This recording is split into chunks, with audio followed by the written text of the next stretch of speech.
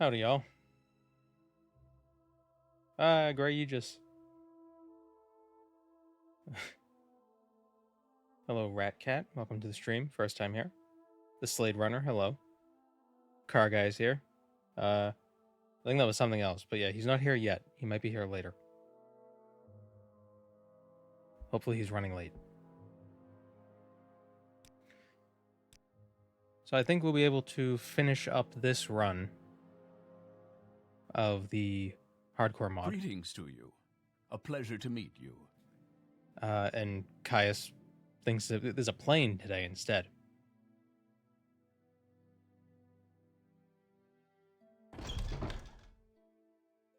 So, I believe I need to, as is tradition, turn off this stupid auto, make myself very blurry. Why not? There we go. Autofocus is terrible.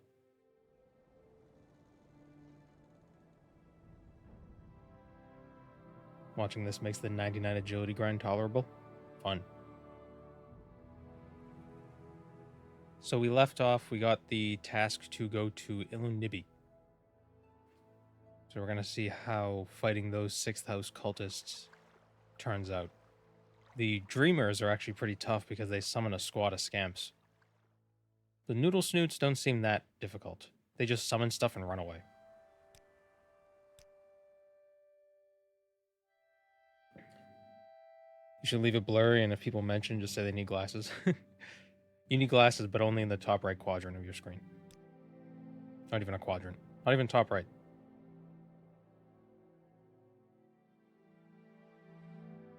Yeah.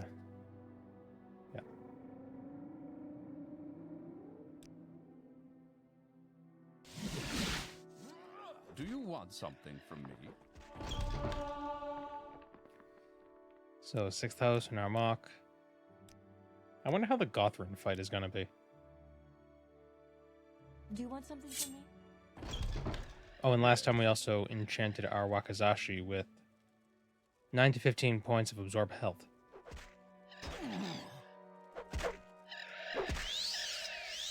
Yes. It could be believable if you made yourself smaller.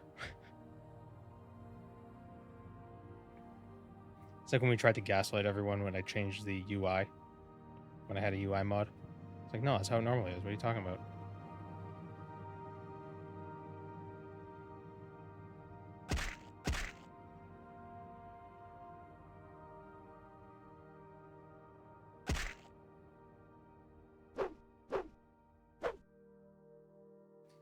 I think if we finish this run within a few hours, I don't know how long it's going to take, but if we do manage that, I think there's something else I want to do. Not in Morrowind, though. We'll see. We'll see how that goes. I recently got a different game, and I think it'd be fun to play.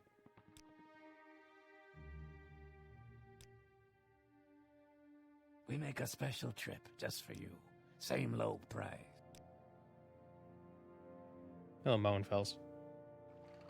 Where would you like to go? How does the Tribunal react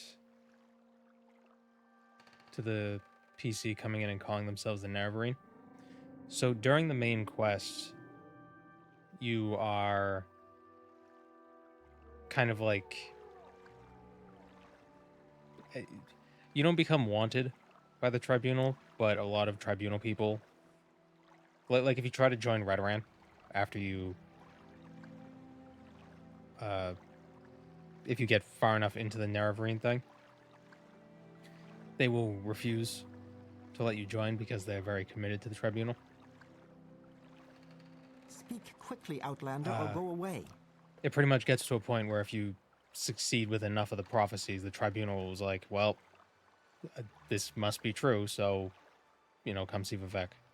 But they keep it under wraps because they don't want anyone to know. It's got to be like, oh, you know, be quiet. You're going to go meet Vivek, but we have to go through the back to talk to the Archcanon.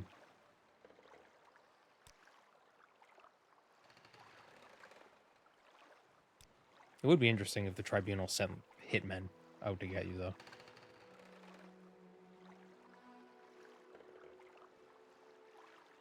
Elseth does. I have an alternate vampire question. Are cannibals Namira's vampires, or are those just cultists? I don't know if Namira has her own thing, but a cannibal would just be a cannibal.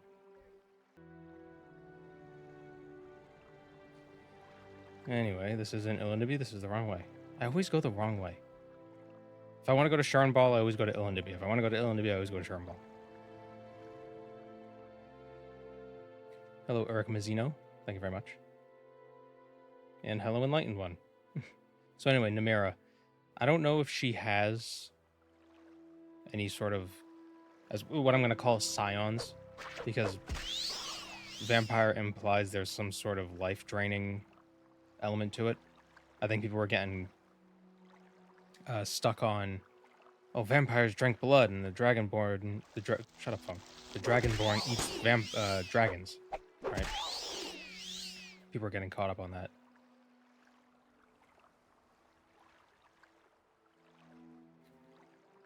So, I would qualify it as like super blessings. Okay, fish. Hold on. Does it work here? Yeah. Oh, it didn't work on the the video. It was just a mess of the.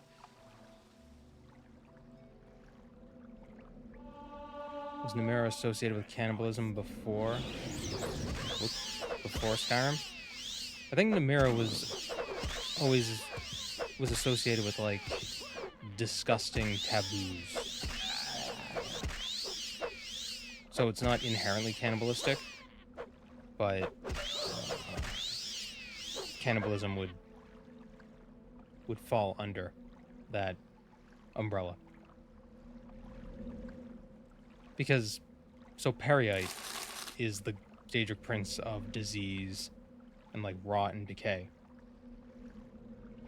But a specific type. Not the same type. So Namira is like the Daedric Prince of,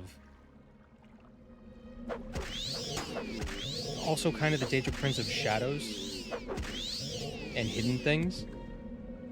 But like the shadows and hidden things that you want to keep hidden. Like, so Nocturnal is the prince of like secrets and stuff. Mephala is the prince of like lies and deceit. But Namira is the so like the Nocturnal, it's things that want to hide themselves and like be sneaky. Mephala is the deceitful hiding, and Namira is the like, ooh, like brother, ooh, like keep that away. Like, nobody wants the spiders and, like, slugs and, like, pustules and things like that.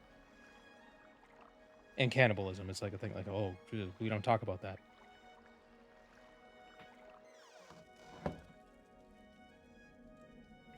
Ooh, Bone Lord.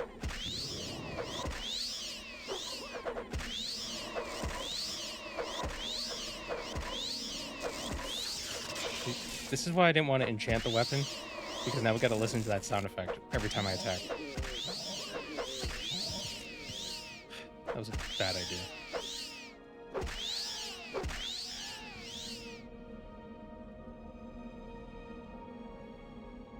Namira is associated with things that make one feel revulsion. Yeah, that's a good way of describing it. But not revulsion the same way you would feel revulsion to the disease of the Periite folk.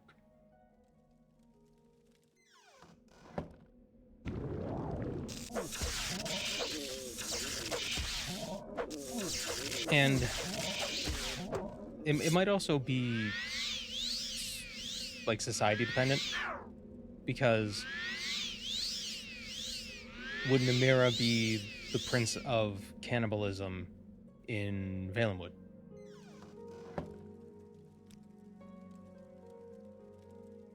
Perhaps the magic sound effect can be removed somehow? Well, maybe. I should look into a mod for that.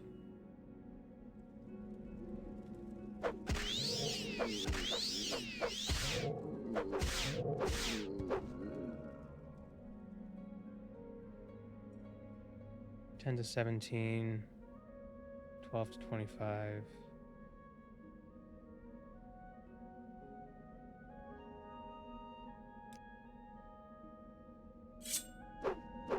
Ooh, thrusty sword. The magic sound effects are awesome. Not when that's just like bijou, bijou, bijou over and over again. It gets a little annoying.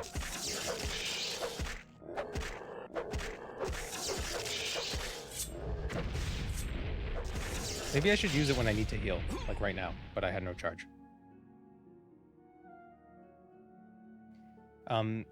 As for the Dromathra or whatever was mentioned, what was that comment?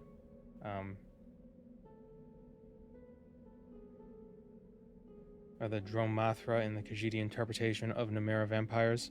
If they're specifically like blessed by Numenera and they're like their spirits are changed in some way, then yes, I would qualify them as vampires or scions. I think scion is a good word for it. It's like an avatar, but not the reincarnation of the god as an avatar would be. But it's something like, it's like a step below avatar.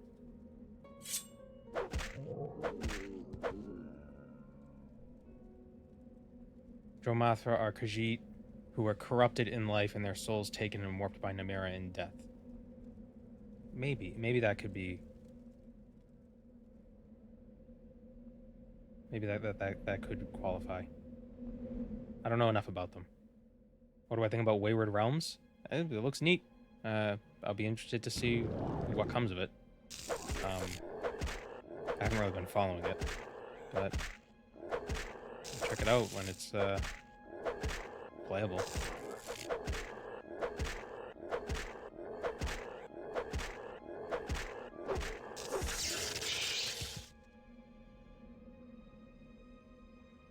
Have you considered Have you considered to awkwardly explain Elder Scrolls lore on YouTube? There's already plenty of people who do that. Who do it better. Who do a good job at it. Especially since my explanations of lore is a lot of just like speculation. It's like, wouldn't this be neat? Like the whole vampire thing. Like there's nothing in the lore supporting that. These are just connections that I'm making that just sound fun. I don't think I've ever done Numenera's quest in Skyrim. It's like the one quest I skip because I don't like Numenera and her long pork feasts. Yeah, I don't think I've ever done it either.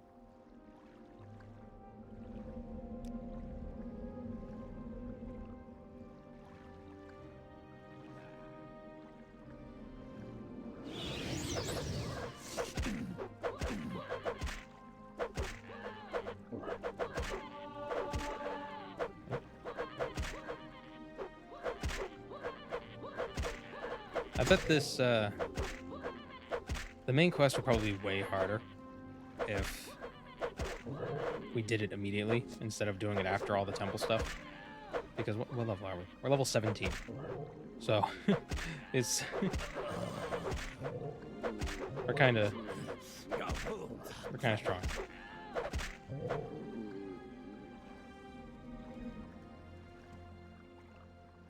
Drunk history for different fiction lores. That could be interesting. I'm sure they're over-promising, but I can dream. They probably are.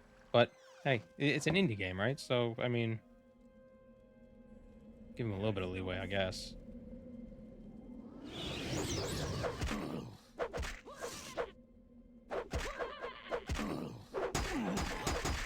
Ow. That almost sounded like shaving a haircut.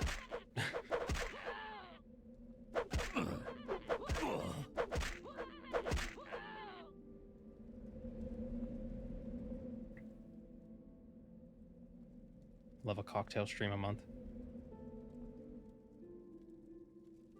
You know, I've never been drunk. So, I don't know how that would go. Not really a drinker. Mostly because I just don't like the taste of alcohol. Like, anytime I do drink, it's like 3% alcohol and like 97% juice. I'm a child at heart. like my sweets.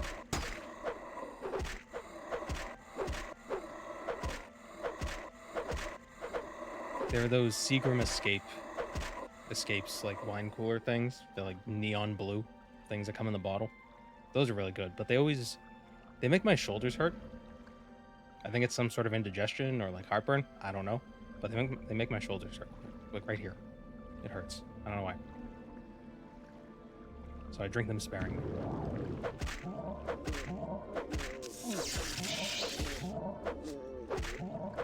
Can you imagine? I can barely talk sober. Can you imagine me drunk?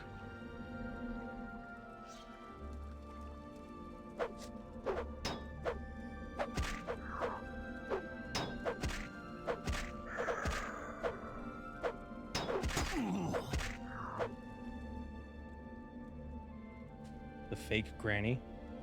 Cachaça, apple juice, and a bit of lemon juice to emulate the taste of Granny Smith's. The Moscow Mule isn't too bad. I've had that before. Or I had this pomegranate liqueur once. Like I just tried it, just like it wasn't mixed with anything. I just tried a pomegranate liqueur, and it was probably the only. Are liqueur spirits? Yeah, whatever it was the highest alcohol by volume that I've ever had that I actually thought tasted good. Because the pomegranate kind of subdued the flavor of the alcohol.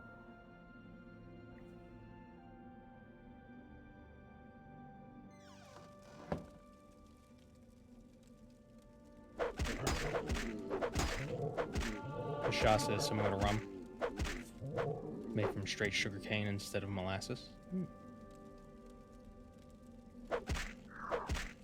Elder Scrolls lore is full of contradictions. I think part of that is twofold. One, super old series, so you have new people writing stuff all the time. But also, a lot of the lore is delivered in universe. So you also have the fallibility of people.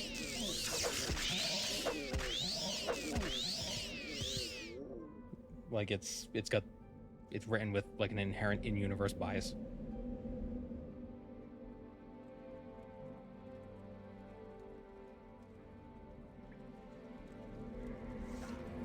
Jesus Christ. That's a lot of guys. Do I have an AoE thing? Well, I do have this scroll. I can heal with it a little bit. Shock damage 10 feet on target. Oh my god.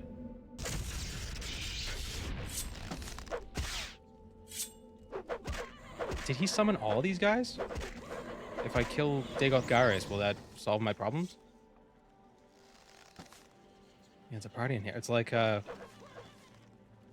my summoning playthrough when I had just like a whole squad. Jesus. They're so cute. Oh no, Archer. Okay, killed it. Archer's dead. This is actually difficult. Oh man, if I had the mod that made it so you couldn't pause the game.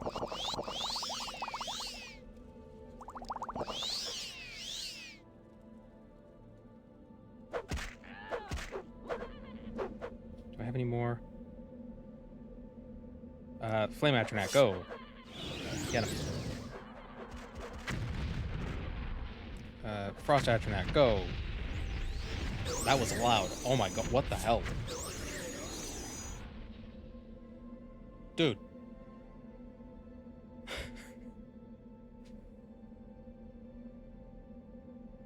My favorite lore telling in fiction is The Name of the Wind. You get to hear the legends of what the main character accomplished. Then he tells the real story of how it was 50% luck, 50% being scared shitless. Yeah. Half of success is showing up.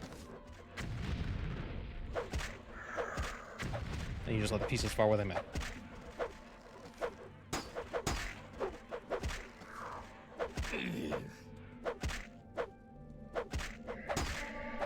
But that doesn't mean showing up is all it takes. But that's a lot of it.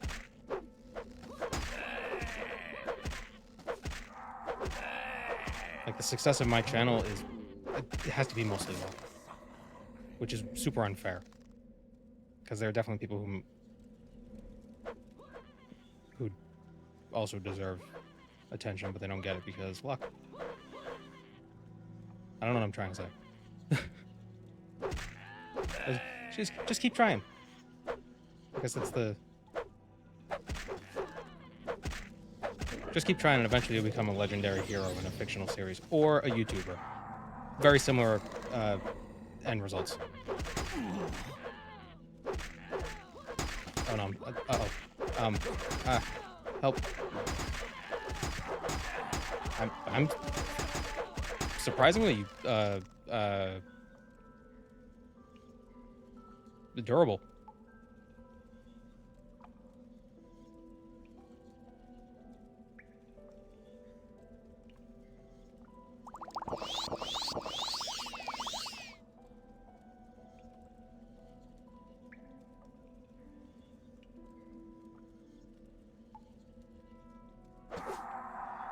I feel like I missed something.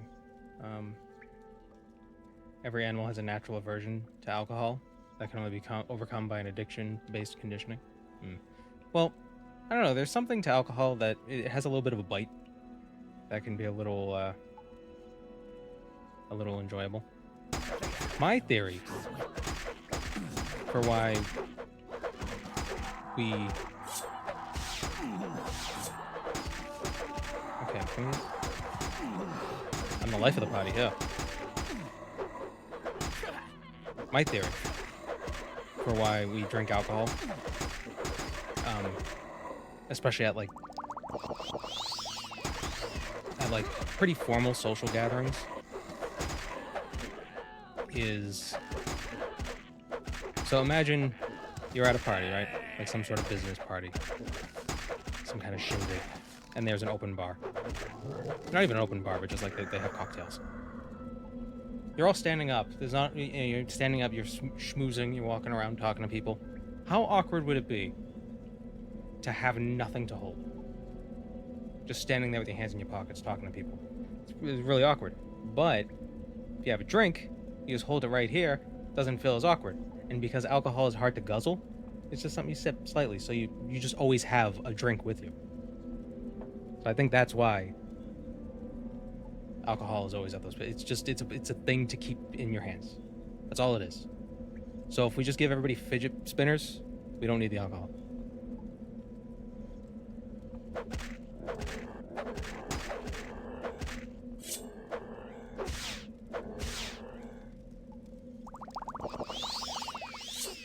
Because you're not supposed to get drunk at those events. Doesn't mean people won't, but you're not supposed to.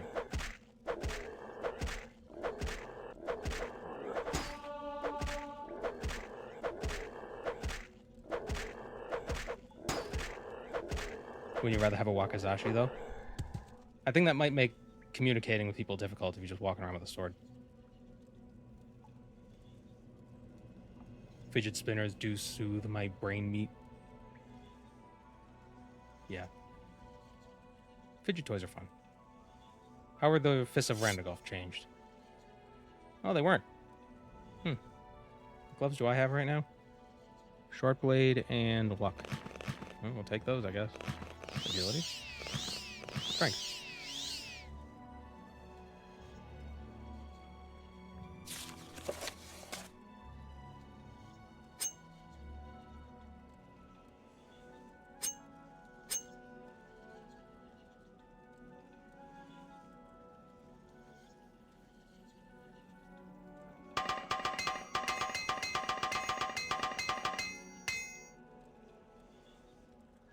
My idea of fidgeting seems to be destroying anything my idle hands come in contact with.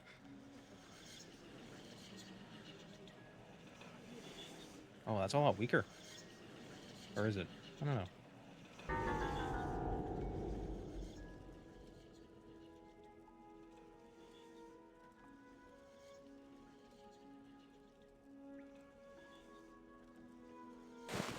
Sell these boots. Okay, so we now have Corpus. We're now gross.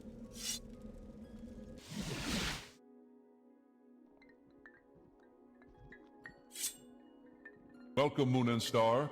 I have prepared a place for you. Oh, this isn't where I want it to be. Thank you, Empty Crown, for the 1 month. I don't mind contradictions in lore. I think when I gave up was back when the Morrowind for ESO trailer came out. I loved Morrowind, but there was a strange implication of exploring ruins in ESO in the second era or whenever that we know from playing Morrowind hadn't really been explored.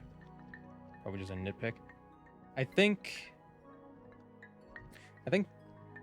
part of the idea is that there was a point where Vardenfell it's just its own place, and then when Dagothar awoke, it was pretty much like closed off. It was like, everybody get the hell out.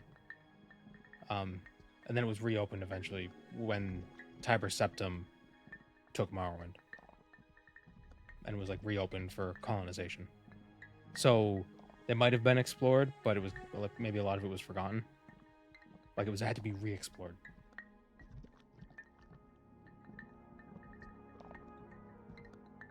A piece of Lego in one of my jackets. That's good enough for my fidgeting needs. Rosary fidget spinners. Medieval fidget spinners. I'm sure I don't know how to find it. Yeah.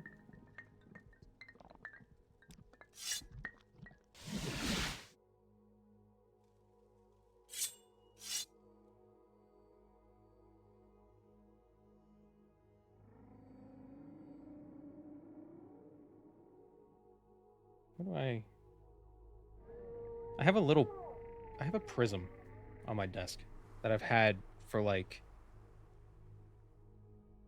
10 years, because I did a thing in school once about light. So I was like, oh, I'll get a prism and I could demonstrate the rainbow thing.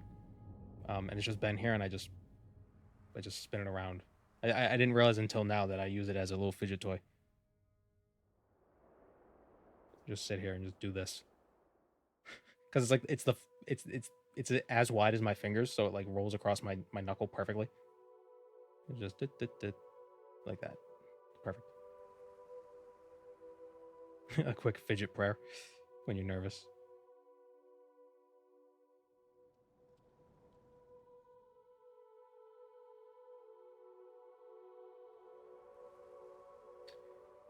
We need to go to Belmore.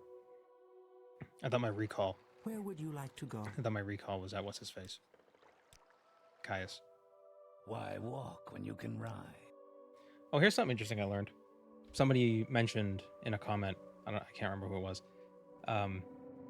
that they did the whole everything starting at level 1 sort of idea, but they also set it up so their player size was scaled to their level.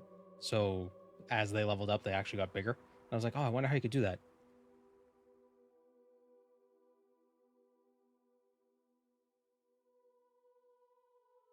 There's actually a console command for it. You can make yourself tiny. Problem is the camera's a little weird, and you jump really far. It doesn't scale your jump or your range, but it is very silly.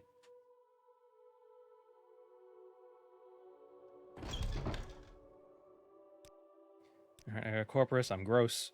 Gotta go see Devathfear. With pleasure.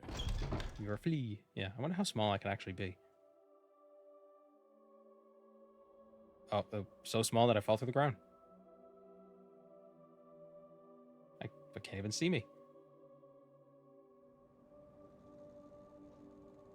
I'm a little boy. I'm a little guy.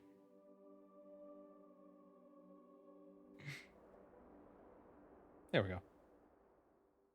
But yeah, you just turn into a flea with the jumping. That's silly. And I gotta Wakazashi so I can poke you and take your blood.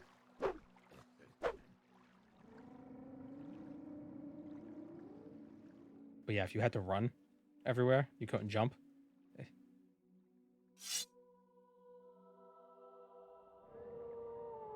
Can you become a giant? Oh, I didn't even try. Why didn't I think of trying that?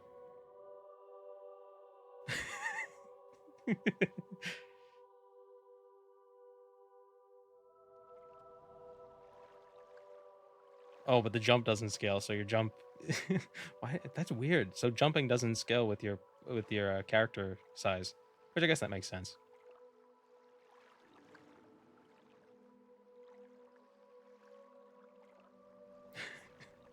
Where's your god now? Where's your Vivek now? Oh, I don't like that. The TOS.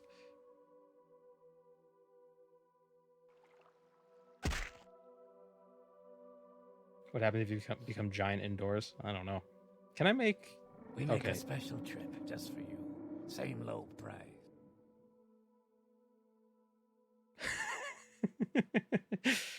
Uh.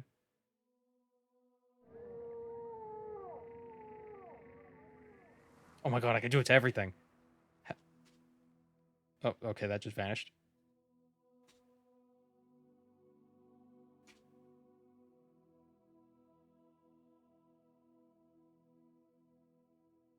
I have achieved true Kim.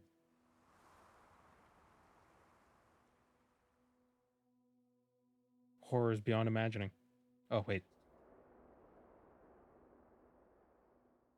Oh, it's like the mist. Oh, I'm in the big rock.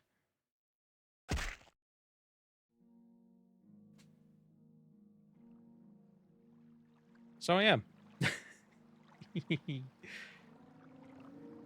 Oh, they have little toes. Social tries have little toes. Look at that. Well, I guess they're not little, but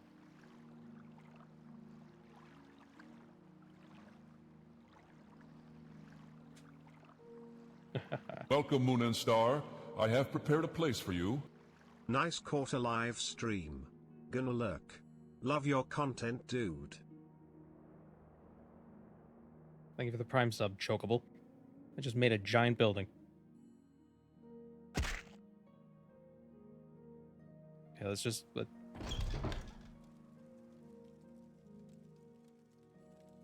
wait, no, not 1. 10.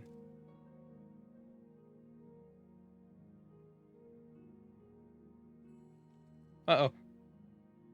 Okay, so if you become too big indoors, you fall into infinity. Well, hello there.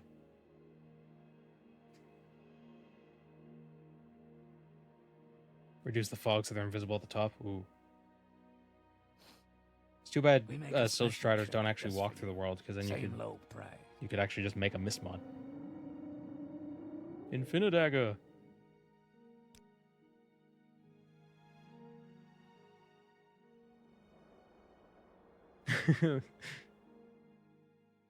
Morrowind is different. Okay, we need to go to Sag with Mara. If I find a scribe, I'll make it big. Do charm spells work on Vivek or Alexia? I don't know about charm, but I assume command spells do. They're level 100 creatures, I've heard a lot about you, Outlander. Go ahead. so it might be tough, but is it possible to make them fight? At the end of the DLC, I don't know. I don't know if it's possible to bring anybody with you to the Clockwork City.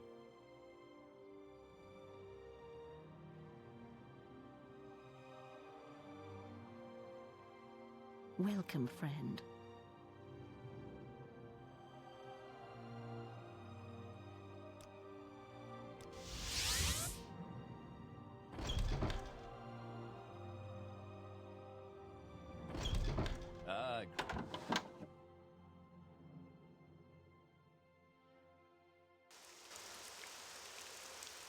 Okay.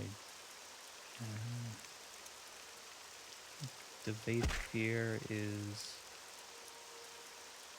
Do I still have those Scrolls of Icarian Flight, or did I use them? Ah, I have 2. Wait. Am I small? I feel small. Speak freely, friend. No, that's right.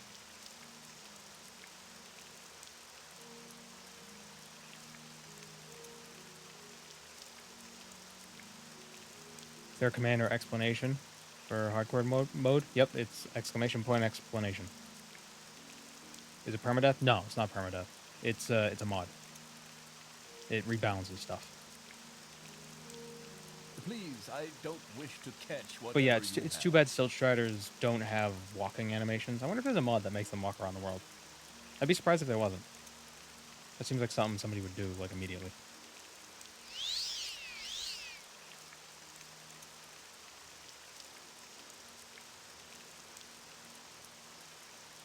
Wait, which... Is that Taupe here? That was Taupe here. Alright.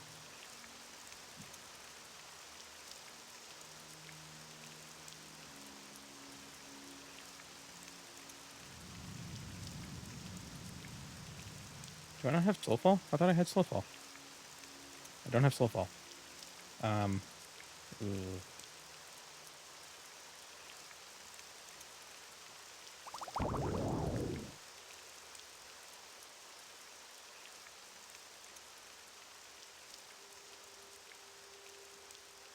Morrowind changed, so you're less likely to become a god immediately. Sounds very fun. I am enjoying it. I'm about to sneeze.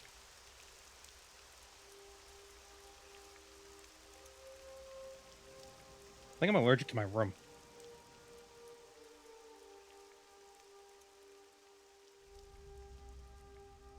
But yeah, the way I like to think of it, the difficulty scaling, you know, oh right, I have these boots of flying. The beginning of the game is super difficult, and then it immediately drops off, and it becomes super easy. So this mod kind of, instead of it going, it goes more like it still gets easier as you progress. Although, to be honest, having to fight Dagoth Gares and all those things was pretty tough. And if I turn the difficulty, if I turn the slider up a bit, it would have been even harder. Clothes make me look like a pirate.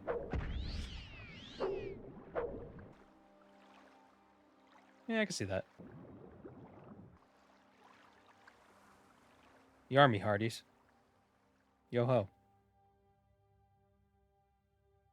From the first person? Oh yeah, with the big poofy sleeves.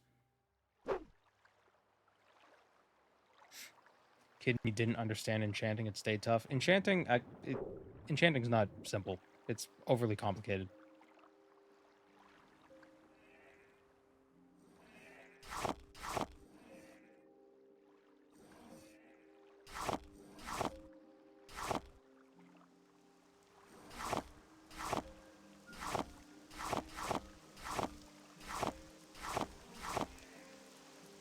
Yeah, I think I might, from now on, do a lot of my runs using this mod. Just, it makes it more enjoyable. Yeah, it doesn't make it super difficult, and it still preserves the same, it still feels like Morrowind, where like the enemy changes and economy changes, but not so much things like changing availability of stuff for spells and crafting and enchanting. Well, yeah, I suppose. It's mostly to prevent exploits, and it does kind of suck that I can't make open enchantments. But at the same time, it makes alteration more useful, because why even bother with alteration if you can just make enchantments? It does make buying enchantments cheaper, though. Morrowind Enchanting isn't as busted as Oblivion's? What? Morrowind's Enchanting is stupid. You can just completely... I mean, it's easier to do it with alchemy, but you can just break this game open so fast with enchanting. All you need is one enchantment that fortifies your enchant by 100 points for 1 second, and you can make all the enchantments you want in the world. Summon golden saints, get their souls, enchant stuff, and it's... Ugh.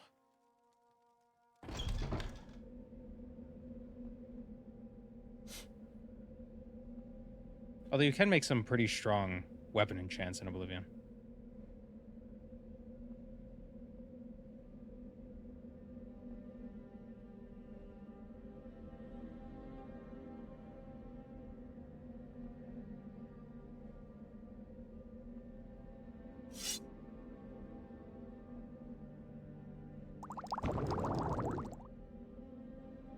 I would argue that Skyrim's enchanting is more busted than Oblivion's.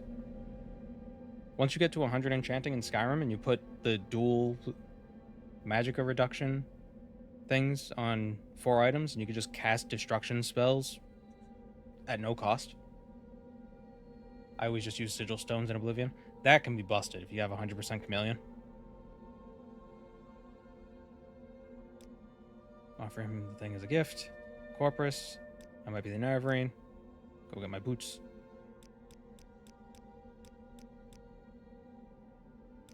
May you find all that you seek, traveler. Let's go get the boots.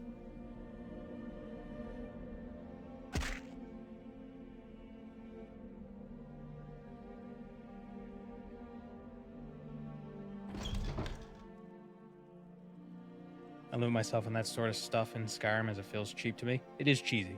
But it's rough. It's tough to play a pure mage in Skyrim if you don't go that route. Fresh game. I mean, enchanting is broken in all the games. You can really do some crazy stuff.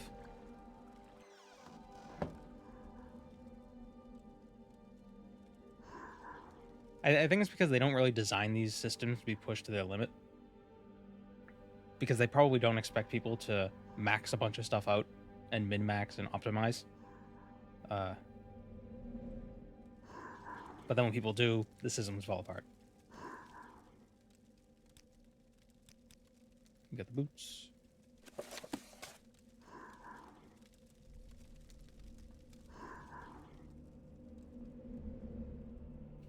Magic in Skyrim feels like an afterthought. I don't know. I do like that it's like a wieldable weapon as opposed to like a thing, like a separate thing that you cast. So you can truly have sword and magic.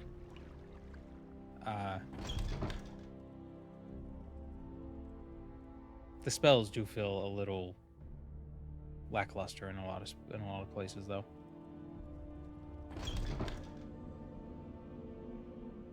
I don't think that it was intentional, but it does make sense in the lore. But I don't think that's why they did it. Your actions precede. Doesn't reflect also not work against a magic cast through an enchanted item? I think it does. I believe it does.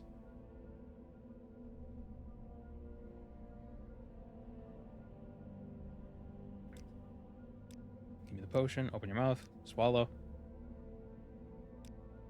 I no longer have Corpus.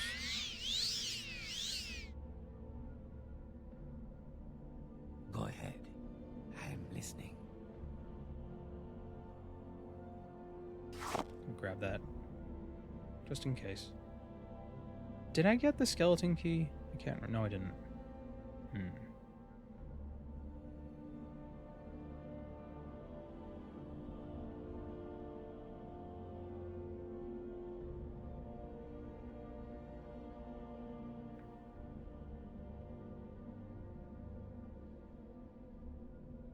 Magic in Skyrim feels very light, which could be thematic, being scarce, but it's always way less. But there's way less busted stuff in Skyrim to the other games. Yeah.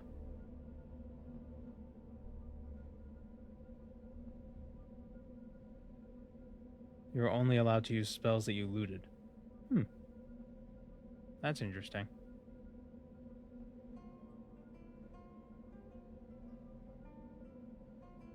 The flamethrower instead of touch is pretty cinematic. I wish they kept touch spells in Skyrim. But like only touch spells could get a sneak attack bonus, but they're very loud. I think that would be interesting. I'm sure there's mods that do that.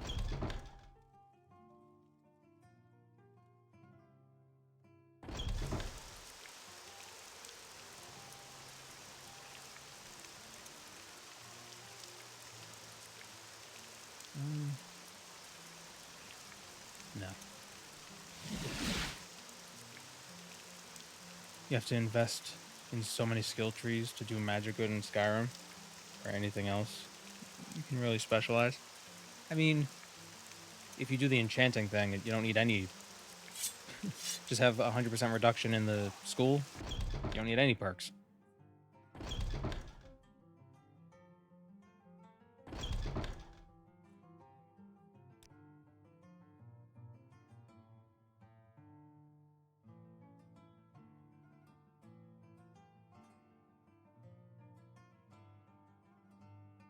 It's not fun if you do that. True. What is fun is Ordinator makes it so staves increase your enchanting, so you don't have to farm petty soul gems for hours. Go ahead, I'm listening. Best way to play Skyrim is hand-to-hand Khajiit that suplexes everyone. True. True. But there's only one hand-to-hand master. And he's a Breton.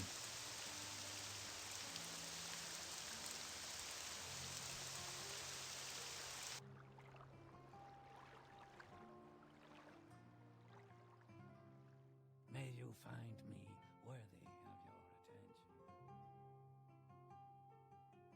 attention.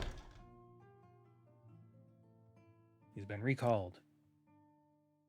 I wonder if the,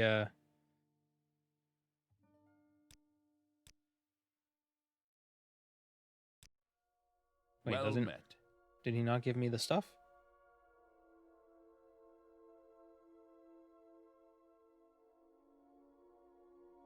Does he not give us, Does mod remove his pants? Oh, here we go. Pants, shirt, ring. What do they do here? Pants, same thing. Shirt, same thing. Ring. Ooh. A permanent... Oh, no, it's cast when used. I thought that was constant effect. Yeah.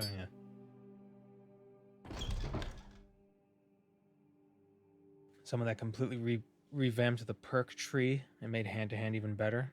I think the mod was Valkyrie or Valkyrie. Might actually be related to Ordinator. What is the guy name? An eye. And then he has a bunch of those mods. ENAI.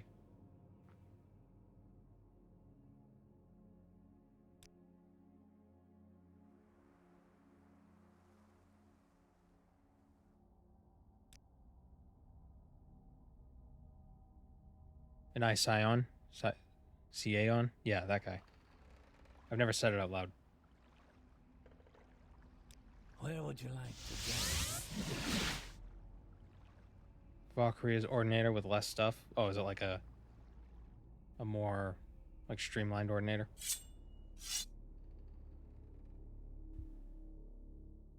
Hello, Engaldra. Engaldry.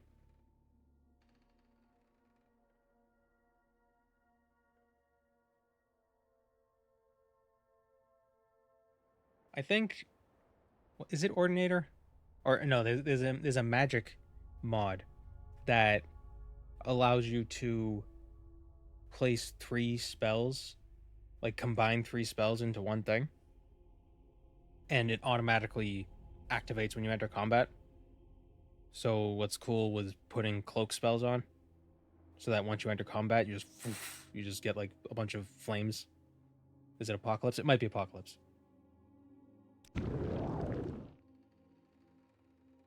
Yeah, Apocalypse with Ordinator is pretty fun.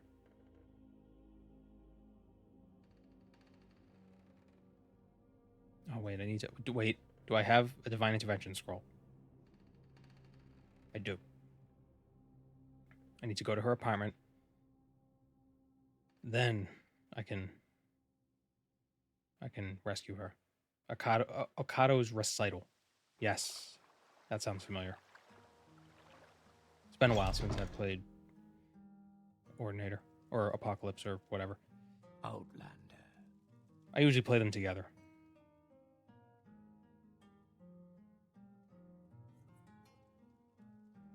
The best spell, a really fun spell, is the one that speeds you up. So when you cast it, you run faster. You dual cast it, you run even faster. And then if you have 100% reduction on whatever skill it is, I think it's Alteration, you don't lose any magicka, so you can just and just sprint like a maniac. Or you don't even sprint, you just walk, but you go really fast.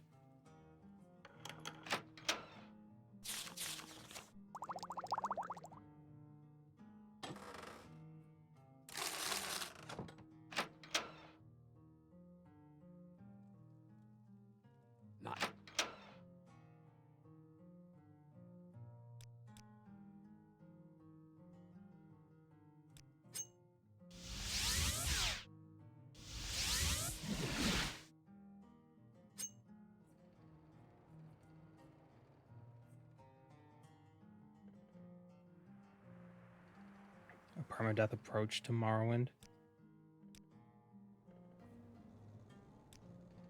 That could be tough. I was thinking of doing something with restricted saving. So instead of permadeath, it's just like you can't save in combat, or oh, he saw me. Damn.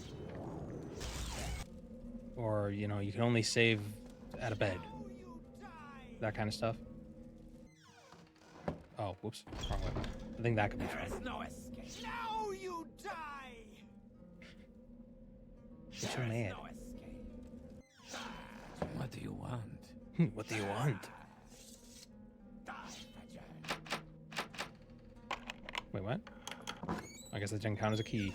What do you want, Outlander? Yeah, divine intervention. Yep, get out of here. Hold iron.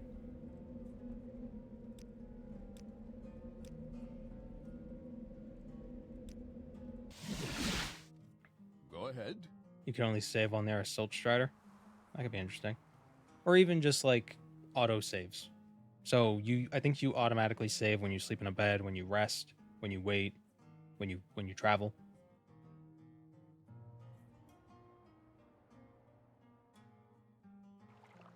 There's a mod that does that for MWSE, but I don't know if it works for OpenMW. Ah, a visitor. What may I do for you? I'd like to go fishing. Travel? What time is it? Is there a way to know the time without resting? Is there a way to see that? I don't think there is. Can only save while doing skooma with homeboy Caius.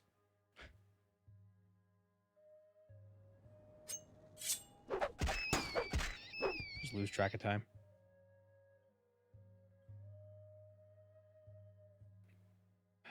I foolishly grabbed the thing.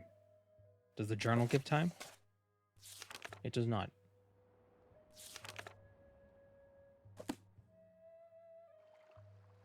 That's the problem with levitate.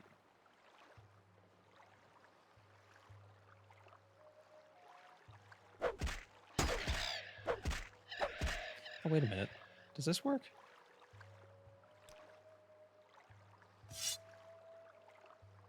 I wonder. Nope. They didn't invent clocks yet. They just, yeah, they only invented a clockwork city. But they don't actually have clocks. Ironically. Open up.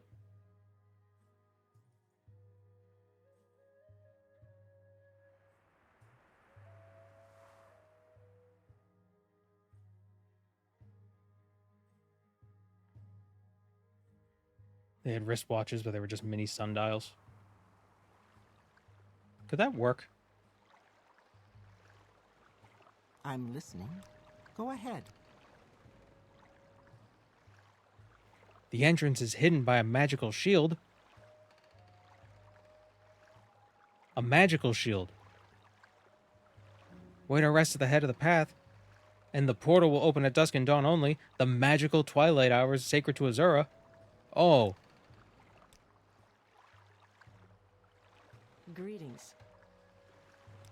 Yeah, that's how I pass time.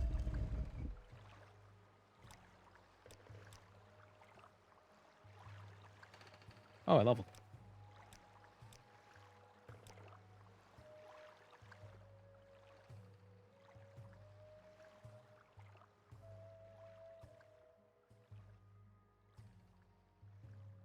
You have to identify north with a portable sundial. Yeah, that's what I'm thinking. Don't sundials have to be pointed in a specific direction?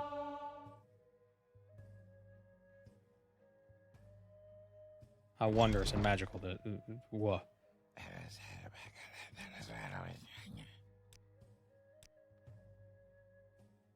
Wait a minute. I think... Yeah, I need to restore my attributes. What... Why do they have so many saints? Can just one of them restore my attributes, please? Oh my god, this is why the Imperial cult is better. My prices are reasonable. Come on. There we go. Yeah.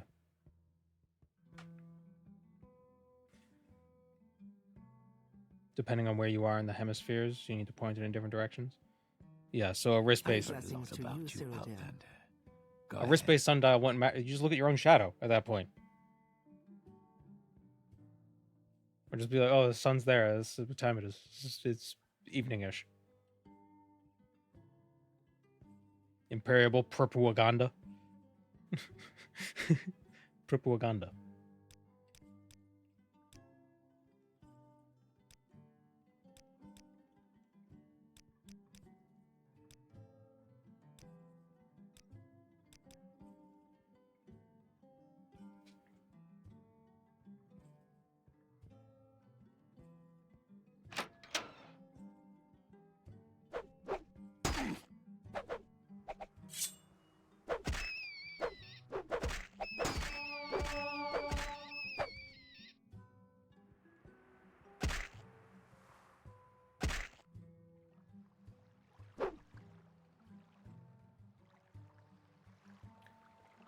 Oh, wait, now I can recall back to the Ursulaku.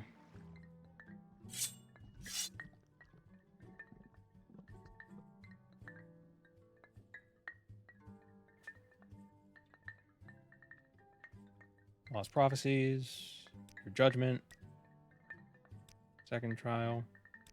That was Cured of Corpus. Third trial is a mystery. What could it be? Go ahead. Sumatul will tell us the mystery. Oh, he's about to square up on spare it. a few moments if you care to talk. I must go to Cavern and do stuff. I already did it. So is the belt any different? Malipu Ataman? Where is it?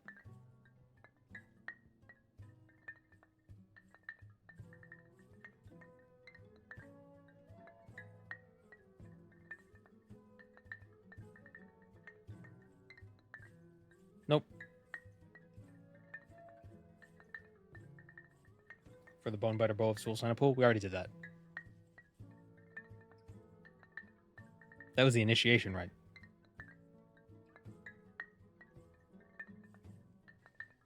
Now we gotta go to the Cavern of the Incarnate. We gotta kill Calvario, then go to the Cavern of the Incarnate.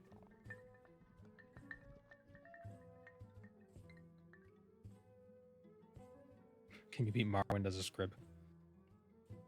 Just paralyze everything. And do thump. And go E.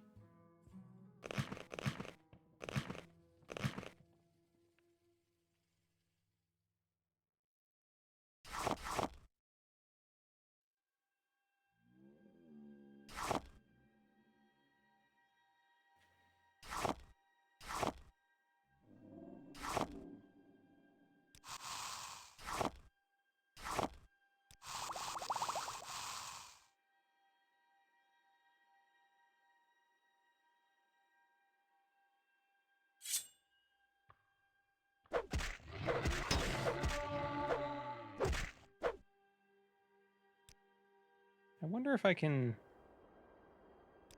I have one Scroll of Icarian Flight. Jeez, my carry capacity is ridiculous.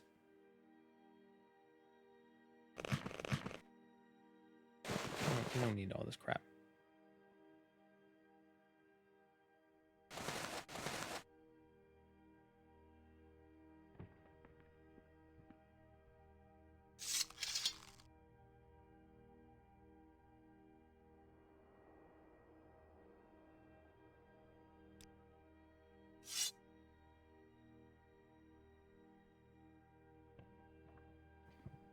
Okay, the Cavern of the Incarnate is somewhere over here.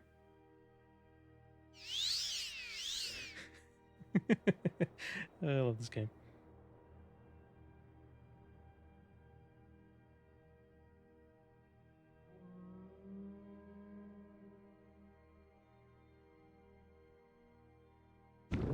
Overshot. Or undershot. Or angled wrong.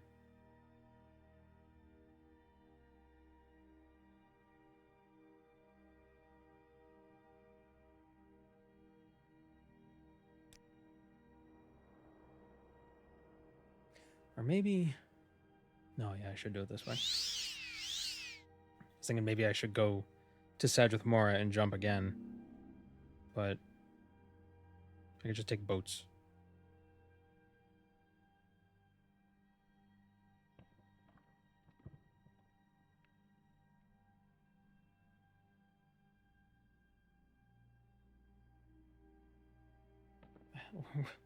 Zergonopal? What the hell is Zergonopal? Never heard of that. Uh-oh. Ground's coming up faster than I thought it would. There we go. My eyes pop out. Have you played Arctwen, Nerim, or Enderal? I have not played Arctwen. I have not played Nerim. I played a little bit of Enderal, and then I stopped. I just don't know why. This was years ago. Enderal looks really neat. I have never seen anything about Nerim. Nerim. Haven't seen anything about that. Arctwen, I looked it up the other day because it was mentioned on stream. I mean, I don't know. I'd rather play more Tamriel Rebuilt. Seems like a similar idea, except at least I don't know. Tamriel Rebuilt. What I do want to try is the Star Wars one, because I was looking at it and it actually, I thought it was gonna basically be like, oh, it's Morrowind with lightsabers, but it's actually like whole new environments and everything.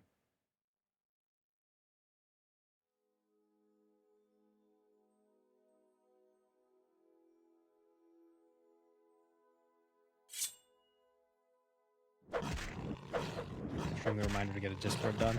Yeah.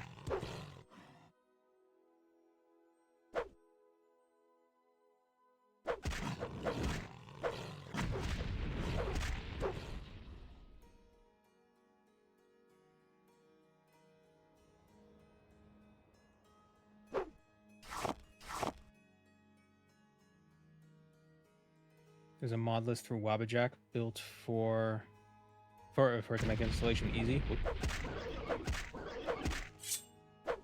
What, the Star Wars thing? Never heard of Arctwen. I believe it was made by the same person or people who made Narum and Enderal. Arctwen. There's too many Discords already. Everybody has to have a Discord. Oh, Jesus. He was waiting.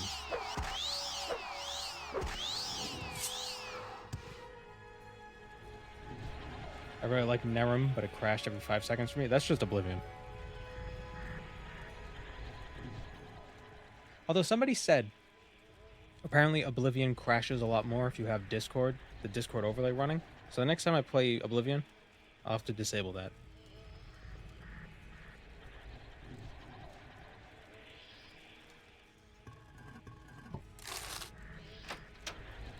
Skellies.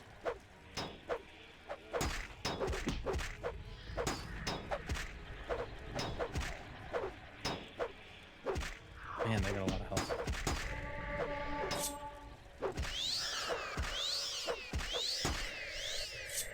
The benefit of enchanted items, enchanted weapons, is that it doesn't matter if the enchantment gets blocked, it still does the magic damage.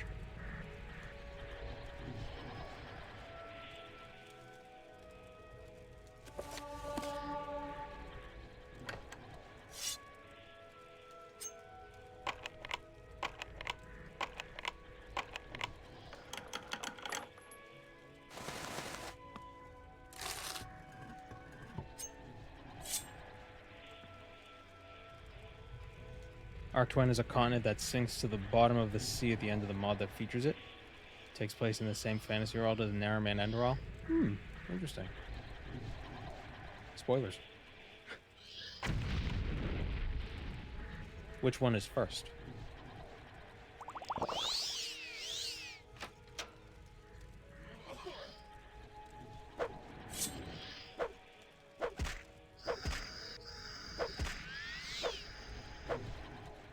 Getting body blocked by a ghost. Oh my god, this guy has so much health.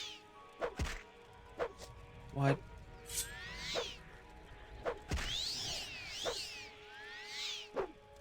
Oh right, they resist. Well, they resist normal weapons, not Daedric and Ebony. Oh, and he's so fast, too. I should be a vampire. Time to stockpile Sujama. Right? Alright, he's out of magic juice. But I should heal my fatigue so I don't get punched into the dirt.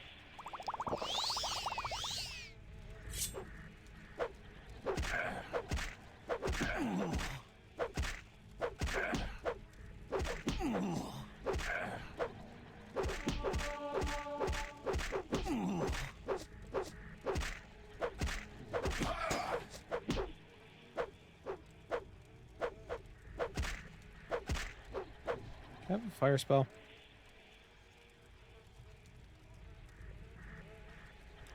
He's fiercely roasting. Your hair's stupid. There we go.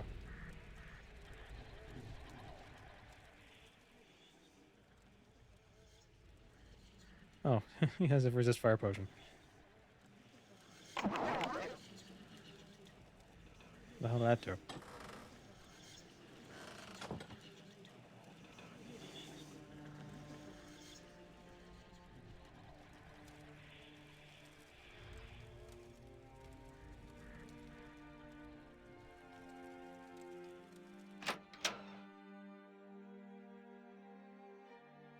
Looks like paralyzed. Yeah, but I didn't get paralyzed, so that was weird. Maybe it was silence? Magically amalgamated nutrient accumulation, aka mana. Clan fear and a hunger. Oh.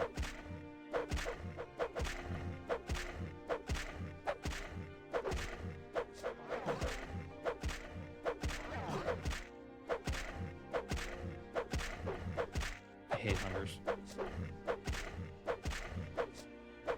And the cliff racer is here to eat the losers.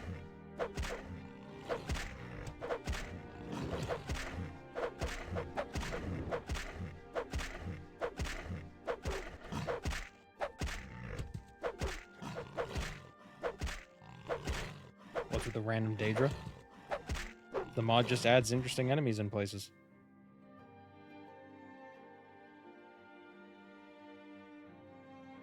Yeah, where are they? Why were there so many over here? Oh, oh.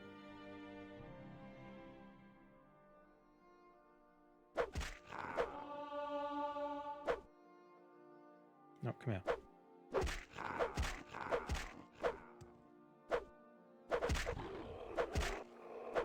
Where are they?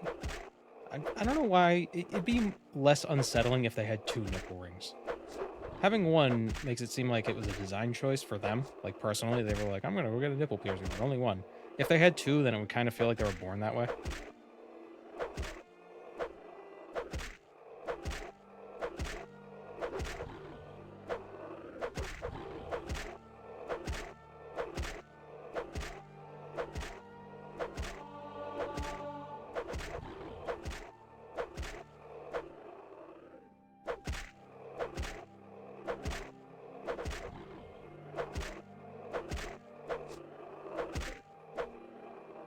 Do I have a soul gem?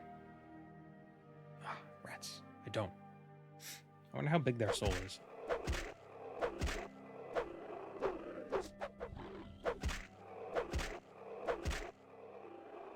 I wonder how much it... You know, actually... Oh, it doesn't do that much damage. Another run I'd be interested in doing is like a tank run where I can't... Where I have to like unbind the S button, so I just have to keep walking forward. Like I can't strafe or backpedal or anything.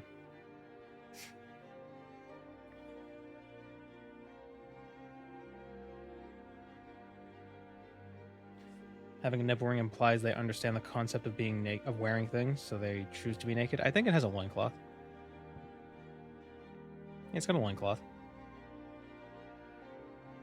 Let's get closer.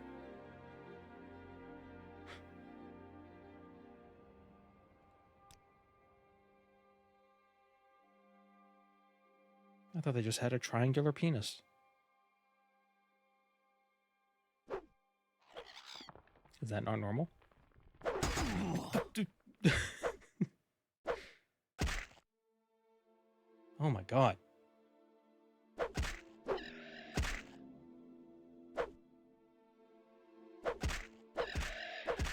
thought cliff racers were a problem.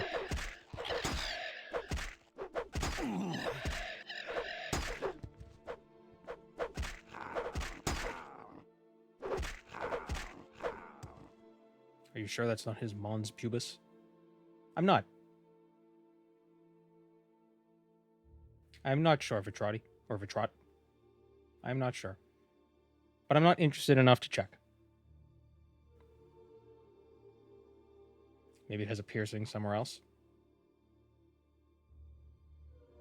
Could be.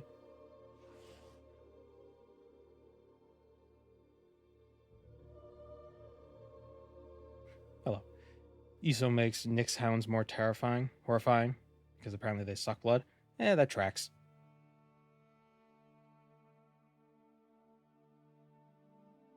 The door is locked and will not open. The star The door is locked, dumbass. And he just smacks in the back of the head.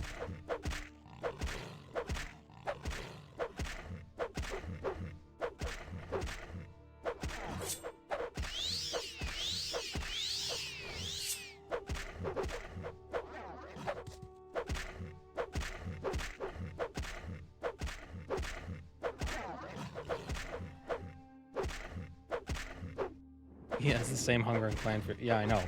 They kept following me.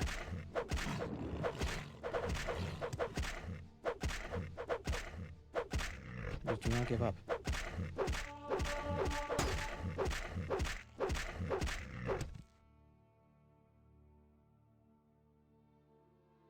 The door is locked and will not open. In the door. I wonder if the items they gave are different. Is this any different? No, it's the same.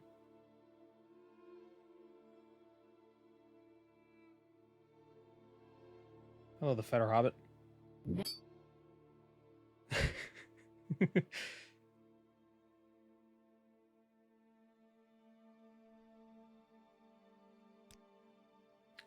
Eridan's spear and cuirass.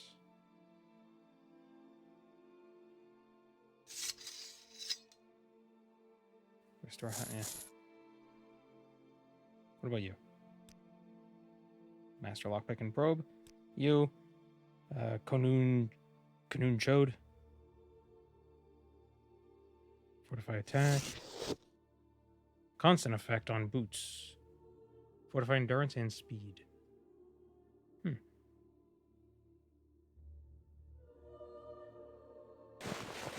Yeah, right.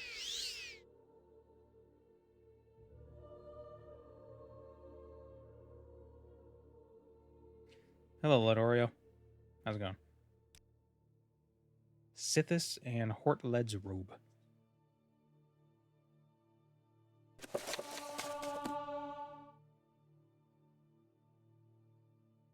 Turn undead. Yeah, I don't care about that. What robe what am I currently wearing? Well, first of all, I gotta take that ring off.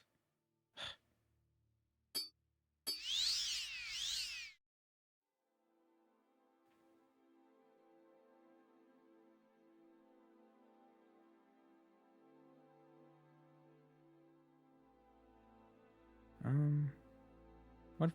I have 20 points of fortify attack. I have 80 short blade. Oh, so I pretty much can't miss. So I don't need any more fortify attack. Don't really need the fortify. Well, the fortify agility helps keep me from getting knocked over, so I guess that's pretty good.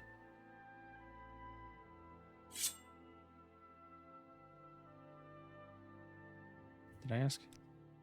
36 Starman 12 and her mace. Oh, 12. What does that teach? Heavy armor. You'd think it would teach blunt.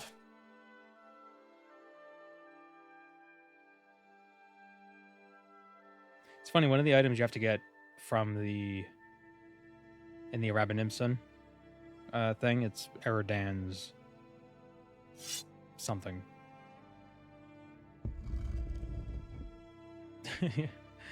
Oh, thanks. An avocado, thanks.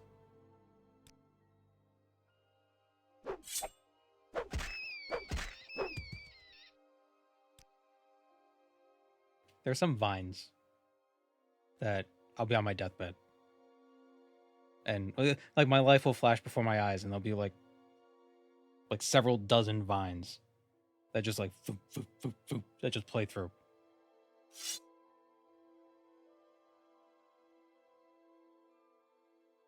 It'll occupy maybe like 60% of the life flashing. And two of them have to do with avocados, which isn't a lot, but I'm surprised it happened twice.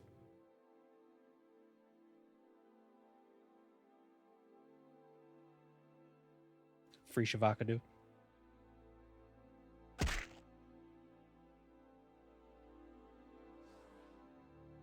Isn't it crazy to think that there will be a time where you're one vine away from dying?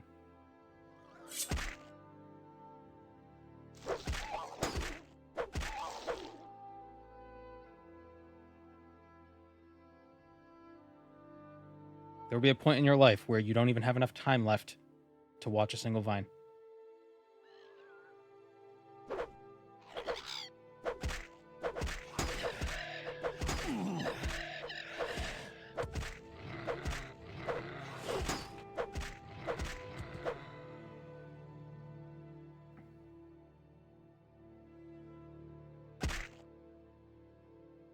Okay, so let's do the Ahmusa first, I guess.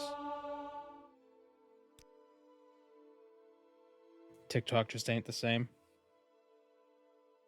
Yeah.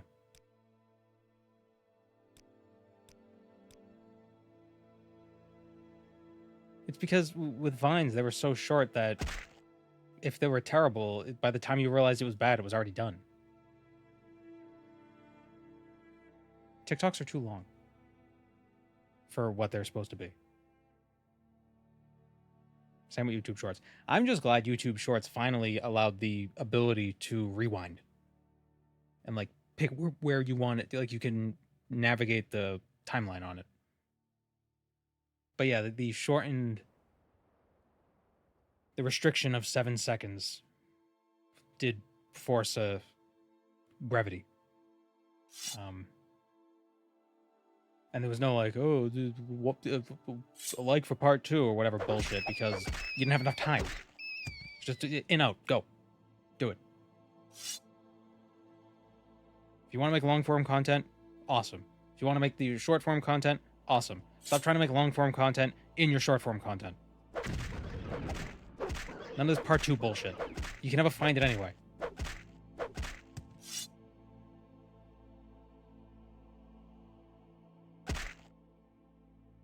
They should all be self-contained and their own thing.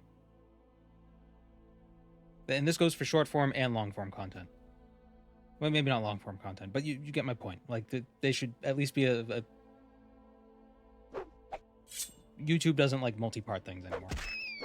They don't do well. People just want, like... It's like, why am I going to watch 7 15-minute videos when I can watch 1 3-hour video? And the 3-hour video will do better. A brief expose. 7 hours.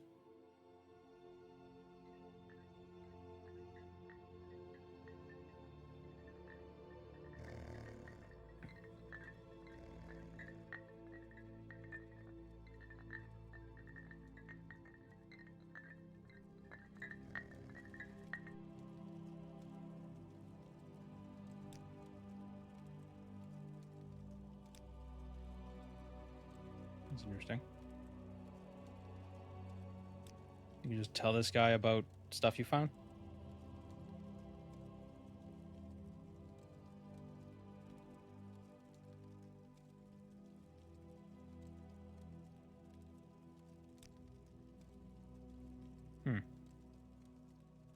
Yes, Outlander.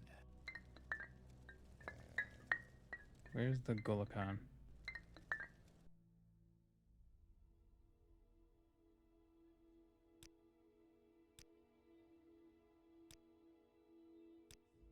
Did I miss a step? Yes, Outlander. What do you want?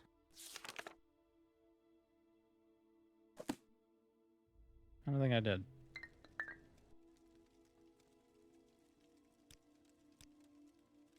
ahead. Let me just go talk to Sanamu. Hey, girl. Kausi. Dutadalk. Yanamu.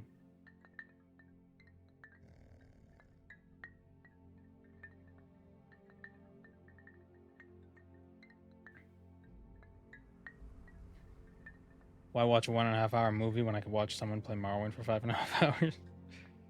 Why play Morrowind when I could watch somebody else do it?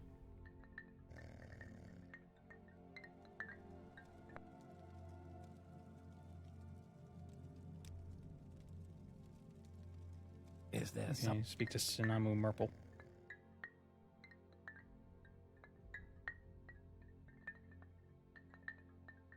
I don't know how big I don't know if I'm big on how they destroyed Morrowind in the lore like they did. When you say destroyed, do you mean like in-game destroyed or like in lore destroyed or like meta destroyed as in like, oh, they did it wrong. They messed up the lore. They were okay, in the lore. So like the actual story. That rock had to fall eventually.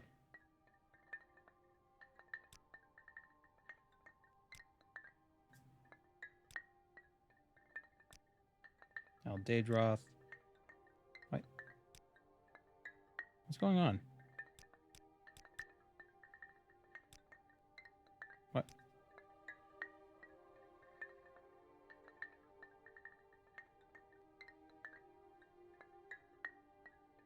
What am I missing? Is there something I can do for you? Do I have to go back to the Urshalaku again? I don't think I do. I mean, I do eventually, but I don't think I have to do it now. I can do the Ahumusa.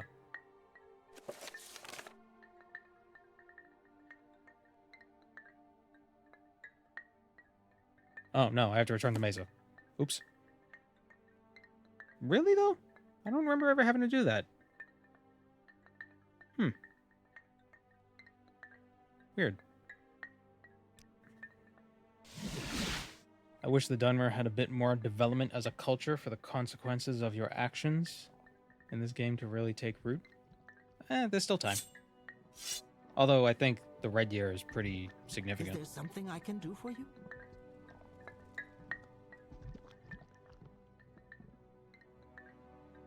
Especially Go the ahead, I'm listening. the time period between when Vivek left and the Red Year was a bunch of soul harvesting. So, there's a reason why they're the Dark Elves. You know, you got the High Elves. The traditional fantasy is like the Dark Elves are the bad guys, you know? Like black magics and evil things like that.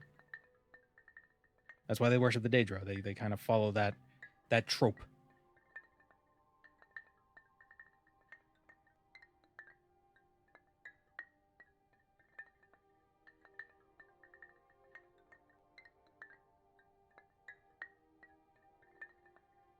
Why did the player character get released on Uriel Septim's command?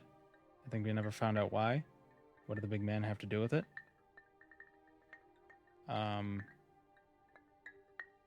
Oh, you mean in Morrowind?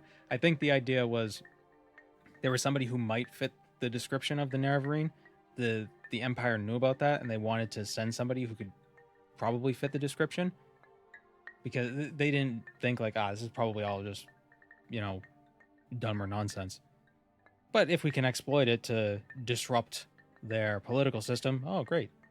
But then it turned out, oh, this shit might actually be true. But we could still use this to disrupt their political system.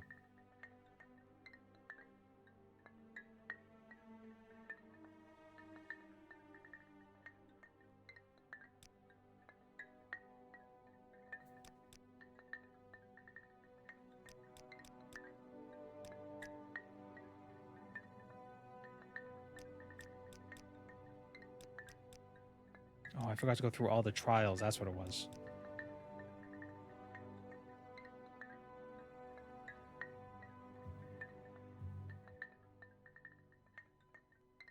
Instead of the three wise men visiting Jesus, it's basically the CIA. You're the son of God. Now you work for us. It's kind of what it is. The Blades are like the Imperial CIA, and they're disrupting foreign powers.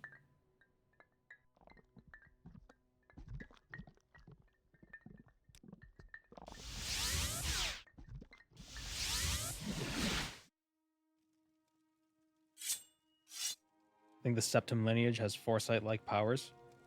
Well, not enough foresight.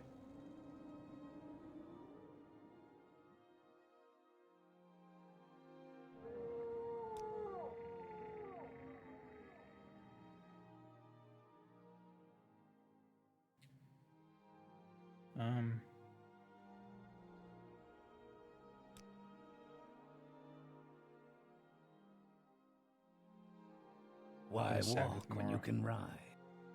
Oh, you know what? I wanted to check. Boots of Blinding Speed.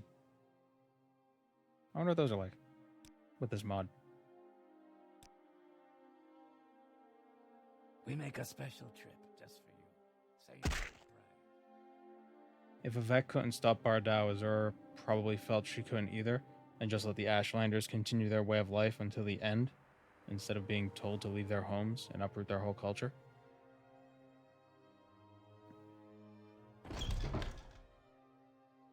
Well, the Daedra are limited in their ability to interfere with Nirn, Mundus, even at the time of Morrowind. Was Azura part of the Cold Harbor Compact?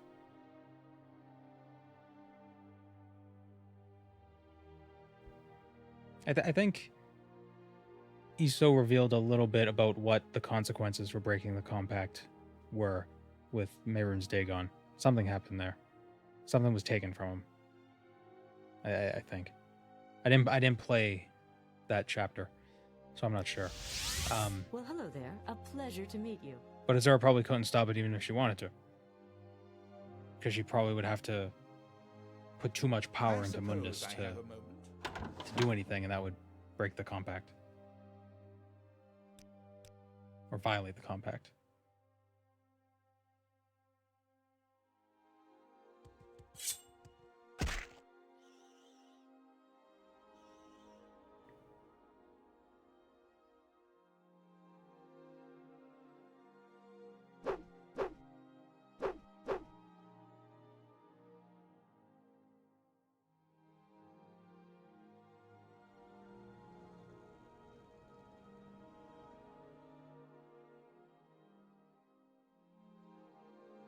You know, it's possible that all the Ashlanders just died during the Red Year. Like, maybe they couldn't...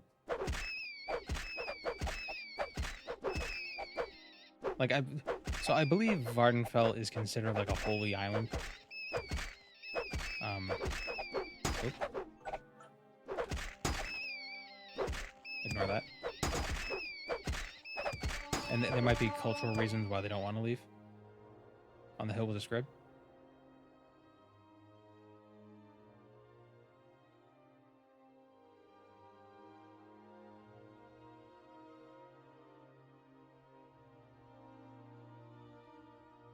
Where?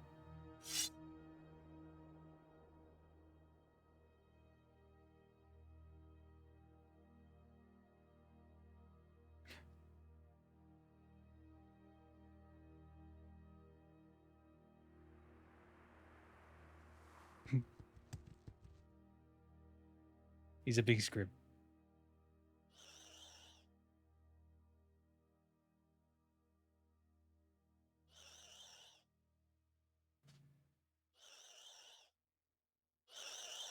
Now that looks like what if a scrib were real. He's a little guy.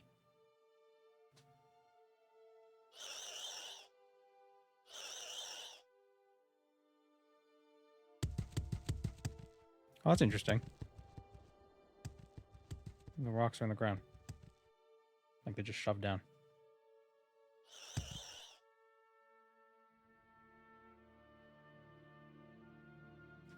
Hymns can be big.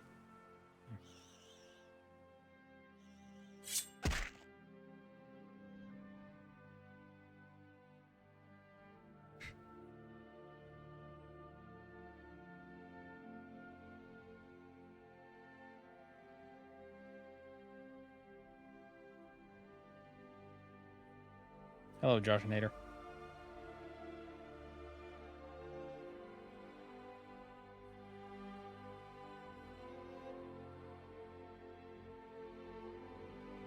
Hold still.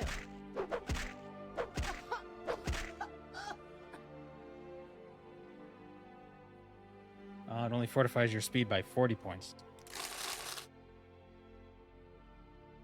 And it still gives you 100% blind.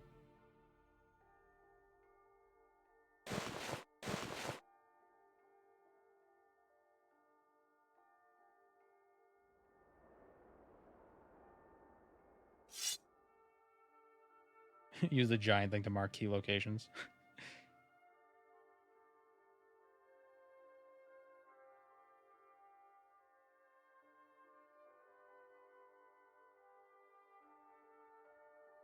And that's where I killed Pemini. Yeah.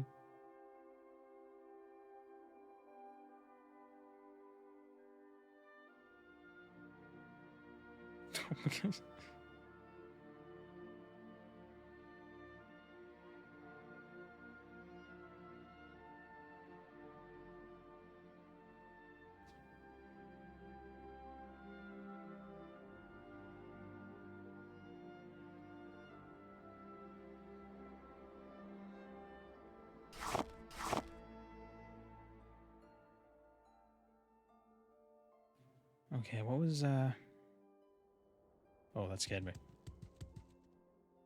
Do they have are those their eyes?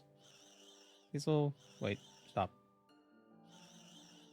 The little these little dots, are those supposed to be eyes right there? Oh, there it goes. Little black dots. Stop moving.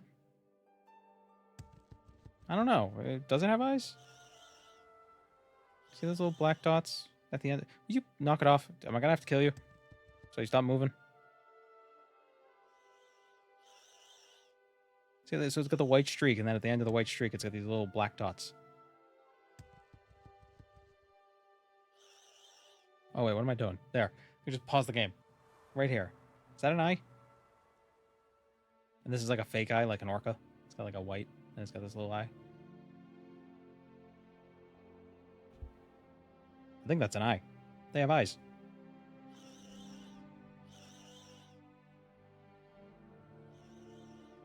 Oh, another one.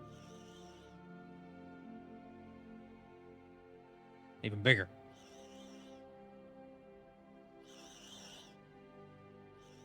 Eye or nostril? Yeah, it could be a nostril.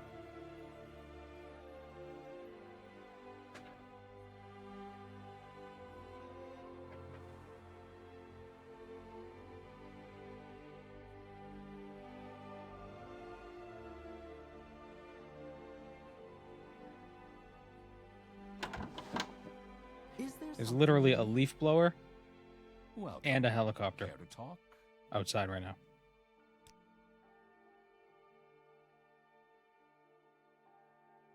But but one is up and the other one's on the ground.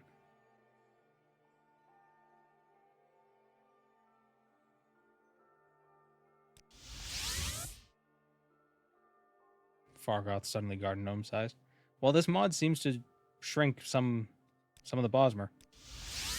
I suppose. Is there a I leaf have blower in the known. sky? What is it? Yeah, they kind of lost control. See, look at Galbadir. How She's do so you cute. do? She's so small.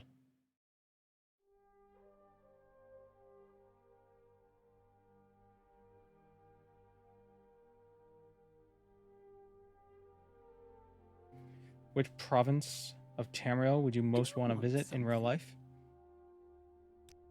I'm kind of a boring person. Probably Cyrodiil. I don't want that much adventure. The Somerset Isles might be nice, assuming they aren't like super racist towards me for not being an elf. Because isn't it supposed to be like a very like tropical paradise? The Somerset Isles.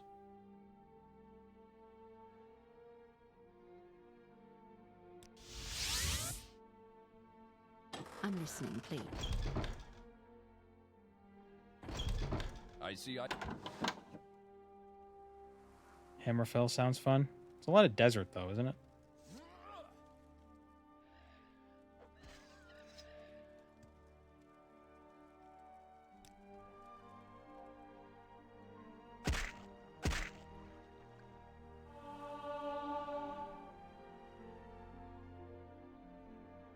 allergic to pollen, so it sounds amazing. That's a good reason. Do allergies exist in this world?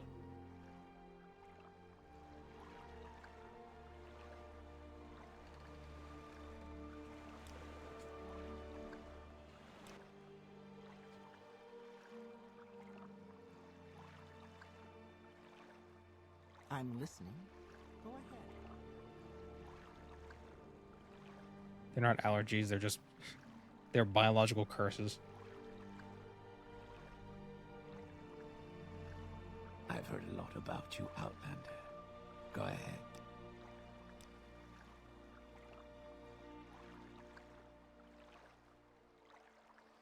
Why is Oblivion the only game where standing on fire sources like bonfires or torches hurt you? Does it not do that in Skyrim? Wasn't that a way of training restoration? It's like you stand inside a forge and you just heal yourself.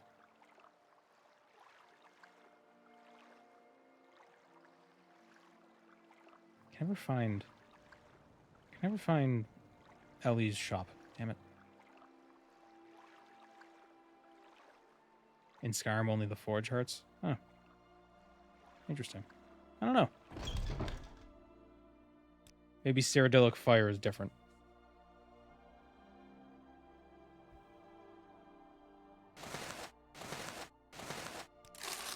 All right.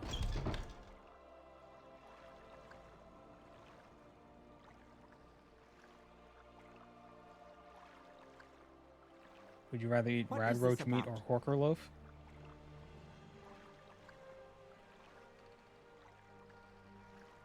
I'd feel less bad killing a rad roach than a horker. So, even though I wouldn't want to eat a rad roach because of the whole radiation thing, I wouldn't have to kill a horker to eat the horker loaf. Horkers are they're good guys.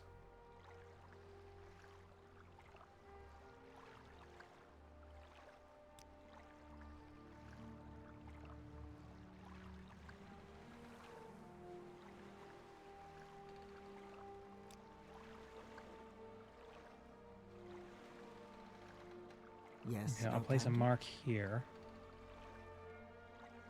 This is a good place to have a mark.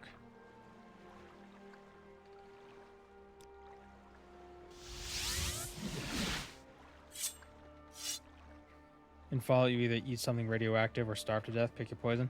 True, but if I'm being presented with the option of radioactive or not radioactive, if the not radioactive thing is a horker, I don't want to eat the horker. You're not supposed to kill horkers. Horkers are good guys.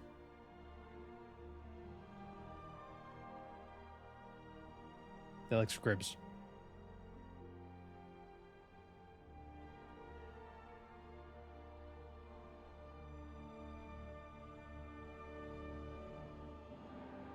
Would rad roaches be enough to make, like, steaks? Or... See, because bugs don't really have muscles, do they?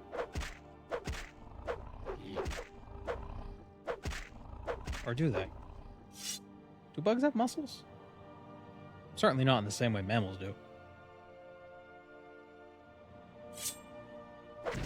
They're hydraulic. I know spider legs are hydraulic. In a sense. I wonder if there's any kind of musculature.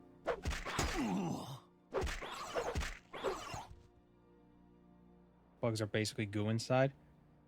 Yeah, but if you squished a human with a hand, if you squish a bug with your hand, it turns into goo. If you squish a human with a scaled up size hand, they would turn to goo as well.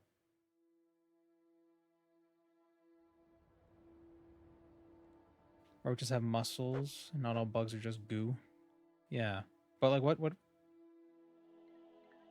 Oh yeah, shrimp. Yeah, lobsters have. Whoop. Lobsters have meat, but I guess it's not the same kind of muscle. That it's different. If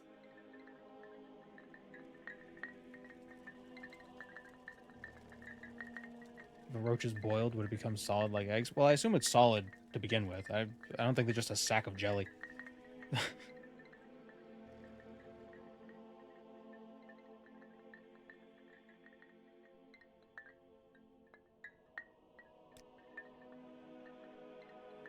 I'd rather not eat any bugs. Fair. Fair.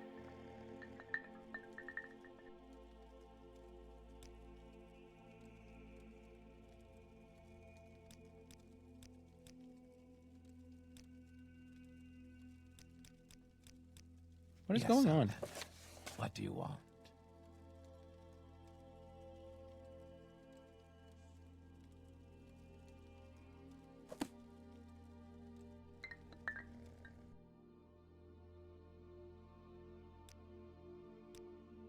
Here we go. Okay.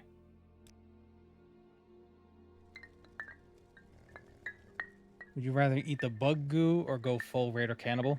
I probably want to eat the bug goo.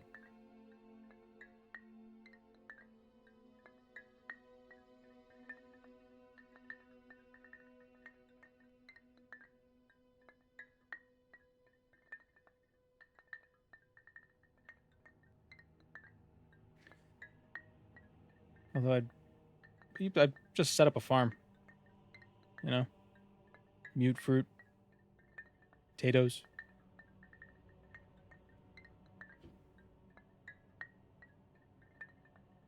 Does insect chitin count as fiber? Because we can't digest that stuff at all. I don't know. I'm going to say no. But it might have similar property. Oh, car guy's here. Welcome to the stream.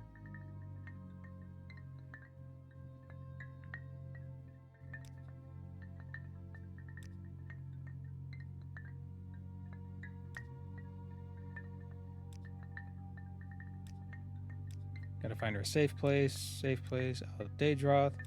Da-da-da. Accompany you. May I help you? Alright, let's go, stupid.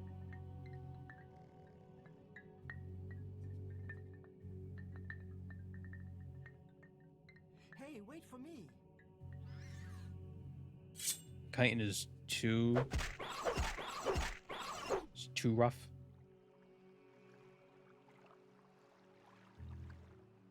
Would you rather eat the car guy or a rad roach taco? The car guy. What if you grind it up into a powder? I think you'd probably just not want to eat a lot of chitin. Although fungus, mushrooms have chitin. Like instead of cell walls, fungus have chitinous walls, and they're edible. I guess if you eat too much chitin, it's a problem. Maybe fungal chitin is more malleable.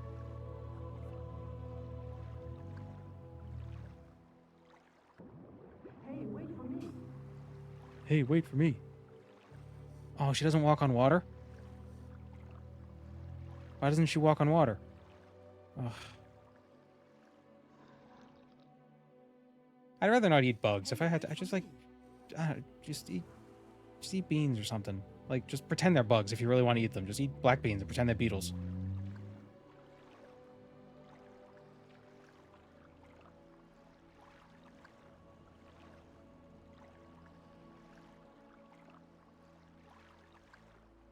Bugs are not great for eating.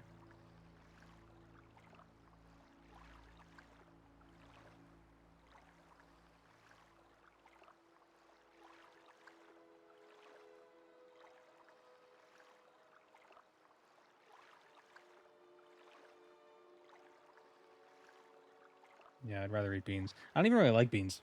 I'd still rather eat beans than bugs. Also, I don't think the beans will mind that much. Fungus is amazing and cool. Fungus is amazing and cool. I am of the opinion, if we discover non-animal sentience, it's probably going to come in the form of fungus. Are you a bean texture hater? That's exactly what it is. Hey, wait for me. It is the texture. Stupid friggin' Sanamu. At least she doesn't run off into the infinity. You struck me as a bean texture hater. Is there any way... Like, I feel like that's the only way you could eat beans and not like them, is it's a texture thing. Because they really don't have much of a flavor. Hey, wait for me. Like, it's a very mild flavor. to the point where you just, if you put spices and stuff on it, you change the flavor.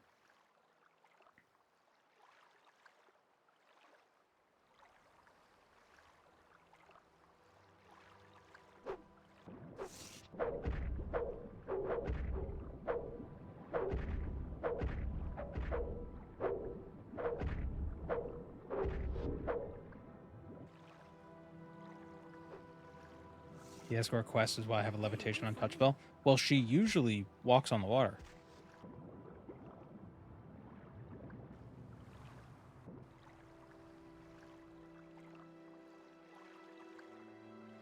For meat has a mandatory percent of insect protein. I know in the States there's not a mandatory amount, but there's an upper limit of insect parts that can be present in certain foods because it's literally unavoidable. Like, you just, there's no way to process foods without getting bugs in them.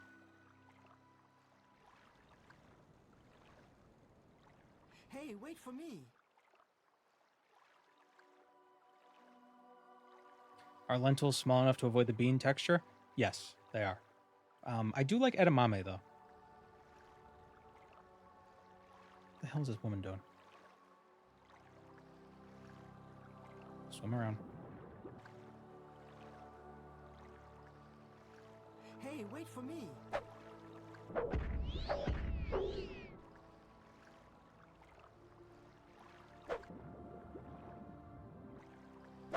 Thank you for your answers to my bean questions. You're very welcome. Black beans are okay, sometimes, in some situations.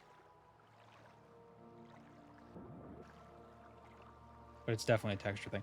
The smaller beans, I'm fine with. Like kidney beans,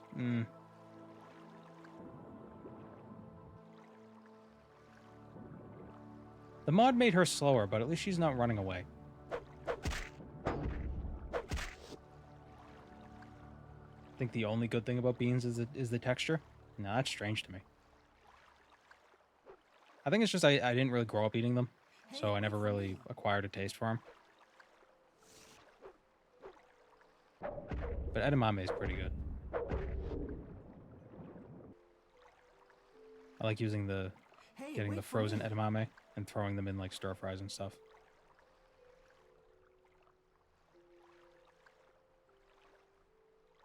Can you beat Morrowind by doing every escort quest at the same time? Hey, wait for me. That'd be a great way to get me to quit. Find someone else to bother. Hey, wait for me. Beans are nutritional powerhouses and dirt cheap. Yeah. That's why I wish I liked them more. They're just really good for you.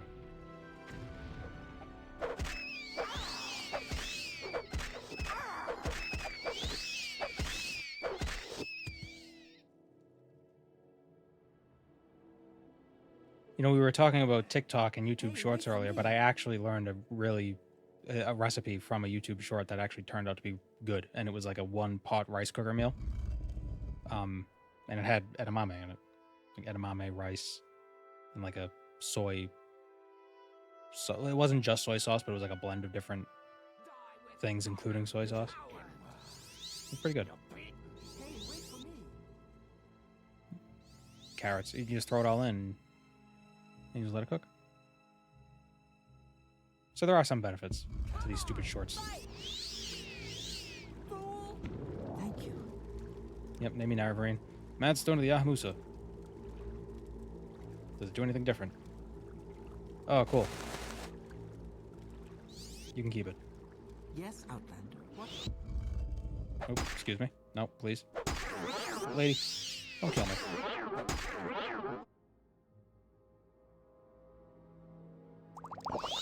Aha, you fool. I was paralyzed, but I could drink.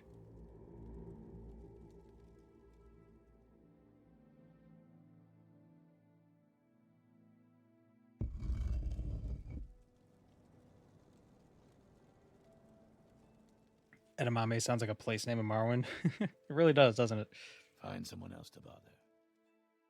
Edamame. It's the M's.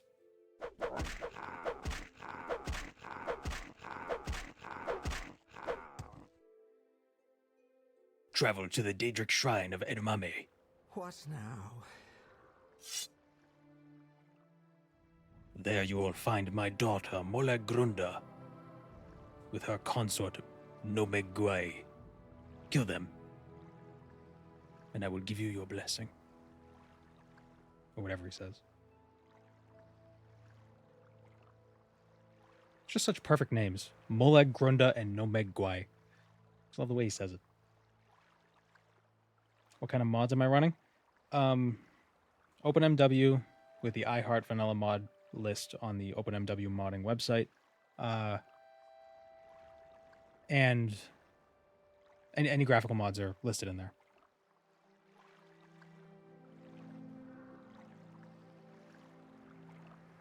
Why didn't I just recall? What am I doing?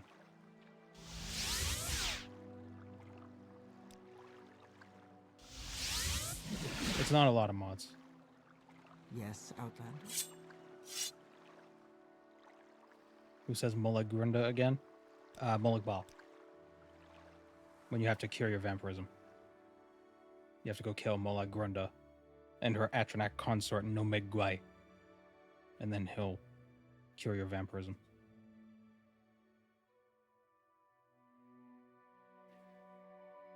Mostly texture upscaling and cleaner mods. Yeah. I think that's mostly what it is. It's amazing what a bit of like texture resolution is just so, it does so much. Especially since we don't have tiny CRT monitors anymore.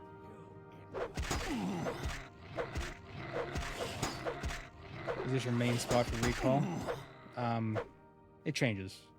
I change it throughout the run. Earlier it was at the Urshulaku camp. Right now it's over in Voss because we got these two Ashlander camps. We got the Telvanni, Hortator, you know. Travel to Edamame to retrieve the Legume bow of Garbanzo.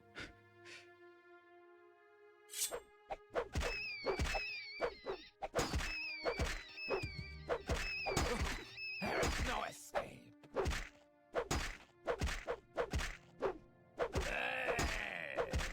Die, fetcher. How exactly does having an Atronac consort work? The same way having a non-Atronac consort works.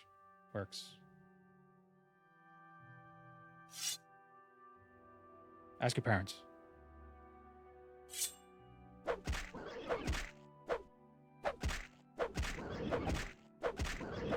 Sounds painful. Well, to be fair, this is Moloch Baal's daughter we're talking about.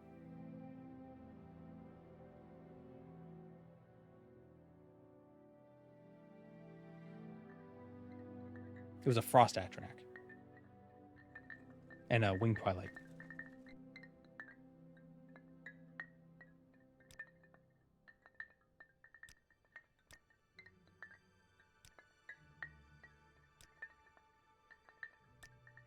Kill Calvario? Dude! What a coincidence.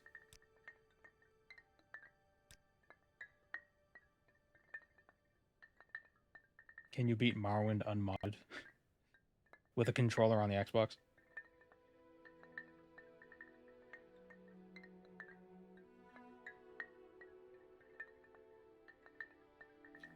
World of Warcraft Classic had a very thick Earth Elemental. Yes, that was the daughter of Therazane, right? Xbox Morrowind sounds like an April Fool's Challenge video.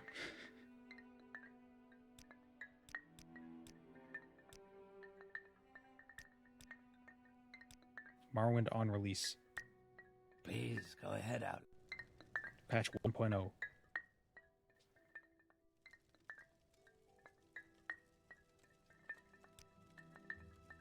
Yep. Is there something? Oh, I don't have any Telvanni bug stuff. Where do we get that? No. Oh, we haven't visited Who's Her Face in a while.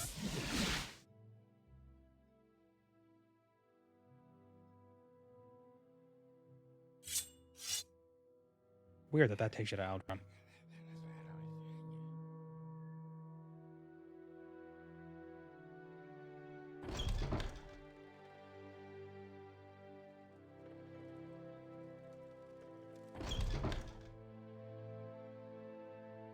CN.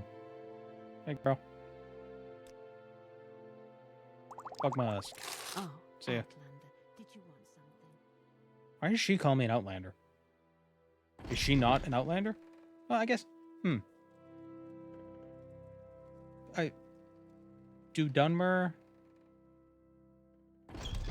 Can a non-Dunmer not be an inlander? Are outlanders simply people who weren't born in Morrowind? Like, if you were... Can a Breton born in Morrowind... Would they still consider them an outlander? Are they xenophobic, but not, like, racially xenophobic? They're geographically xenophobic? Born outside Vardenfell, Morrowind, yeah, whatever.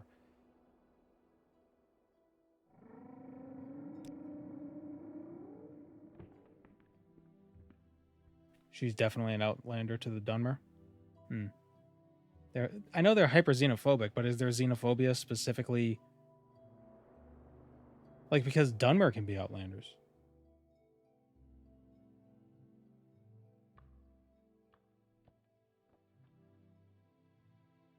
So could non-Dunmer be not outlanders? That would be out of character. Well, if you're a Dunmer who wasn't born in their lands, then you'd be an outlander.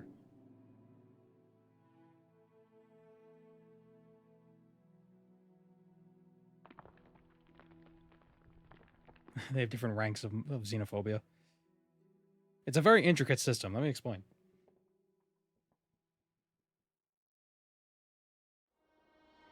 Had a strange Morrowind challenge run notion. What's that Pokemon challenge run where you have to use the first Pokemon you encounter? Nuzlocke. Similar concept, but for gear. Oh, kind of like a use what you see sort of a thing. Don't they still like you more if you're a Dunmer? I don't know.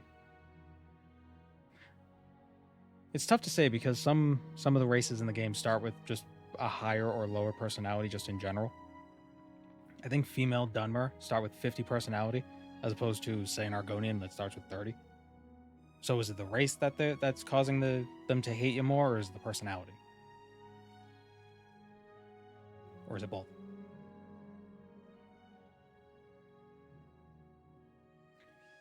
Where do we have to go? Right, recall. I always forget to recall. That's kind of ironic. I did not recall to The recall. Outlander or go away.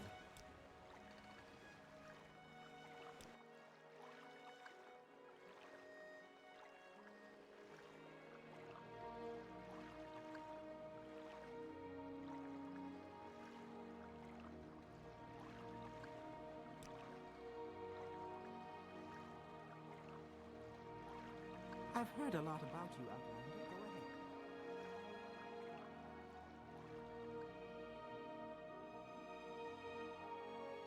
No enchanted gear or repairs, so you actually have to rotate gear? Well, I think enchanted gear also breaks. Does enchanted gear have condition? Yeah.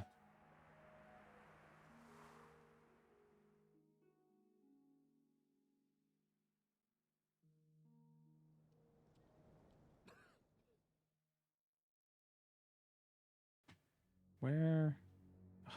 I usually go through the tunnel. Now that I didn't, I have no idea where I am. You cannot use found armor because your body is unusually big or small. You have to buy everything because it's made to fit you. Oh, and then I could do this whole set scale, like, to half. Doing a lot of nav mesh building today. I don't know what's up with that.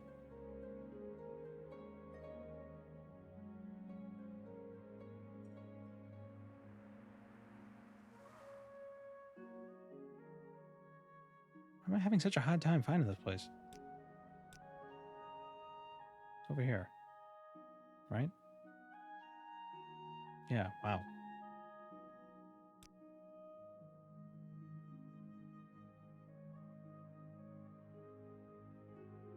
2-foot tall werewolf in Soulspan.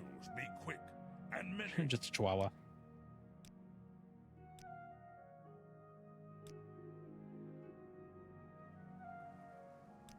Sit, I wonder how Outlander. cheap I can What do I you can get want? this. Her.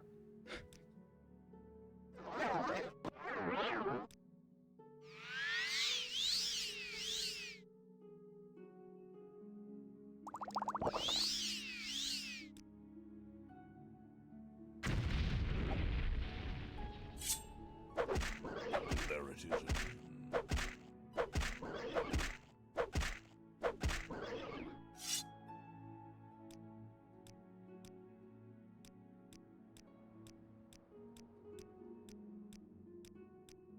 Take my money so I don't have to give you as much money.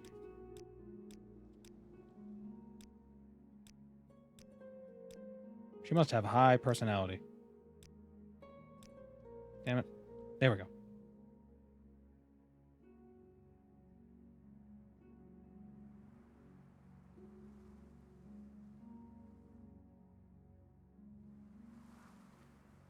I don't know how the equation works. The beetle shooting fireballs is way too funny for me every time. And that's not even the mod. That's in the base game. That's just what they do. 1,000 drakes. Okay. Couldn't get it cheaper. Your actions show promise. What do you want? Floral Urvu. Some presents. Travel.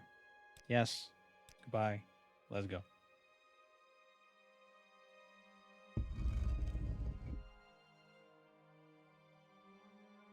Hey, wait for me.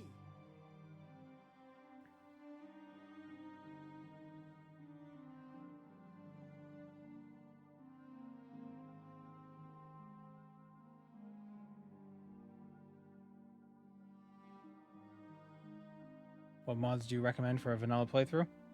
Well, if you talk to a purist, they'll say, don't get mods. That ruins the experience.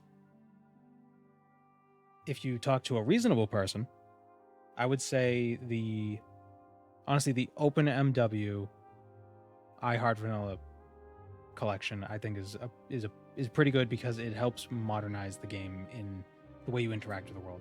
For instance, in the base game, if you wanted to pick a flower, you have to go up to it and you activate it, and then it opens up an inventory menu. Then you have to drag the loot out of it to get it. With one of the mods, you just go up to it and you pick it. Come on. Hey, wait for me. Hey, wait for me. She's never had this problem before. I don't know.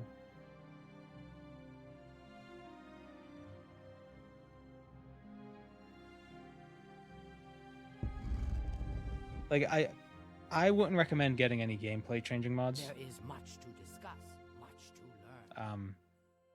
But I still think if the only thing that's keeping you from actually playing Morrowind is, like, if you have to change, if you won't play if you don't change some of the gameplay features, then I'd say mod it then. Because it's still a game worth playing. Install Morrowind Rebirth and it changed a lot. Yeah, I wouldn't recommend Morrowind Rebirth for a first playthrough because it alters too much of the game. Yes, Outlander, what do you want? MGE does not work with OpenMW. They're distinct things. What is the deeper narrative meaning of this particular quest? What does it say about us or the world or the nature of being the Nerevarine? The Nerevarine is your typical RPG hero.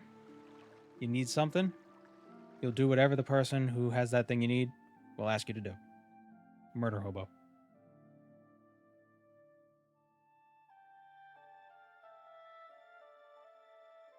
Want to go down the rabbit hole of graphics changes?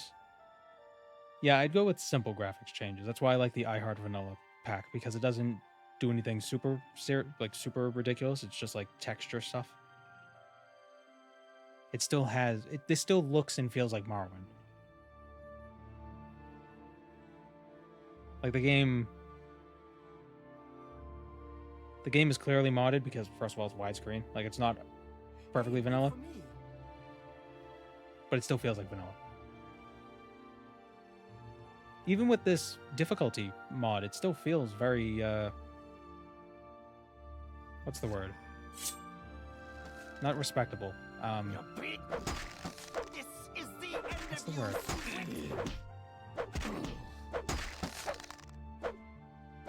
It's like true to form. Authentic.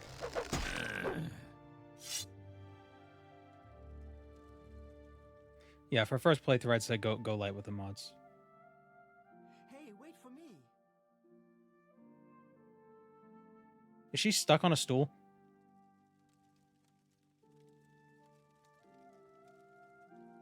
Are you serious? Oh, okay. You heard of Elf on a Shelf? Now get ready. Well, Elf on a Shelf. There you go. We did it.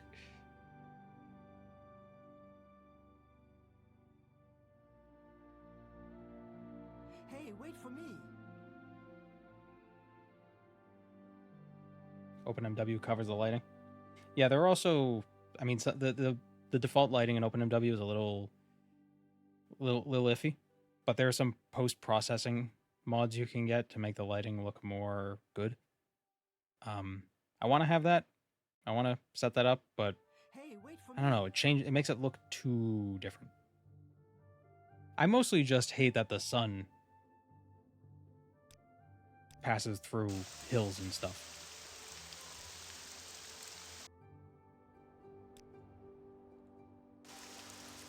Stop raining. Where's the sun?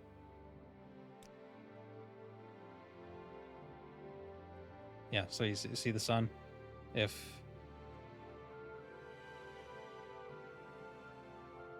we get kind of behind a building, see how it sort of like peeks through it? Like it shouldn't do that. Also, the shadows are weird. Like NPC shadows will pass through floors and stuff.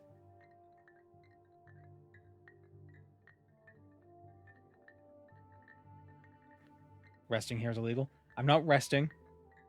I was just waiting. See my health? My health is the same. I wasn't resting. Thank you. I'm not sleeping. I was just resting my What eyes. is this about? Thanks for the thong, friend.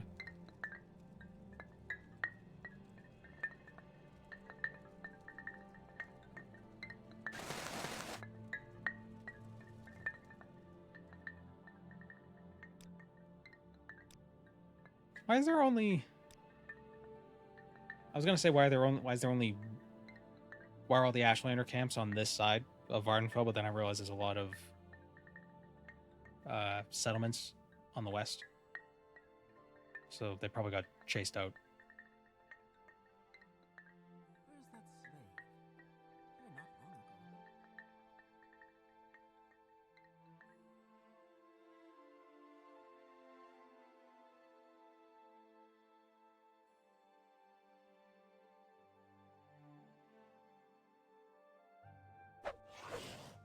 Buy me a slave so I can give you this thong.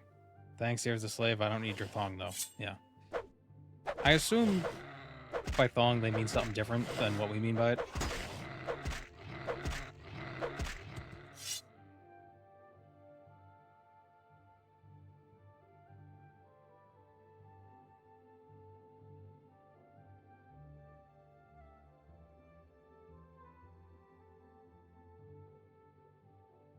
Could you just... Whoops.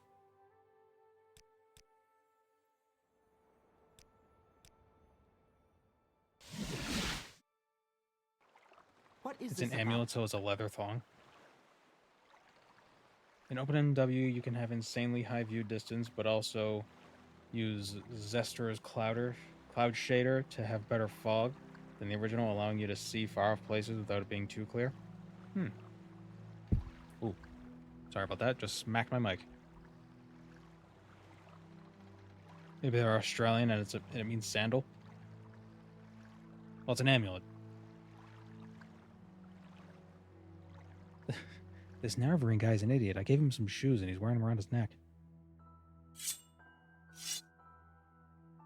Maybe we made a mistake. Yeah, too late now.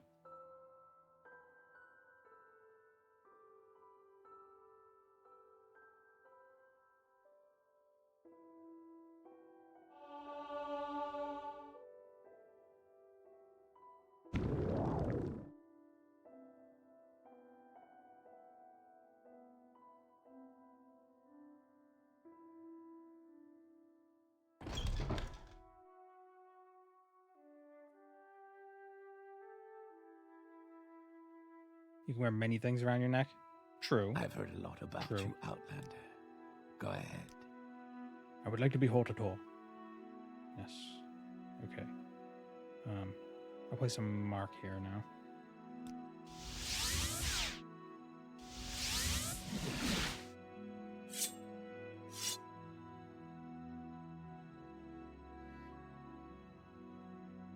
Ah, welcome.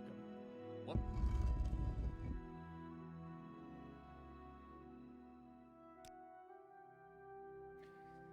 Yeah, so thong means a leather strap, but like Todd knew what we would think. They could have named it something else, but they went with thong because they knew that they were trying to be silly. Oh my god, I she is see dead you. inside. Hello. I'm listening, please. Go. Went the wrong way. Go to the Ravenin see. camp. Do I have another Icarian flight scroll? Or did I use the last one? I used the last one. Did Todd work on Morrowind? I think he did. I don't know if he was the game director, but I believe he did.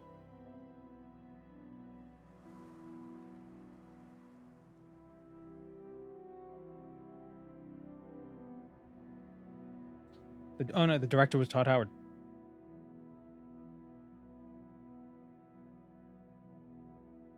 Todd worked on Daggerfall. Yeah, but he wasn't the director for Daggerfall. Or was he? How old is this guy? Julian LaFay was the Daggerfall director.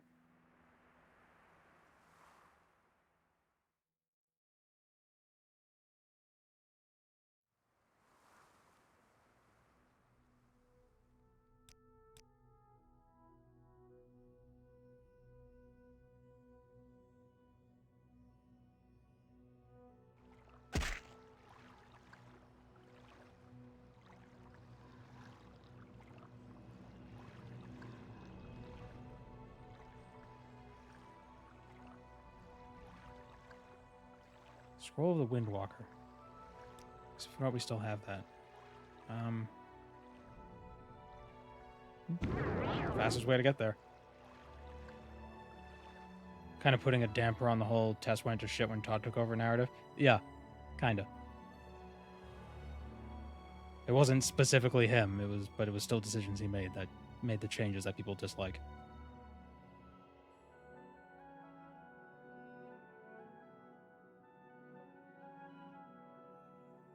He kind of transitioned from being a game director to being a salesman.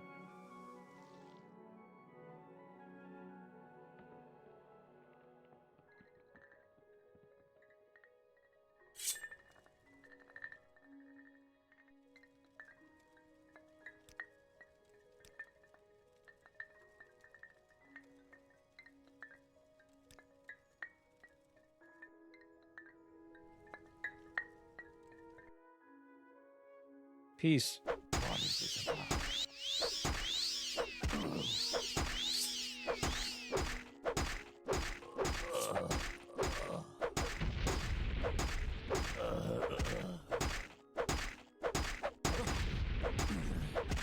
Bethesda has a union now. Big opportunity for Elder Scrolls 6 actually existing and being good. I'll have to wait and see. Just because they have a union doesn't mean they're not gonna still, you know, the management's not gonna still screw things up.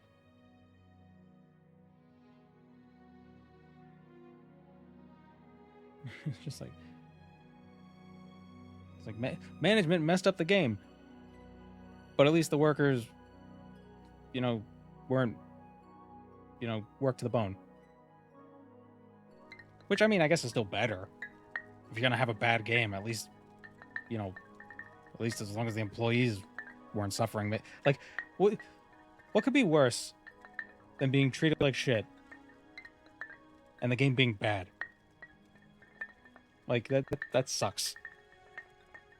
Like, you put all this effort in, because really, whether a game is good or bad or not, the developers, like the people working, like the lower level people who are just like doing the grunt work and stuff, they still put a lot of effort into it. So it sucks when a game is bad. But usually all these bad decisions end up being like management stuff. So at least as long as it's like, oh, okay, you know, rather than putting out a video game being, hey, we survived, and it's more just like, hey, we did a thing. At least that's better.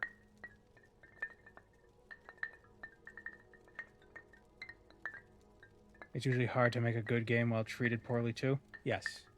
Yeah. I can't, crunch time, I would hate that. I've heard a lot about Outlander. I've heard a lot about you, Outlander. But not enough.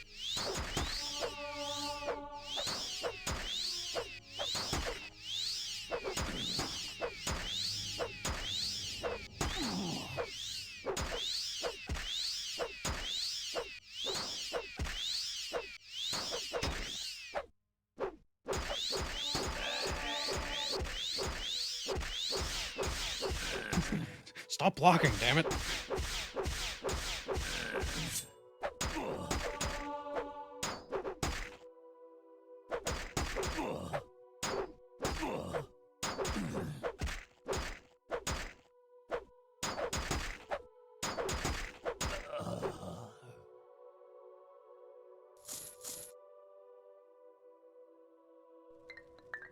I just think, see, if the existence of a union for game developers makes it so there won't be that crunch time towards release, might end up making games it might make it impossible for games to be rushed to release. You know what I mean?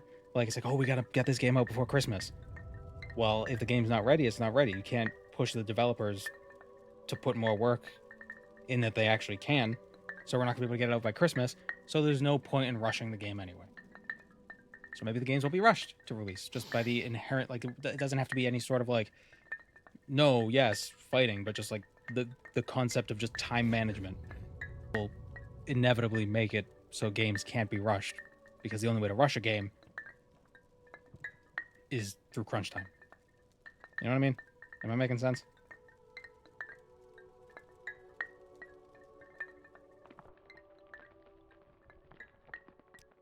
Like, I don't think the union can affect, like, creative stuff. But at the very least, they can't... It'll be harder to rush things out for release. It's like, if you want it out by Christmas of 2024, you better have planned for that back during Christmas of 2022 or something.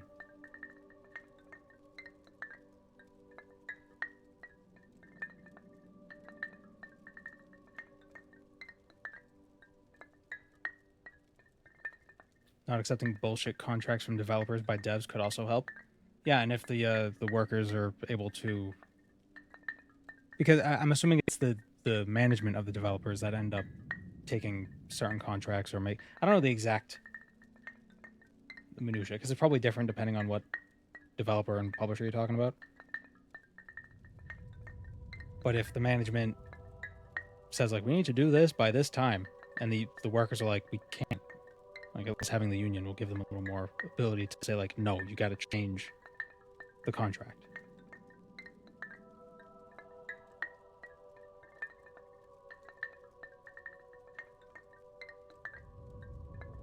There's an inevitable amount of crunch in every creative project just because people are just like that. But it doesn't need to be constant nor unbearable. You shouldn't die for a contract job. Yes, true. You will die. There needs to be a reasonableness to it. And if you're... Like people should be heavily compensated for unexpected crunch. And they shouldn't be expected to do it unless it was outlined beforehand. Like, explicitly. In my opinion.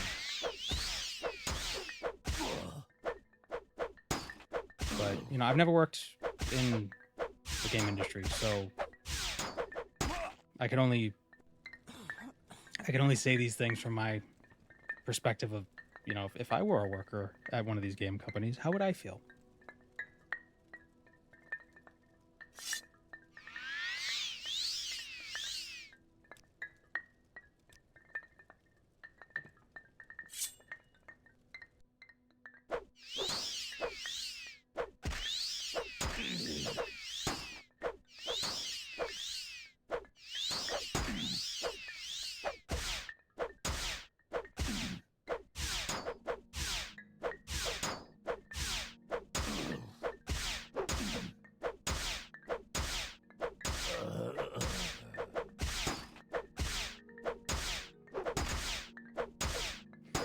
Yeah, I don't think the union's gonna have power to make specific decisions about the direction the game is gonna go.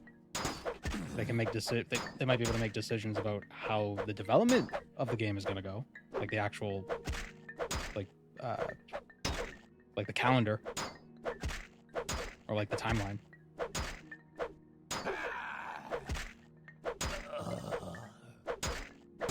How scheduling works, that kind of stuff.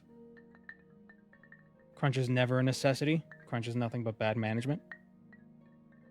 Yeah, I mean, but then you also, I understand why they do it, because they want to put things out by certain times in the year. And like, let's say they want to get something out by Christmas of this year, but they can't make that deadline. So it's like, okay, so do it for Christmas of next year. But stopping development and just sitting on it for that long is probably also a loss of money, and then investors get mad because, like, oh, where's the money? It's like, oh, we just gotta wait.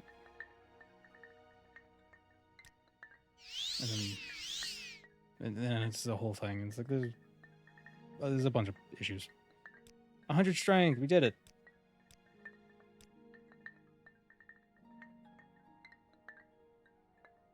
Maybe we should remove investors from the equation. Oh, if only that would. If it were only that easy. Is there something I can do for you?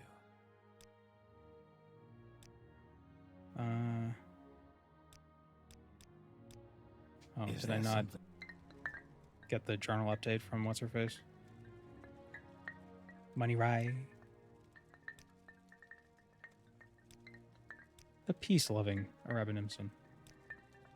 Is there... I'm warning you with peace and love. These firebugs.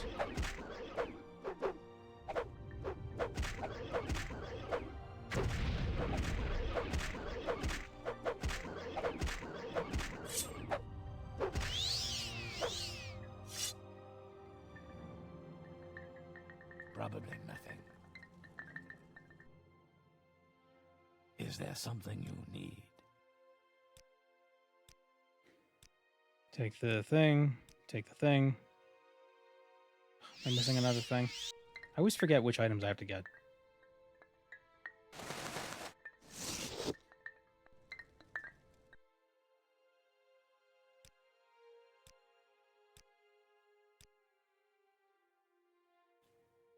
Hit me Nerverine. Thank you very much. Go ahead, what do you want? What was it? Chameleon and Blind. If indie games have shown us anything, then it's that we don't need investors for shit. I think some indie games do have some sort of I guess it depends. But yeah, there are some games it's just one guy. And one guy makes a game. Like Stardew Valley. I haven't played much of Stardew Valley, but people love that game.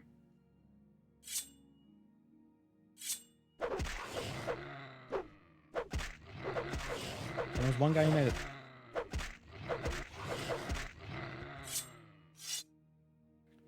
Art being bound to big business is just insane to me. I mean, it's tough because everything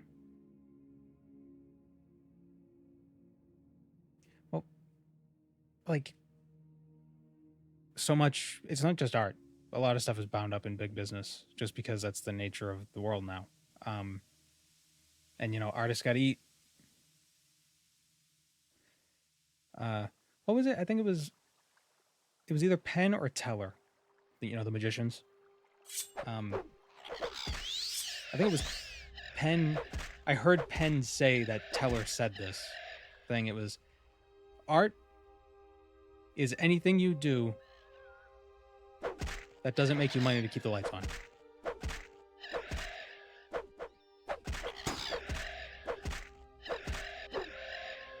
And I kind of like that definition, but then it kind of...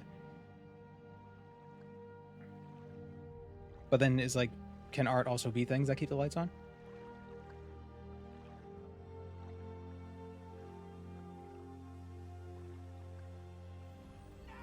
What was the definition?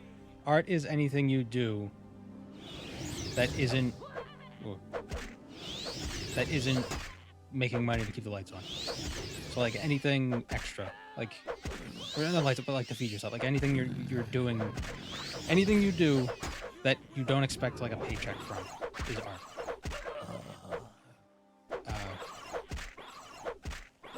But then I wonder, by that metric, is it not art if you are getting a paycheck? Which I don't think that's fair.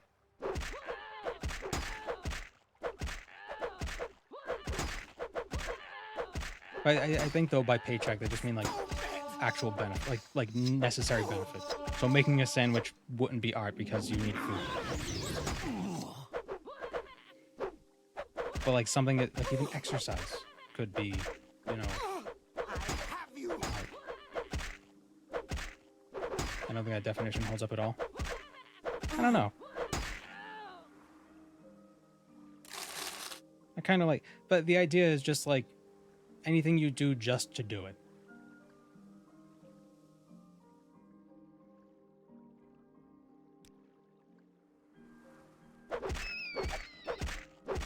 I don't think it means that if you're paid, that means it's not art. But if you're doing it just for the sake of doing it, it is. So hobbies and like recreational sport. It's just the stuff humans do that serves no real purpose beyond what it is.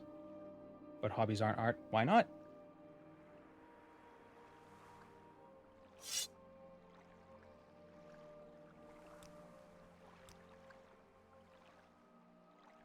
Hobbies are recreation. Why can't recreation be art? It's an expression of... It's your own personal expression. It's the way you imprint yourself upon the world.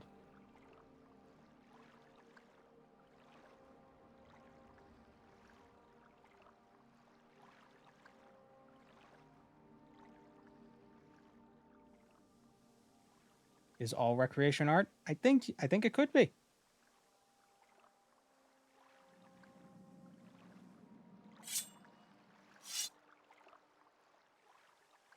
I think anything people do for the sake of doing it you could argue is art, because it's like an extra thing.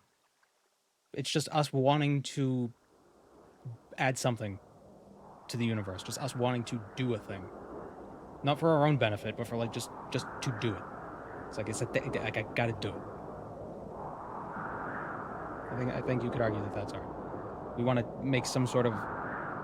We want to alter the world in some way.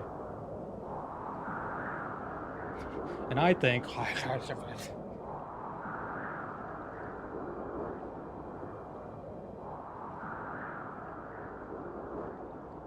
Commissions are important for money and growth, but there needs to be room for things they want to do on their own. Yes. Kind of takes the fangs out of art? I don't think so. I think it kind of adds... Not all recreation is disciplined art. Because you could also argue that there's a difference between art and craft. Right? Craft is pretty objective. Right?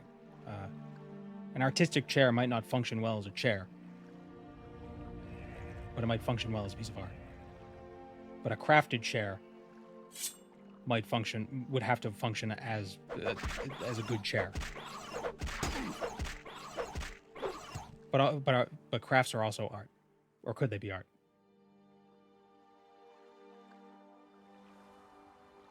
It's really.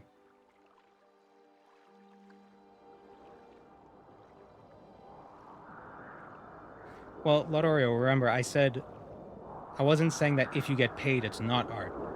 I'm saying it is art if you do it just for the sake of doing it. The contrapositive isn't true. So you can get paid to do art. I'm not saying that that's not art.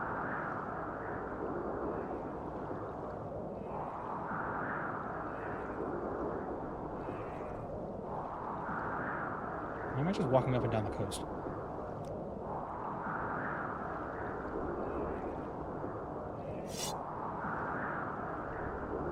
What else do I need to do? Okay, so I finished the Nerevarine stuff. So now I gotta go kill some counselors.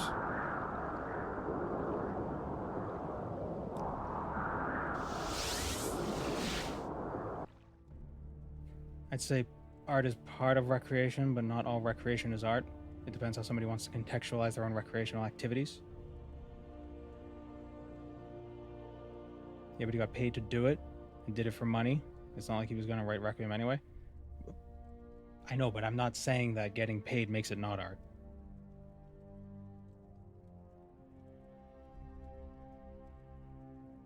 You can get paid and it'd still be art.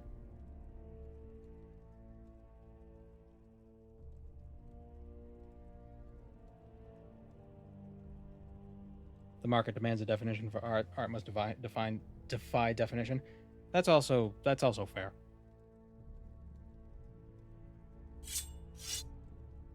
I think the definition for art should be vague. But then the Penn and Teller definition doesn't hold. It still does. It's not...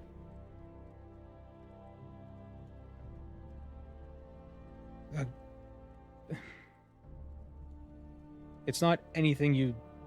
See, that's what... Because they didn't specify if the contrapositive were true. They just said anything you do not for a paycheck is art. But that doesn't mean only the things you do that doesn't have a paycheck is art.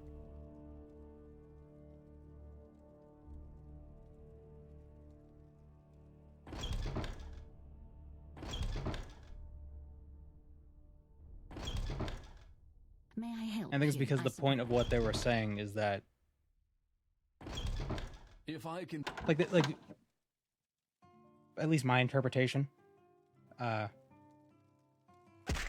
is basically anything you do, anything you make, anything that you derive enrichment from, whether it's good art, bad art, whether it's degenerate, whatever, if you're producing something, and you're not hurting people, obviously. If you're producing something and it gives you some sort of, I don't know, like, I don't want to say spiritual enrichment because spiritual is a loaded word, but like just gives you something, creates like a, what am I trying to say? If it like is like a transcendent kind of experience, like an enrichment, fulfillment. Yeah, fulfillment, personal satisfaction. Anything you do, you shouldn't feel ashamed of doing it just because it's not, professional or it's not real art or whatever. It's just, if you're expressing yourself, you're putting an impact, even if it's only for yourself, you're just creating an impact for no other reason except you want to do it. Just because. That is art, I would say. And you shouldn't feel ashamed for doing it. Unless it's evil. Then feel ashamed. And stop. Like pooping? Yeah, you're alone and making things.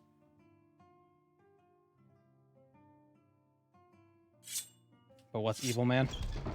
Evil man? What is this about? I don't know the exact line, but I think there are some things where it's like, that is evil. Like, I don't know where you draw the line necessarily, but you can definitely determine certain things that are definitely on far sides of the line. Petting a cat, I don't wish to be probably seen not with evil. you. Drowning a cat, probably evil.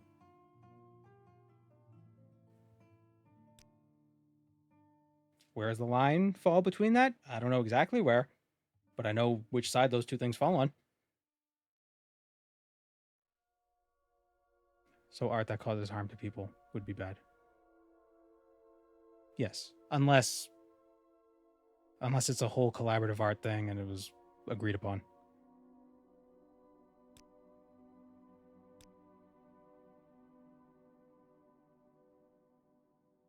Okay, now let's vote. Ooh, that was a faller drop than that was a faller drop than I thought. That was a further drop than I thought. A further fall. Penn and Teller. Let's go back to that. I love magic, by the way. If it wasn't obvious, I love magic. Penn also said that once that magic tricks that create actual danger for the performers are not only things they won't do on the show, in their shows, but they also think it's immoral. Because if something goes wrong, you're basically traumatizing the audience. And I think I would agree with that.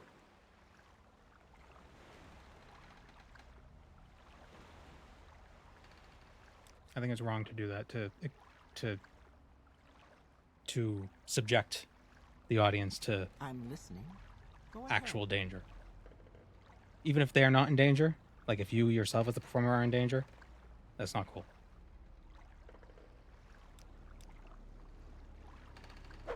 Ah.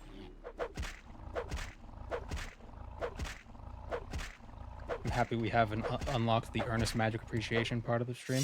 I love magic so much. It's so... It's art. But it's just... There's also like a weird mysticism to it because it's so old. You know, the cups and balls trick is from like ancient Egypt. There's just something... There's something so great about it because it's like... What if we took charlatans and con men, but we did it in fun? Like, it was all in good jest. Like, we weren't actually trying to trick people. Like, we were trying to trick them, but we're not trying to, like, screw them over. It's all like, yeah, come here, I'm going to trick you. Let me show you a thing. You know, there's no abuse going on. It's just like, oh, let's see if I'm going to abuse your psychology and make you think something that didn't happen happened.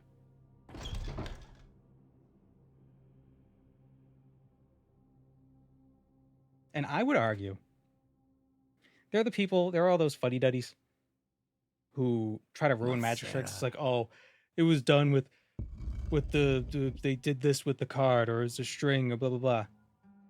First of all, shut up. You're ruining it for the people who are enjoying it. 1. 2, knowing how a magic trick works makes them, if they're performed correctly, makes them 100 times more impressive.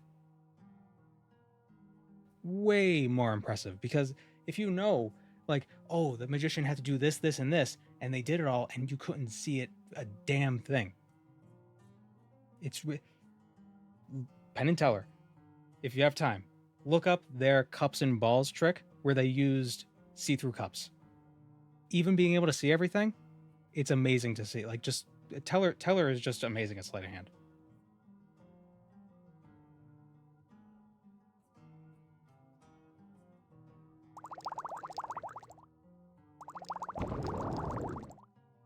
Or the pickpockets, the sleight of hand pickpocket guys, they're amazing too, because you see them do everything with an audience member. You see them every single step of them taking something or removing a necktie from somebody's neck. It's amazing. And it's just you're either amazed by the trick or you're amazed by the discipline that went into mastering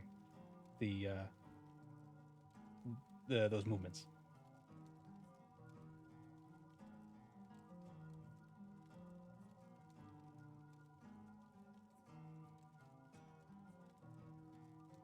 Kostya Kimlat's trick.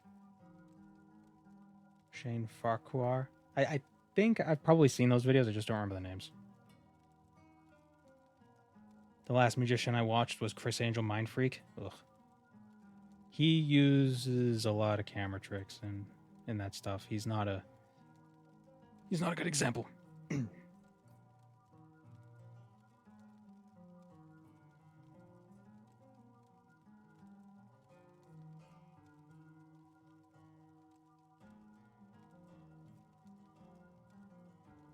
This lady has a Khajiit sex slave. Just because he's naked doesn't mean he's a sex slave. My cat is naked. If you have a cat, your cat's probably naked.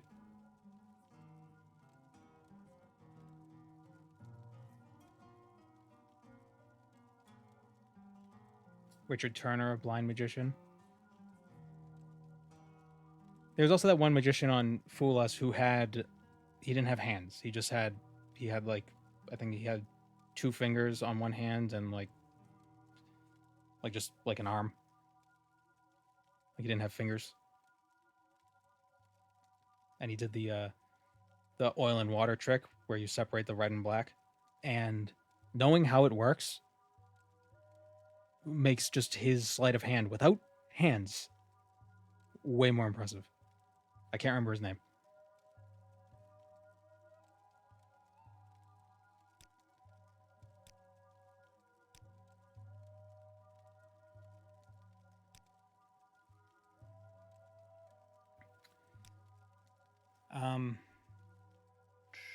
Dratha.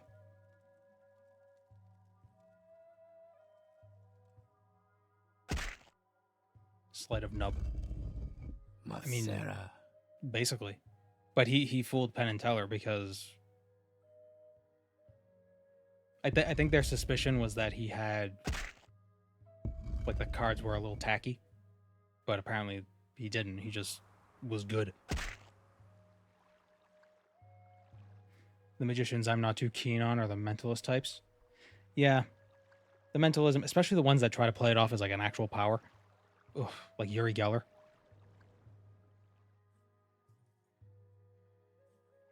It's like if these people had, if they had those actual powers, then they're doing it the hard way. Cold reading is easier. But yeah, mentalism, it's not as flashy. But I also don't really like stage magic too much because it's just too flashy. Like, oh, I turned a woman into a tiger. It's like, I don't. Why is there a tiger in Vegas? Let it stop.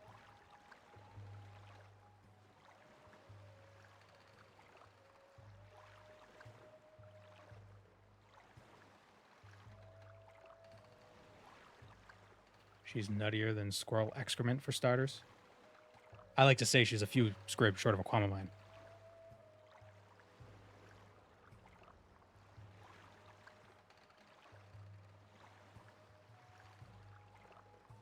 If I had actual powers, I'd do fake psychic readings for my plausible deniability. Nobody would believe you. I won't even do psychic readings. You just lottery.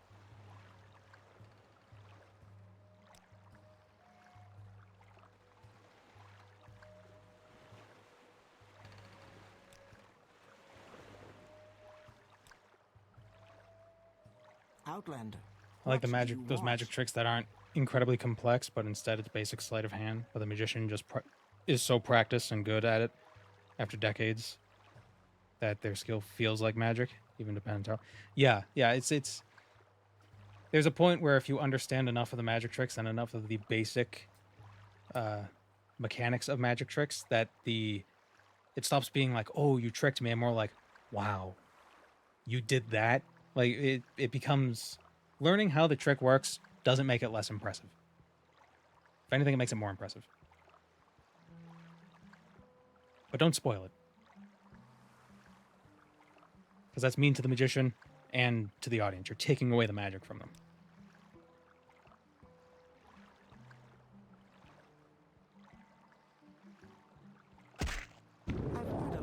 Unless they're pretending that they actually have magic powers, then screw them. Ruin their whole trick. Oh, I'm talking to the dead. No, you're not. Or, well, okay, fine. Maybe you're talking to the dead, but they ain't talking back. You, Outlander. Go ahead. What is this about?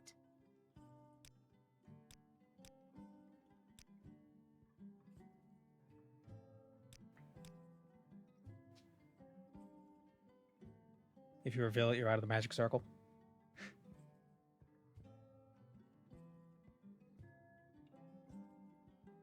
Oh, is it tiny? That's the best part of the mod. That makes the Bosmer woman tiny and cute. People that are against revealing magic tricks are people who like to live in ignorance.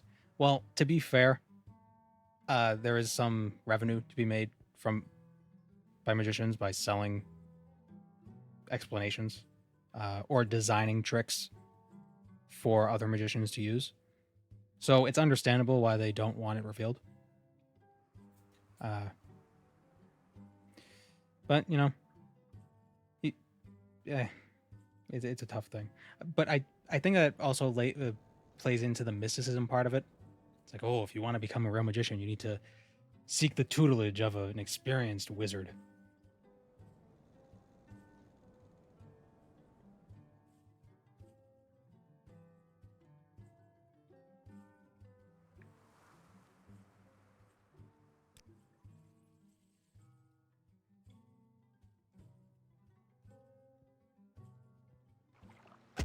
Yes, Outlander?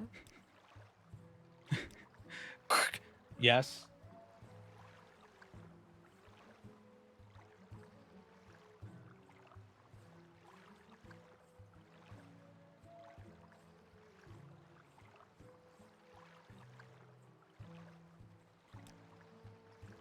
But then it ends up going back to the whole, you know, is it art because you're selling it? You know,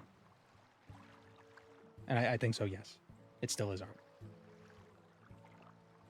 Like, would they still be doing this if there wasn't a buck to be made? Like, if they didn't need the money, would they still be doing it? Probably.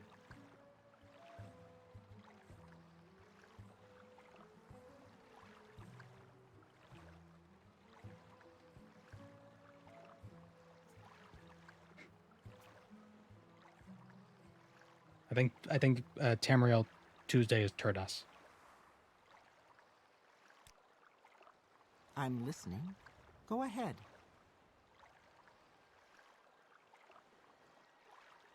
Trademarking a paint that only you can use, or else people have to give you money, on the other hand, doesn't make sense. I guess it depends on, like, if it's a color, yeah, that's stupid. But if it's like an actual product, like a formulation that creates a specific dye, then I can understand having that being like a trade secret. But if it's just a color, yeah, that's stupid.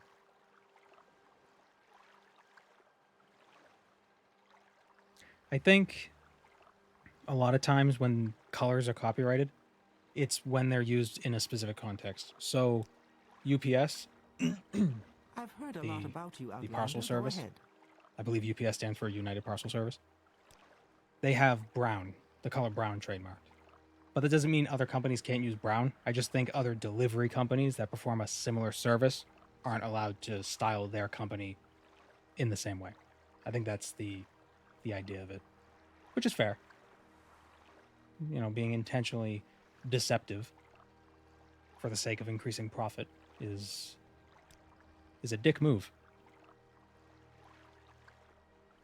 The modern conception of art comes about in early development of capitalism, where for the first time art wasn't just for the church and religious purposes, and instead is for the bourgeoisie who commission the art, which changes the definition and imagined purpose of art. Well, you could argue that prior to that, the church just commissioned art. So the commissioners just changed. More people can commission art.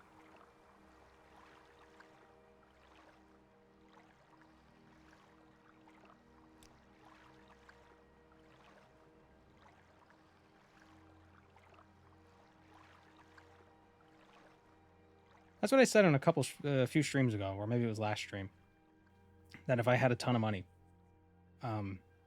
I would love to become like a medieval art patron and just pay a bunch of artists to make me random crap. Like, just be like, not even tell them exactly what I want. Just be like, I don't know, make something like this, and then they're like, if you give me more details, just here's the theme, go for it, sculpt something, make me a water feature. And I would constantly have artists paid, so I'd be getting like a new piece of art every week. Just a constant cycle. You may speak.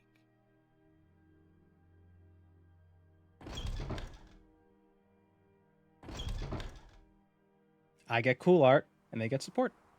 Everybody wins.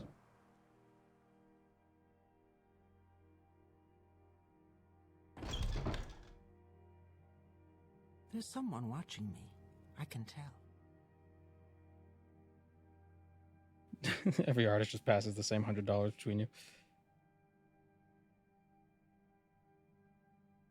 They viewed art not as personal expression of the artist or something you want to own, but as an expression of the glory of God. Oh yeah, when made for the church, I suppose. Yeah, I guess that's probably why it's so hard to define art, because the idea of it changes based on society and how the society views it. Which is why maybe the Platonic view of art is just stuff you do just because. And then you can pare it down and try to make disciplines of that stuff you do just because, and you'd be like, there's like a painting discipline, you could have different skill trees. You could specialize.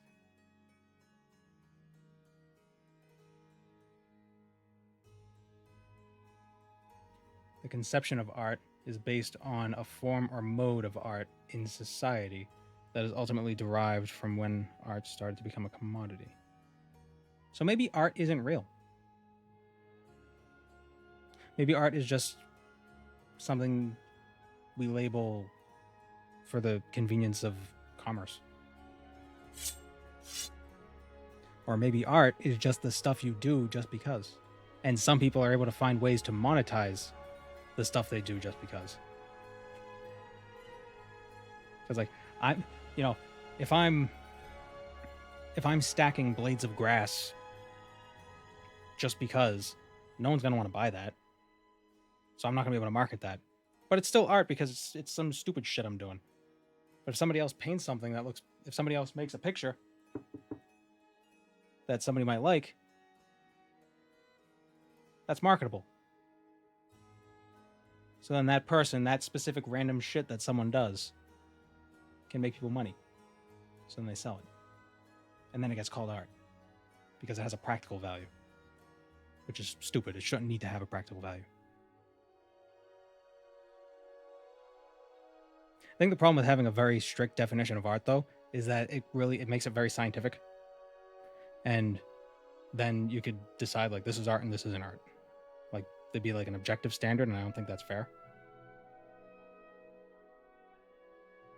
I've heard a lot about you, Outlander. Which is why I kind of like the definition I'm going with, because it's so vague. It's pretty much impossible to say that's not art. It's like, yes, it is. Screw you. It could be bad art, or it could be bad craftsmanship. It could be a poor discipline, but it's still art. Damn it. That is to say, all of this is to say, the dick jokes I make are art. That's my time. Anyway. Oh, I should have repaired my weapons.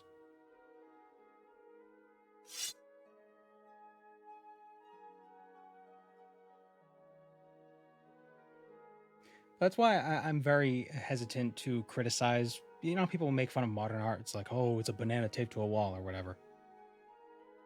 I'm hesitant to criticize it for a few reasons. One, I don't understand art really that much. Clearly by my inability to actually define it. But a lot of people will go like, oh, that's so easy. Anybody could paint that. And it's like, sure, but 2 points on that. One, anybody could do it, but you didn't. And two, if art were specifically how much talent it requires to do it, then again, you can objectify it and basically say, like, this is level 1 art, this is level 10 art, but that ruins it. It stops being art. It starts being craft. And craft is fine, but it's different. It's like a subset of art.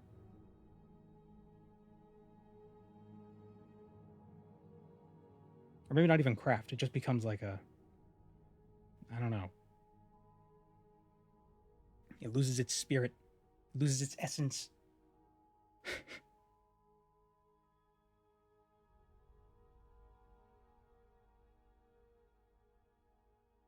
As if you might not understand what's going on there. Yeah. There's this context that a lot of the modern art haters miss. I'm sure there is some modern art that people just kind of just futz around and they make it. I'm sure that happens, but I don't think that happens most of the time. Isn't there that one painting that's it's just a red square, and every time it gets brought up, people are like, it's so easy to paint, but it's like 60 feet tall and it was painted with like a tiny brush, with like the same brush stroke or something ridiculous. I don't know. Maybe I'm making that up. But it was like this huge red square. But when you see it in a picture on a computer, it just looks like a tiny little... looks like this. A little red rectangle. But it's actually massive. And when you see it in person, it's very imposing, you know? It's just like, wow. That's a big painting.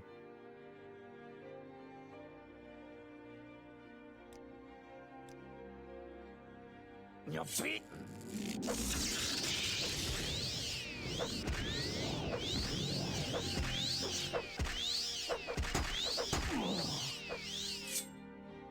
That was way easier. If art can have spirit and essence, can I soul trap a wonderful painting? Yes.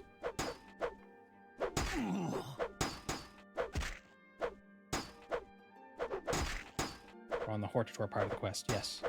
We would have been finished probably 30 minutes ago if I didn't start the diatribe about art.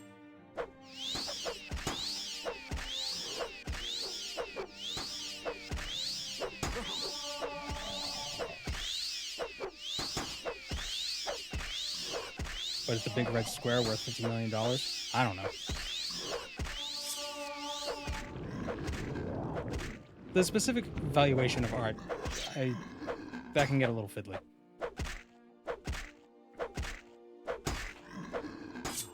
That I'm not going to comment on. Because how much you can get for a piece of art doesn't affect that it is art. Or what quality of art it is, or how disciplined the artist was, or how much talent it required. Prices are arbitrary. A painting is worthless until multiple people want to buy it. My brain will now connect the topics and believe the Hortator is some kind of artist, super artist. Can I ask a personal question? It depends. How personal? Just ask it. If I think it's too personal, I'll ignore it.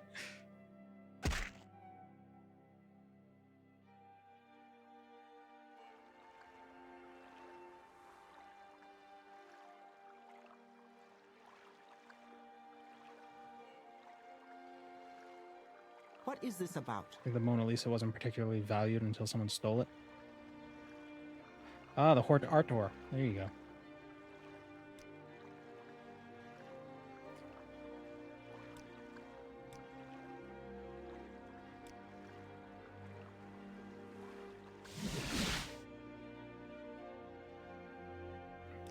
Divine Hortator.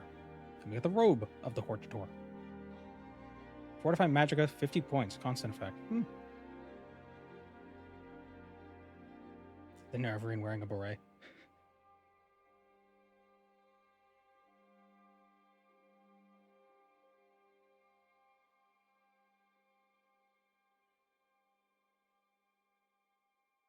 Yeah, sure. What was I wearing before this? It had... Oh, this had the reflect. I thought it had absorb. Okay, resist frost, reflect, 10%. You rock the bald look really hard. Were you bald from birth or lost hair during life? One of my favorite actors has a similar look, and I was wondering if you have a similar story. I have alopecia, so I was born with hair, or I was born with as much hair as a newborn has, and it started falling out when I was like 10. I lost my eyebrow, and then over the next like 10 years, it was patchy and started falling out more, getting very thin. And then when I was like 20ish, I was just like, screw it, let's shave it, and I haven't gone back. Mostly because I don't think I could. I don't think it'll grow back if I try to grow back. Alopecia, I believe it's alopecia universalis. I haven't had an official diagnosis of like the specific kind, but it's definitely alopecia. Although, to be fair, alopecia applies to any hair loss. So male pattern baldness is androgenic alopecia.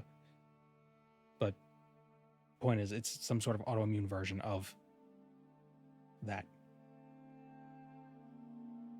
Although I count my blessings because of all autoimmune diseases to have, probably the easiest one to deal with. Pretty inconsequential.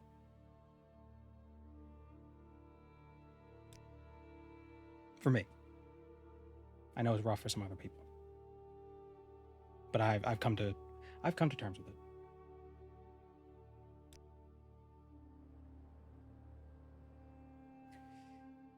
Okay, so we got Redoran next.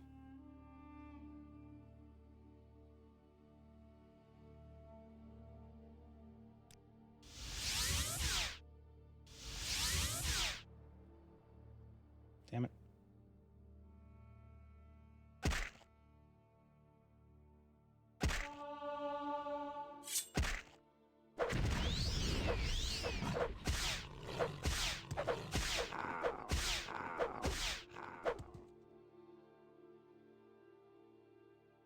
Do I know the Barry series? I'm aware of it, and I'm aware of the character in it who has alopecia. I've never watched it, though. Was it Soho Hank?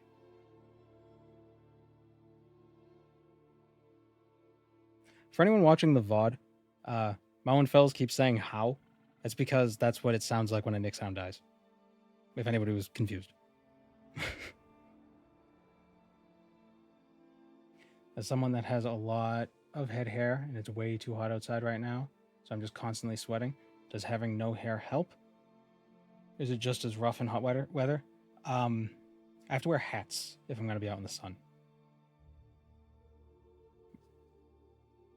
Usually I'll wear like a brimmed hat just to keep the sun off my head. Yeah, no, I don't know about sweat. It typically doesn't... I don't really think about it, so yeah, it's not really a huge issue. Although, what's really funny is if I eat spicy food,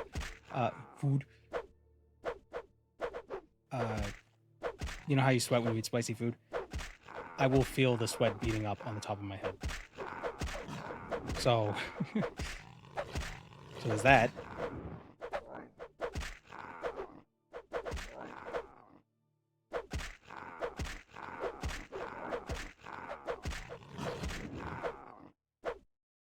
Hair sticks to the sweat on my forehead. Yeah, that sounds annoying.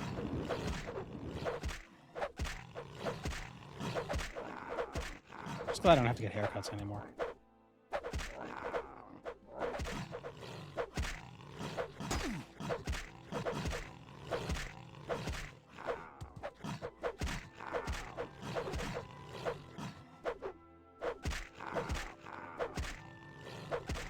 I've said it before. The biggest problem alopecia has given me is the lack of eyelashes, because sometimes I'm good like once a week probably, or several times a month I'll get like dust in my eyes, and I'll have to take like 5 minutes to like deal with that.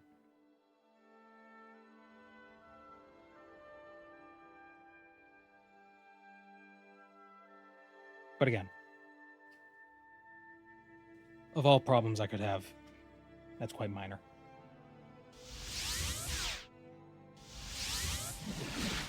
Could just wear fake eyelashes. Or glasses. Glasses would probably help.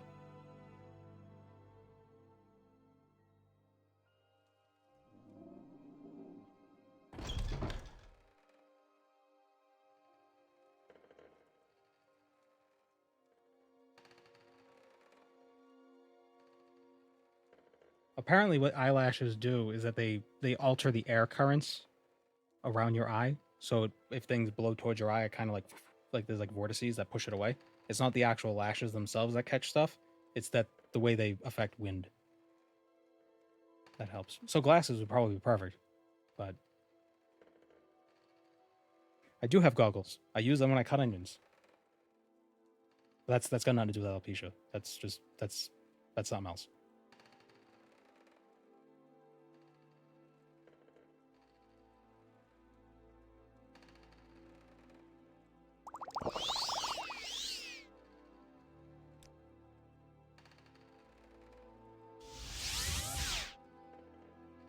Cosplaying Ashlander.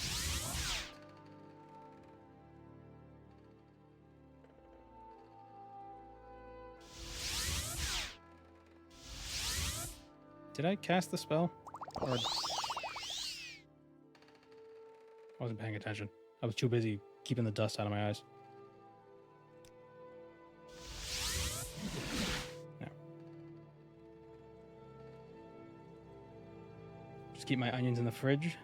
Maybe I'm wrong. I feel like it delays the gas enough. It might, but I usually when I cut onions, I cut a lot of onions. I like onions.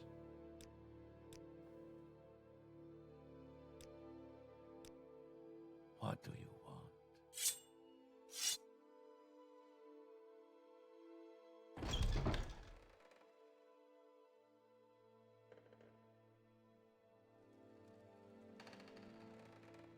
If it's windy enough, my glasses really don't help with dust. Yeah, but I'm just thinking, just not wind, but just like the natural air currents will just blow something into your eye. Your eyelashes would usually be good at preventing that.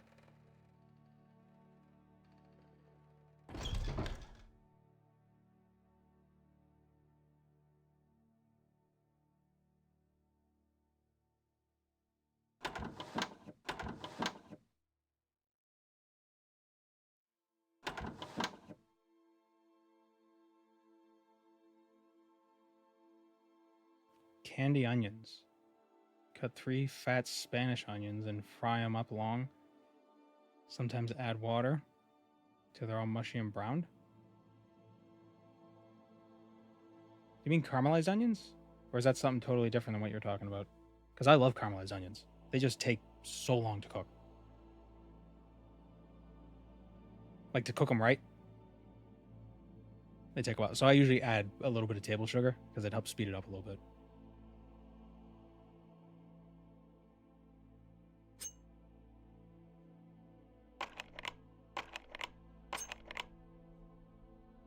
Screw it, I'll just take the key. Grab him!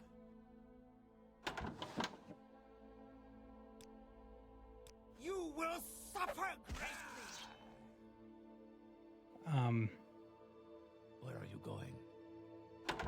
So usually with caramelized onions, you'd make them like, not big pieces, but like strips. And then when when they cook, they brown, they get a little sweet. And they kind of have like they're kind of like noodles. And they're really good.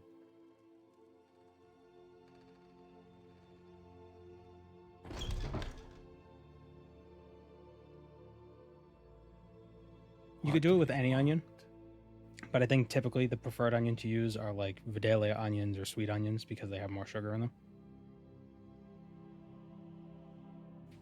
When did I start playing Morrowind? Is that what that said? When did I first play Morrowind? I think like 2013, 2014. It was after I played Skyrim and Oblivion. I did it backwards.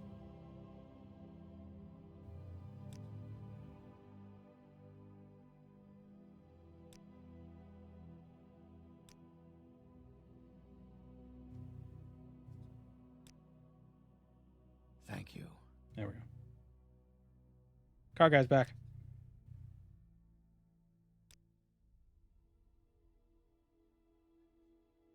Very umami. Can we hurry this? Yeah. I guess, yeah. There's a savory sweetness to it.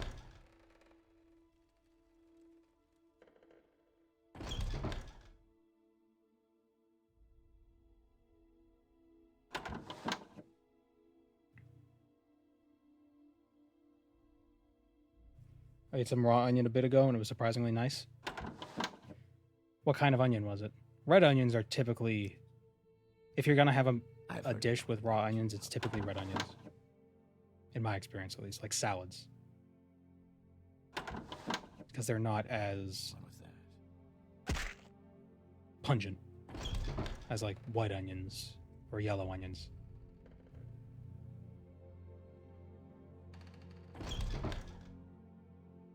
They lose a lot of mass when you caramelize them. Yeah. You know, you could cut up 4 fist-sized onions, and you'll end up with a fist-sized amount of caramelized onions at the end of it. It's like the opposite of rice. This is a white onion. Wow. You know, raw dog and a white onion. I like onions a lot, but that's disgusting. Mods, time that guy out. I don't have mods. You can soak them in water, bite into the onion, makes them less intense.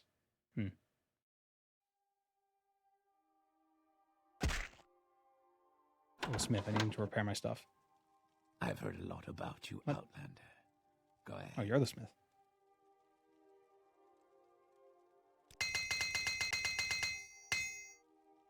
I've heard a lot about you, Outlander. Go ahead. We develop this stinging gas so we don't get eaten, and then we start eating them. Well, do we eat onions because they hurt our eyes? Is that what gives them their flavor? Why are you here?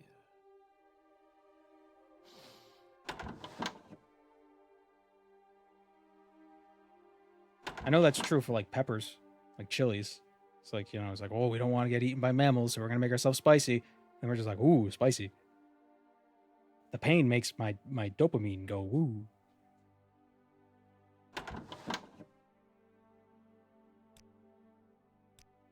Endorphins, yay. Why are you here? Can we hurry this? The taste comes from the nasty components. Huh. I know broccoli has a similar thing. Most plants don't want you to eat them. Except for fruit. And even then, some fruit don't want you to eat them. They want something else to eat them. Broccoli. Raw broccoli is very bitter.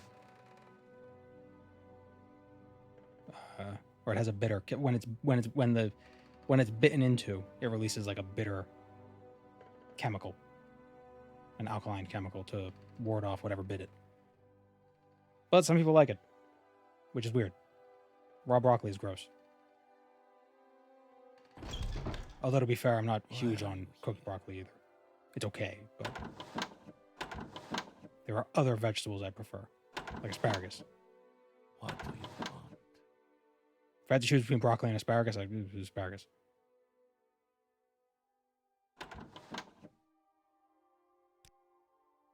Roasted asparagus? Banana pepper is the best pepper. Banana pepper's pretty good. Pretty good. I do like bell peppers, though. I'm quite fond of them.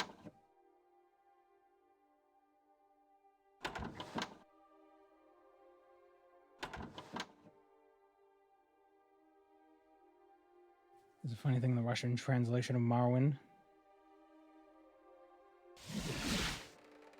Describing actions such as coughing got misunderstood, so instead of clearing throat, the characters just say clears throat. But the way they talk, saying anything would clear their throat. Who else do I need to talk to?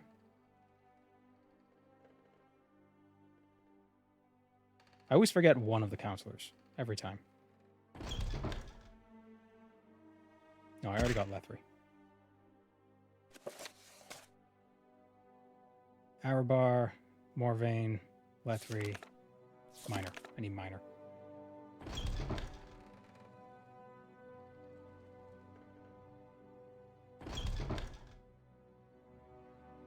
Forged Ramsons? Like wild... This is correct. Like wild onions?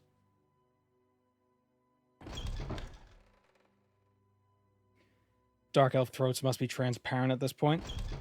They probably are made out of shattered glass.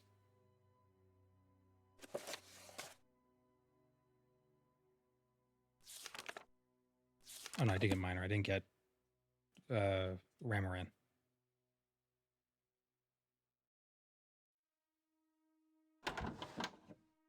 Nope.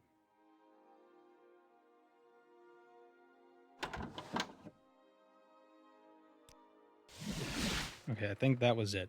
So now we challenge Bolvin Venom. Then we go on to the Halalu part. You'd think you think I'd know this place by now. Damn it.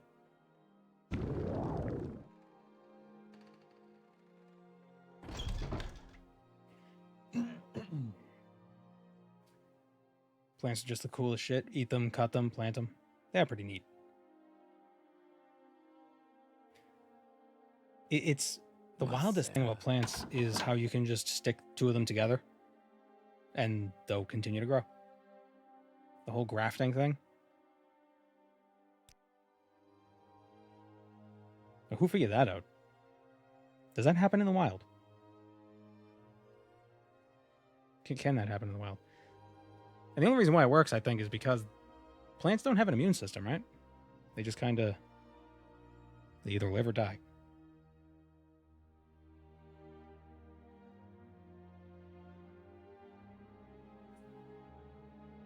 You can grow more potatoes just from the skins. Plants do have an immune system. Huh. But they must work... Well, and obviously they work differently than ours because we would reject something grafted to it. But plants, just like, oh, yeah. See.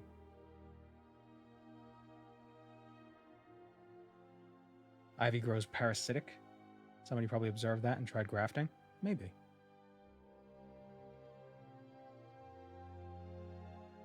Or maybe somebody was like, man, this plant has great roots, but this plant has great leaves. What if I just stuck them together? Will that work? And it did. Then they probably tried it with a pig or something. It was like, this pig has great chops, and this pig has great cheeks. Oops.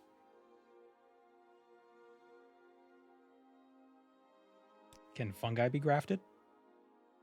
I don't know. Fungi doesn't really grow like plants do. They're more like fibers. They kind of like stretch out through stuff. Outlander.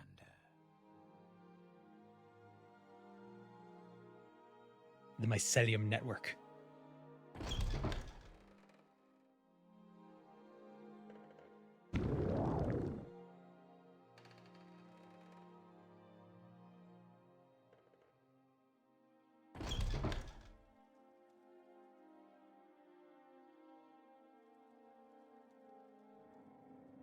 Plants have immune systems, but they don't actively reject other plants in the same genus. They just connect. And when the roots deliver the correct stuff, it works.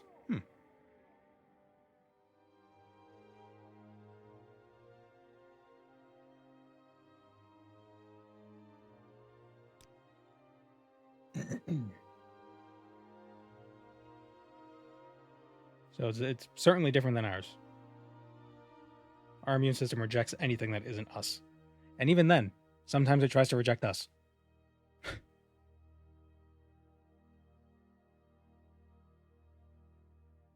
It's a little too excited. We make a special trip just for you. Same low price.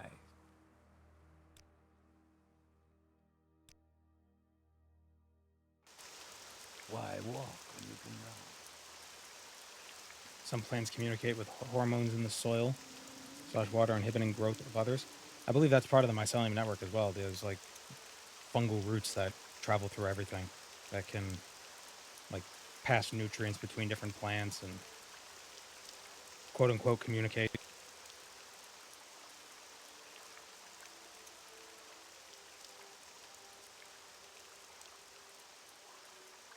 Immune system can get very wonky. Cancers are in a sense that very thing. Well, a cancer would be the immune system not doing its job. I'm thinking like autoimmune diseases, like alopecia. The immune system getting a little too voracious.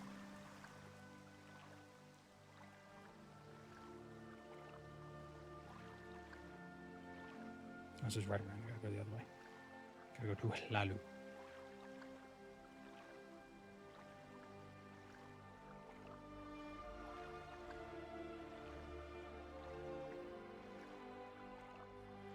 If a tree in a forest is dying, sometimes they will send out their energy to other trees in the area. The tree dies faster, but the surrounding trees might have a better shot at surviving. Do they send the energy out, or does the mycelium network just steal it? Like, oh, this is dying. It's going to be easier for us to infect it and take its juices, its tasty innards.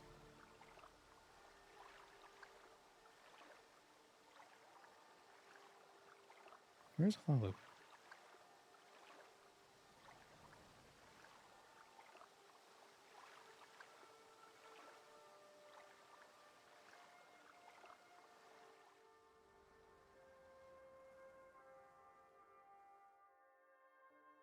It's unclear if it's stealing or sending. I read this one was rather new.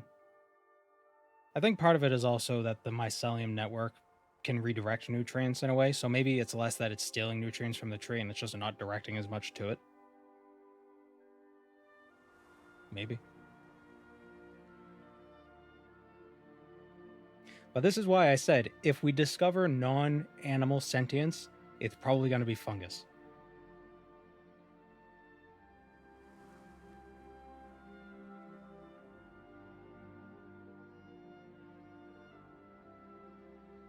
I have no evidence to support that. It's my gut feeling. It's like, and they're probably telepathic, and they're probably psychic. You know, it's just they're probably aliens. They probably come from a different planet, and it's just like, oh yeah, well that makes sense. Like, if we found out that was true, would anybody really? We'd be like, take a second and be like, oh, yeah. That tracks. Same with octopuses. It's like, oh, it turns out octopuses come from Mars. Outlander, Huh. what do you want? What do you want for dinner? Not an octopus.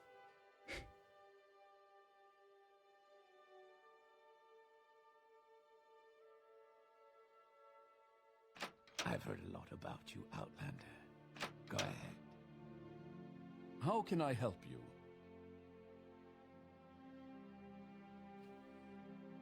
What was it? Hello, not even Clover. Cancer is, in a very real way, the cells dividing and multiplying too quickly, but your immune system goes into either a full-on blitzkrieg assault and overburdens itself, or doesn't react at all. Ah.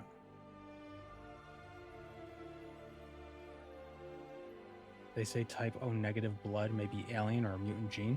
Well, I don't think it's alien.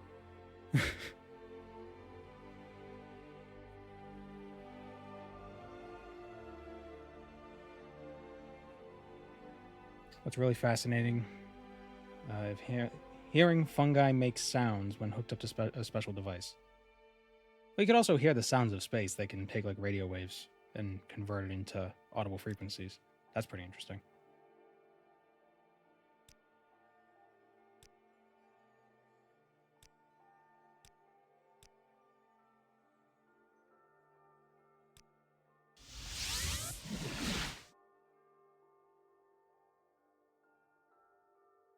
I have type O negative, and I definitely feel more like a mutant than an alien. You freak. Wealth beyond measure, Outlander. I've heard a lot about you.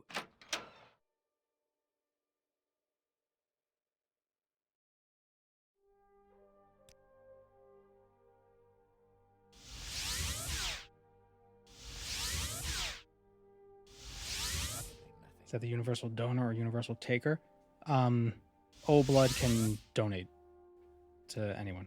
I don't know about the negative thing. I think that changes things up a bit. But yeah, O blood is the universal donor. AB is the universal receiver. Recipient.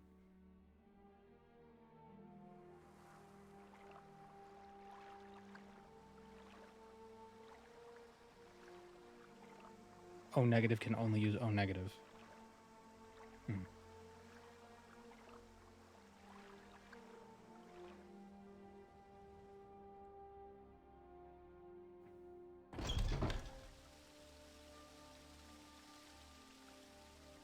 of course, ideally, if you get blood, you want it to be your blood type, not O, because O is best used for when you don't know the person's blood type and they need blood, but we don't know their blood type. Well, give them the O. You know, you want to save the O for the people who either can only accept O, or for the people whose blood type is unknown. That's why O blood is so valuable. All right, I'm listening. It's great in emergencies.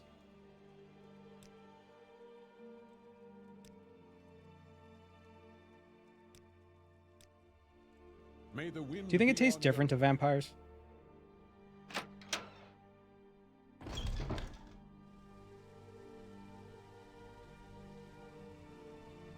And not necessarily Elder Scrolls vampires. Just vampires in general. And could they tell somebody's blood type by... Or is it like wine? Or like there are some smug vampires who are very snobby about their blood. You know, the swirls and the sniff and... Like, oh yes, a fine Welcome, AB Moon and positive. Star. I have prepared a place for you. Loving the Morrowind content, keep up the great work. Thank you, J-Draw. Would blood from an obese person taste better or worse?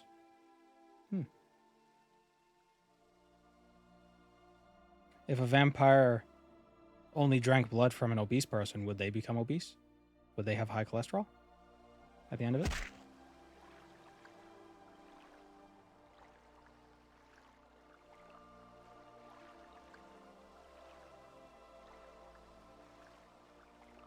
Blood types have pedigrees? Ooh. That feels worse. That feels worse than just it having a flavor.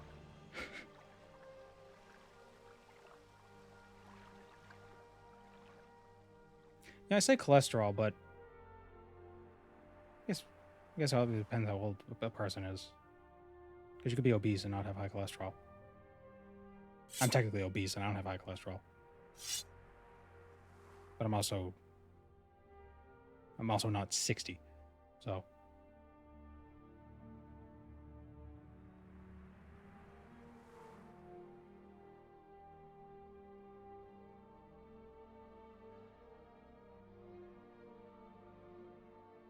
plantations over this way.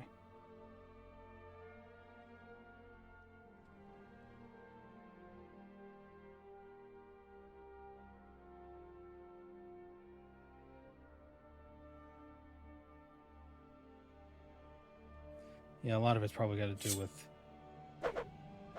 probably a lot of like genetics involved in it as well. And probably also how much fiber you eat, because fiber can apparently keep that down.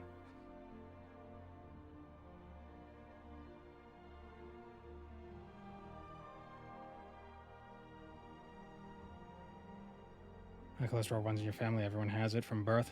Diet doesn't fix it. That sucks.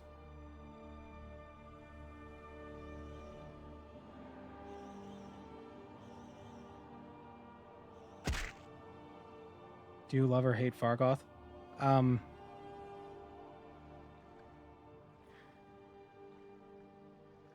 I feel like it would be easier for me to upset the people who love him than it is for me to upset the people who hate him, so I leave him alone.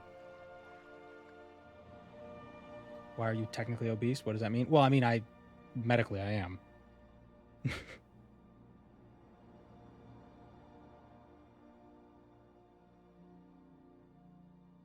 Like over a certain weight with under a certain height, like a specific value, medical valuation, medical numbers. I exceed the BMI value.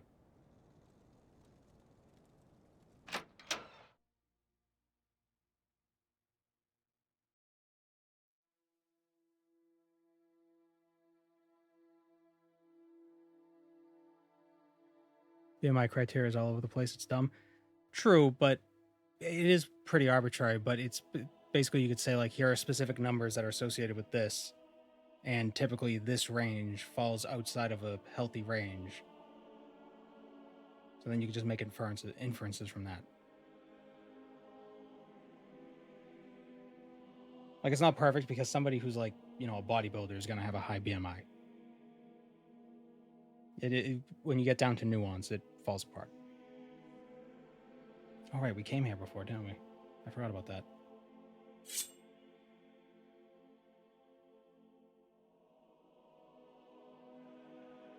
There's a festival a block away, and I just hear bass.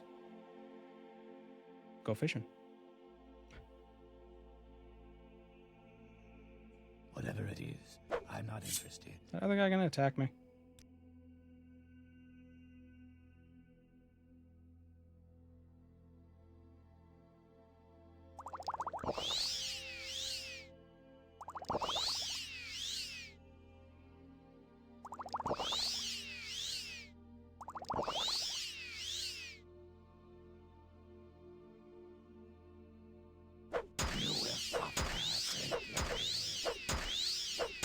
Well, there's 2 voice lines, so I think he's gonna come attack me. Maybe? Nope.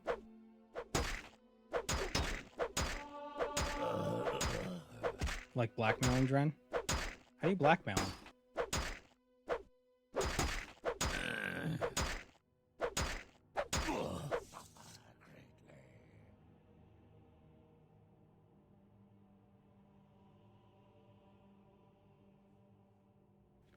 You kill a Redoran counselor and a Telvanni counselor, but Hlaalu you can smooth talk out of killing one of the counselors if you want. Oh, I know that, but that's not as fun.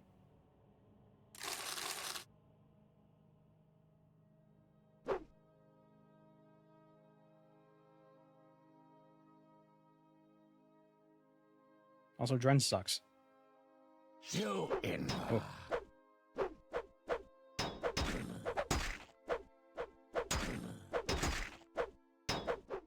It's the rematch.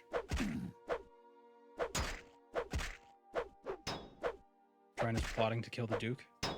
Ooh. His brother?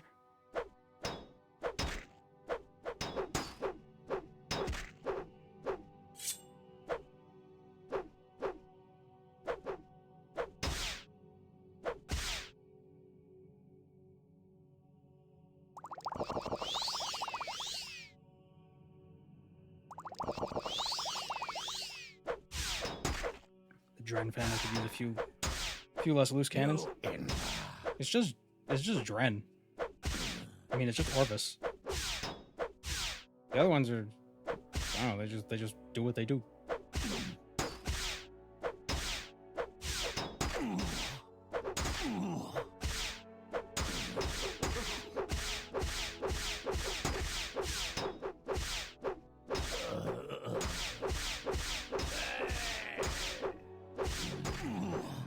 The sound effect.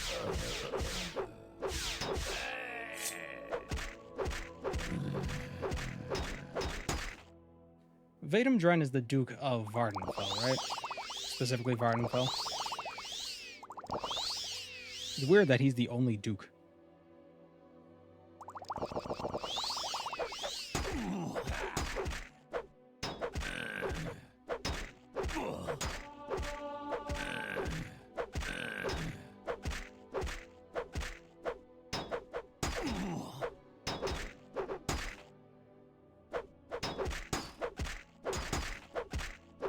This man besmirches the name of Chessman. Taking his keys. What's my favorite Elder Scrolls race? I like playing as Breton. It's very boring, but they have very good ability. The magic resistance is very good.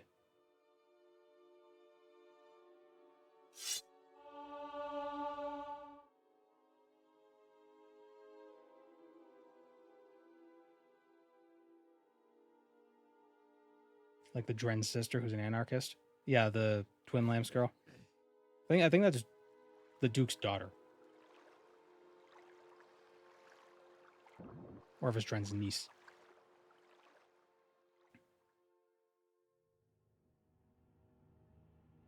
Ilmeni Dren.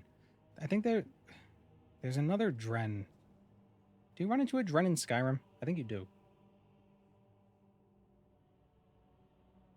I know you run into an Ulace in Oblivion. He's part of the Thieves Guild.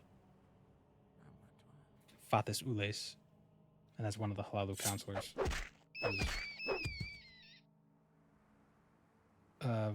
Veranda Ules? Navani Ules? Navana Ules? Something like that.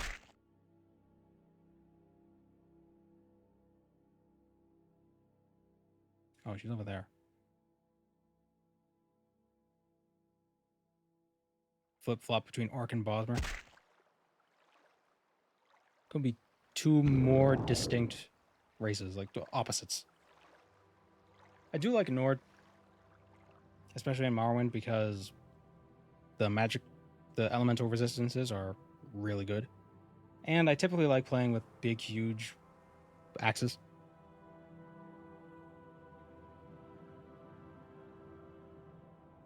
That's perfect for the Nords. Nord Mage, super underrated. Oh, yeah. Don't have to deal with Reflect.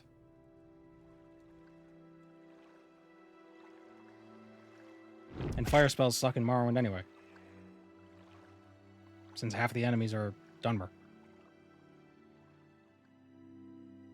You just gotta keep, like, one decent fire spell in your pocket for when you run into another Nord. Slowed PC when.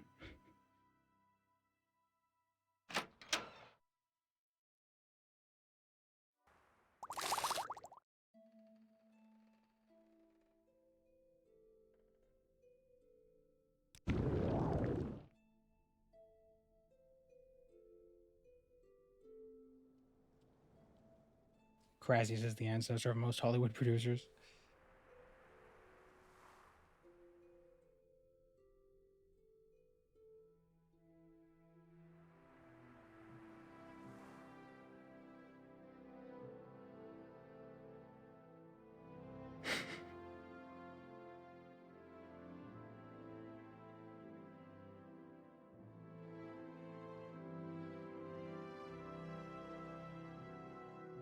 I arm my civvy until I get an intervention. I've never gotten the option for Crassius for me to give him a kiss. It's always 1,000 drakes. Is that something that happens during the Hlalu quests?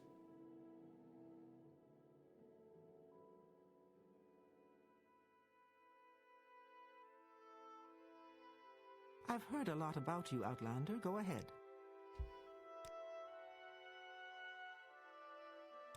Yes, Outlander. Hlalu quest Well nonsense. met, Oh. Outlander. You have to be is it? female, I think. Oh, no, you don't. You definitely don't. Crassius is forever. Oh, no, Drambaro. I almost forgot.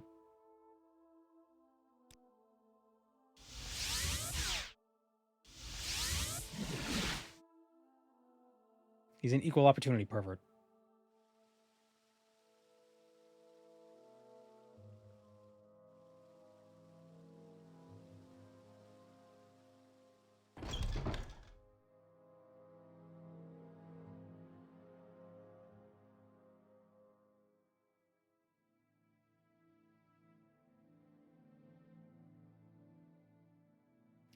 D my V until I ein.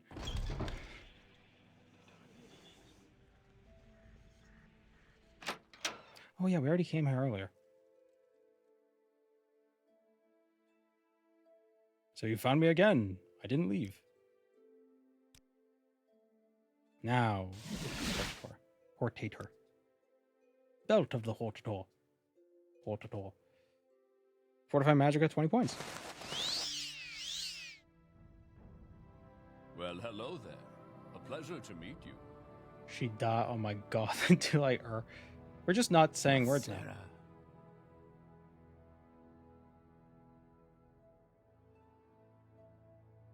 Need his disposition 70 or higher. Ah.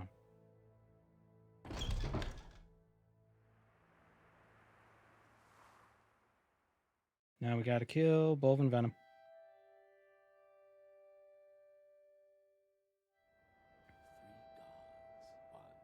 My favorite Elder Scrolls waifu will always be Skyrim's Borgak, the Steelheart.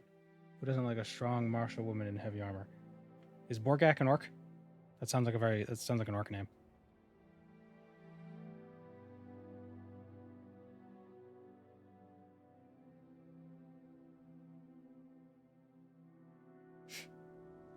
Stronghold orc. Yeah.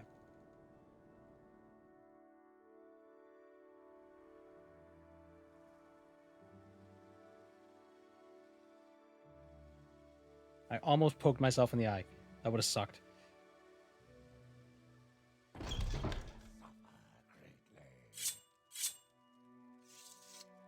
You Inwa, die, fetcher.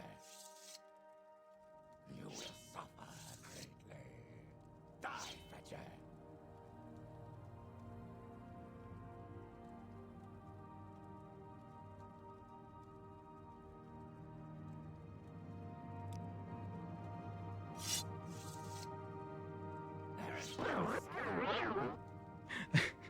It just blinded him. I wish he ran right into the wall.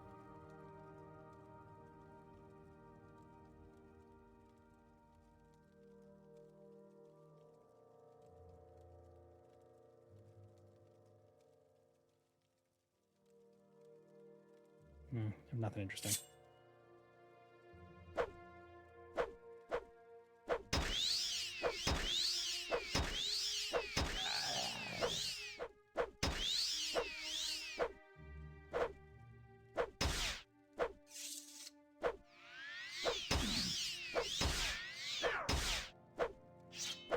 Don't heal.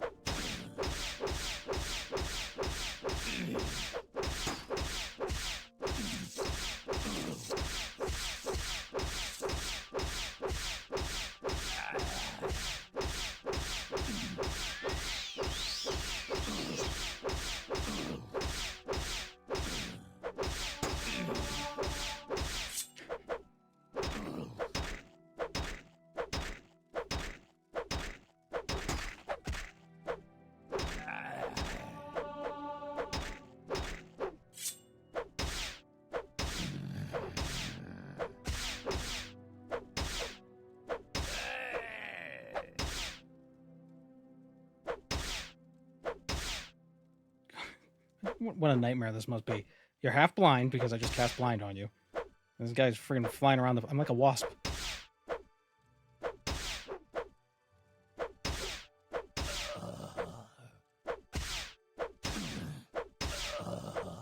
Oh, he's dead.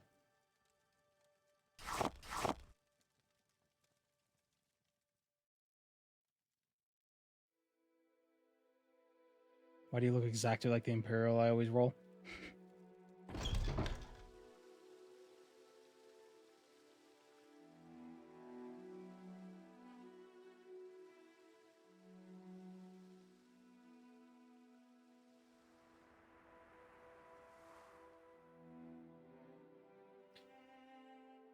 And now we go back to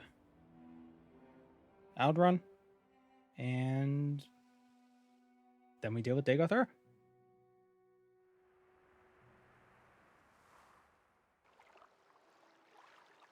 You know, the one thing I do like about the Elder Scrolls is they don't fall into that trope of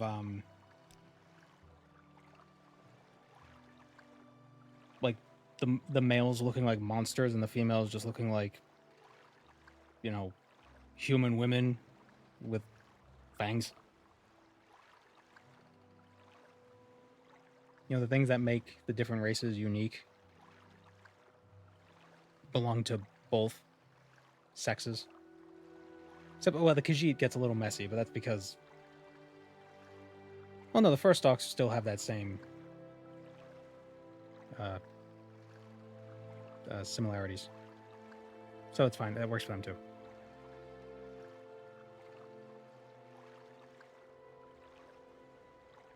I mean, they still have the whole, like, the men look like Doritos sort of a deal. But it's not like World of Warcraft, where the orcs are like, these monsters, and the women are just like, there's a green lady.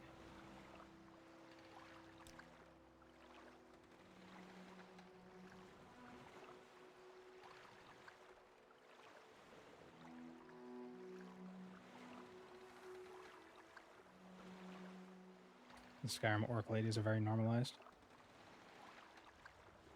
The males are too. I mean, they're not... They don't look that... They just look like elves with tusks. They're not, like, super monstrous or anything.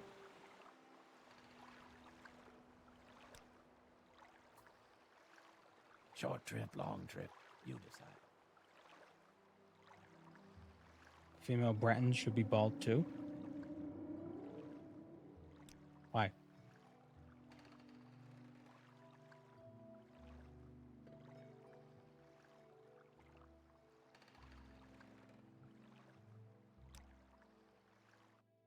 Why walk when you can ride?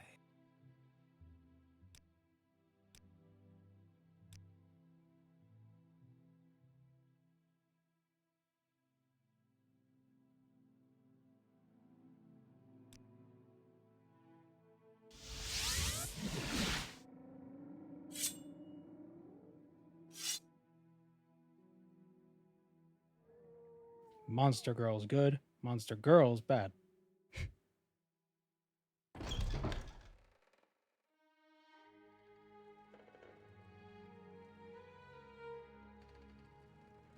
I think that's the problem, is that the men are monsters and the women are women. Can we hurry this up?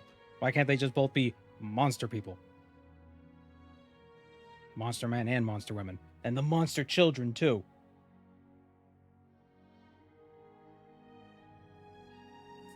What test race would I be if I were in that world? Probably a Breton. I wouldn't want to live in Skyrim. Or Vardenfell. Or Argonia. Or elsewhere. Maybe Imperial, although, I mean, Imperials are just... They're just Nords. With... They're just Nords, but south.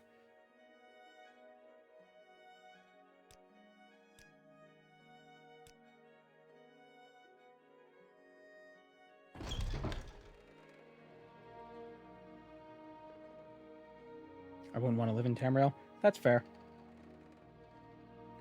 Khajiit because I relate to cats more than humans. But do you relate to Khajiit?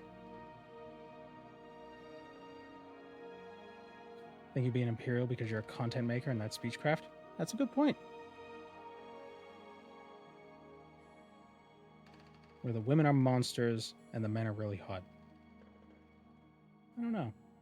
I know in real life you get anglerfish where the females are horrific and the males are just sentient gonads until they fuse with her and then they just dissolve into just a pair of nuts hanging off her skin.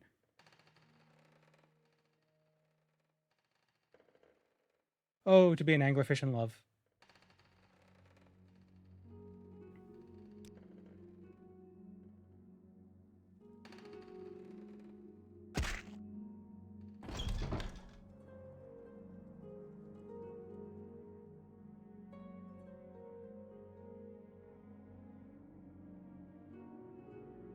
I do love all the hypotheticals, though. It's like, oh, if you were in this fantasy world, what would you do? It's like, I would be a farmer who gets killed by goblins. That's what I would be. Guarantee it. Better than a mantis or spider male? I don't know. Sometimes they get away. We make a special trip just for you. Same low price.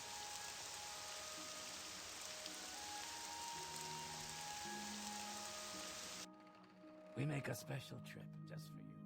Same low price.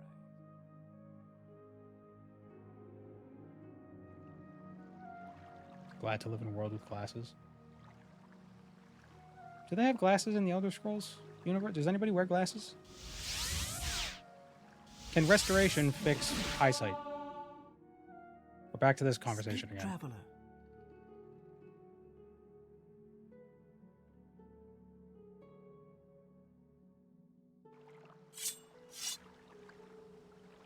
Oh yeah, the drummer had lenses. And crazy man. They also had the opposite of glasses. But it came in the form of a potion. Well, I guess we also have the opposite of glasses. And it could also come in the form of a potion. Or mechanical.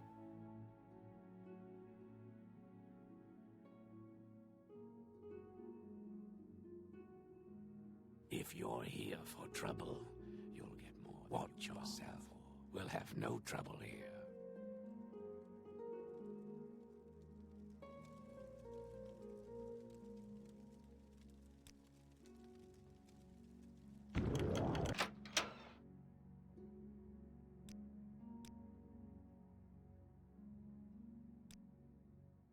I will listen, Outlander, but make it quick. Ursula Kunavarine. Every time.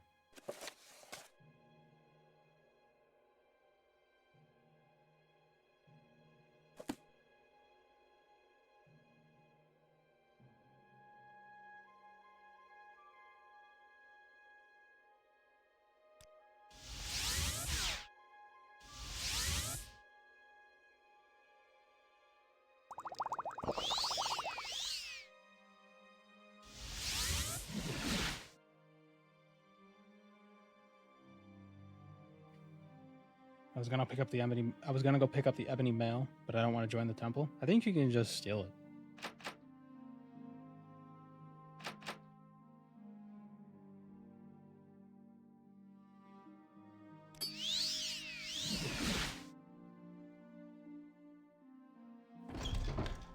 Healing magic. If Final Fantasy XIV taught me anything, healing magic usually fails when you need it the most. And then you always blame the healer. The healer, it's always their fault. It says you gotta activate the shrine to get it. Oh. I thought you could steal it. Or, well, no, couldn't you just go to the shrine and get it? Does it have to be during the quest?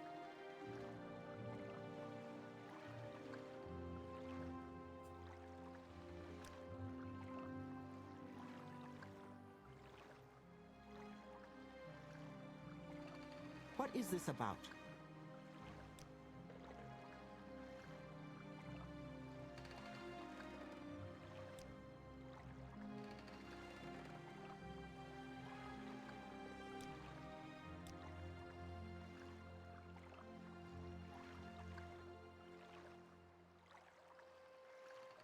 Outlander, what do you want?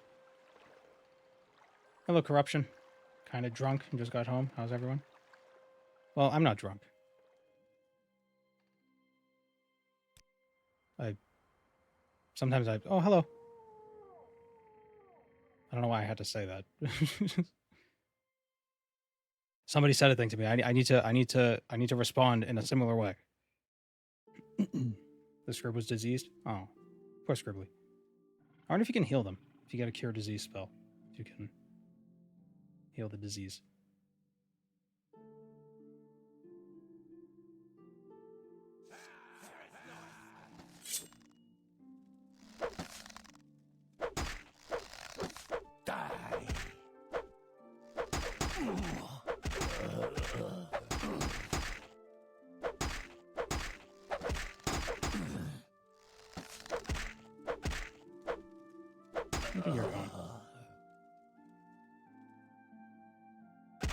What's your favorite Daedra? Mine's probably Meridia or Azura, since they're not inherently evil.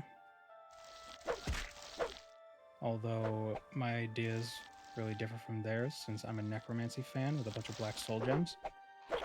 The problem with Meridia and Azura, not really a problem with all the Daedric Princes, is that they're very fanatical. They're very my way or the highway sort of people, I guess you could say. I mean, Azura is not bad because as long, like, if you don't double cross her, she's pretty harmless. But if you're like a priestess, she might make you like spend 100 years alone. But if you don't worship Azura, I don't think she's gonna be upset. She'll just be upset if you worship her and then stop worshiping her.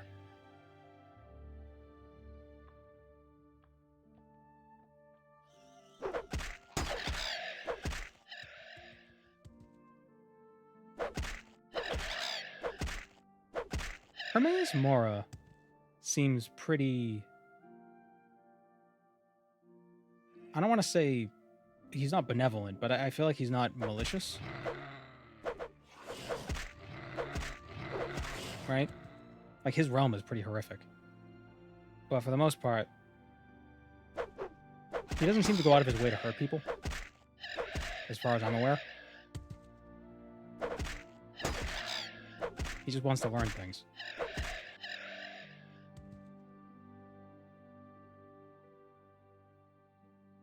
Malakath is kind of chill, insofar that he seems to care about his worshippers.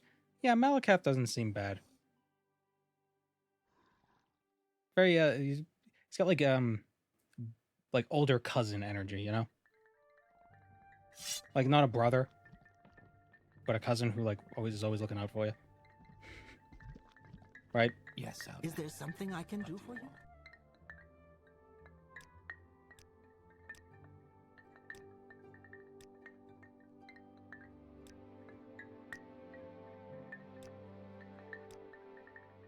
Ursula. I'm very happy to make your acquaintance. Yeah, or maybe an uncle. He wants his nieces and nephews to thrive. Maybe not a cousin, maybe an uncle. Doesn't Hermaeus Mora kill Septimus Signus? Yeah, but I guess when you meddle with the Daedra, you're kind of consenting to let them meddle with you. I don't know. Does Hermaeus Mora go out of his way to? He just wants to learn. I guess if learning required him to kill a bunch of people, he would.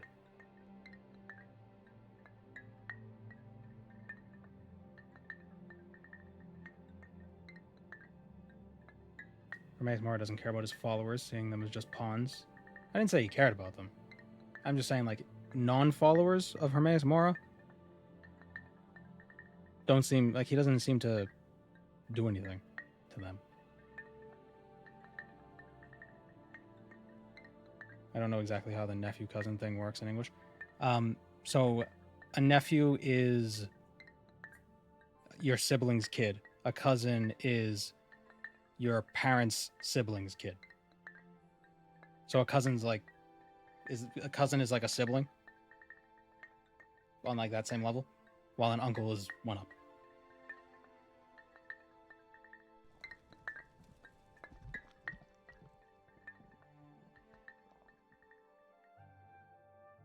An uncle is your cousin's father. Yeah. Or your cousin is your uncle's kid. Yeah, that is, I remember even in even Spanish, when I was taking Spanish, even it's very similar to English in their words for family and stuff, but it's still slightly different, and I can imagine just the further out you go to different language families, how complex it's got to get. Here scene is kind of cool because of the funny hat. I feel like I wouldn't want to be around here scene, but I respect his values of like it's not like a whole these are the strong and these are the weak and the weak get to hunt the strong all the time. It's always just like, you're the strongest right now, but next time you might be the one getting hunted, so be prepared. It's very just like, we're all going to be on the same footing. Sometimes sometimes you get the higher ground, sometimes you don't. You got to figure it out.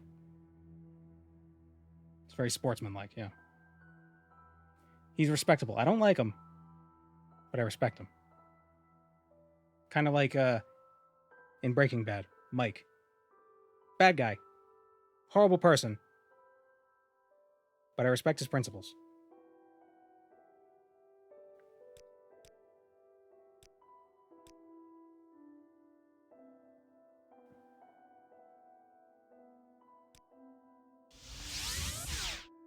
Here, seen define the game he wants you to play very clearly.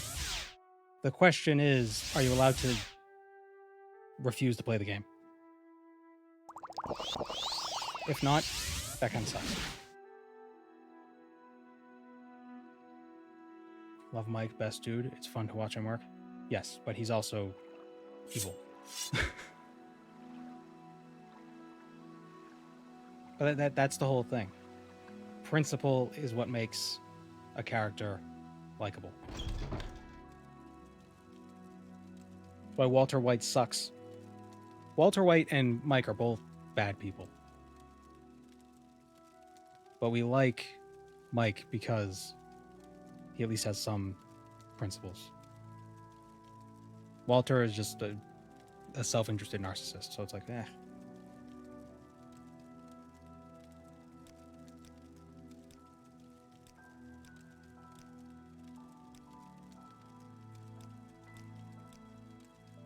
Feminol?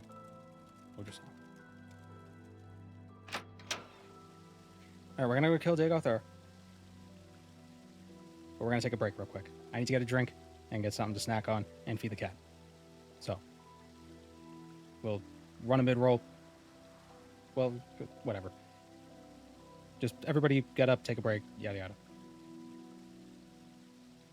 Send regards to the cat. I will. You know, I never really bothered with player housing in Skyrim. There was a whole DLC devoted to that. So we're back at it, y'all. And I have some peanut butter crackers.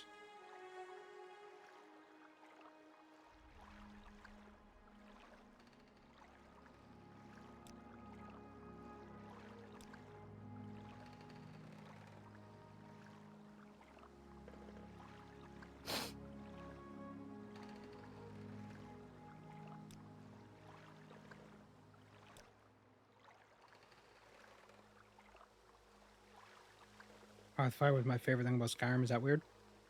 No, a lot of people like those little... It's like The Sims.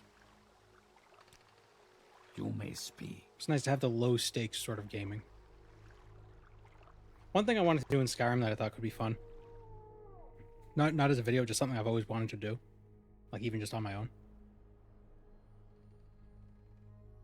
Figure out a way to buy all the properties without actually leaving the holds. To go? Like, the thing is, you have to do quests, I think.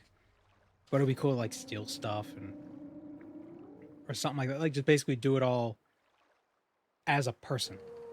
Not as an adventurer, but, like, how would a person do this? You go outside the city, pick some cabbages, you know? Basically play the game like a guy with a job.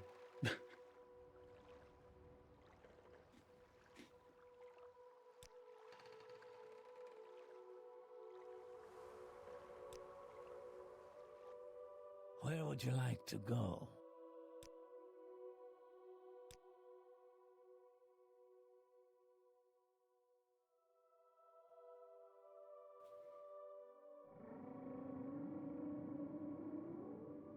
You know, I don't think I answered the Daedra question, though. Which Daedra I like the most.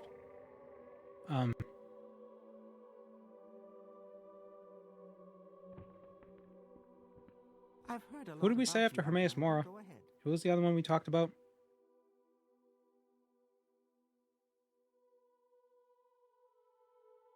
No, not Hircine, before that. In between Hermaeus Mora and Hircine. Malakath. Malakath. He seems,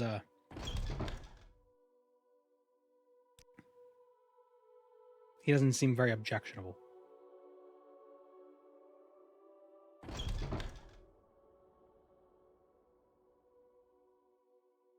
If I had to make a tier list of ideal Daedra at the top, Malakath would probably be up there.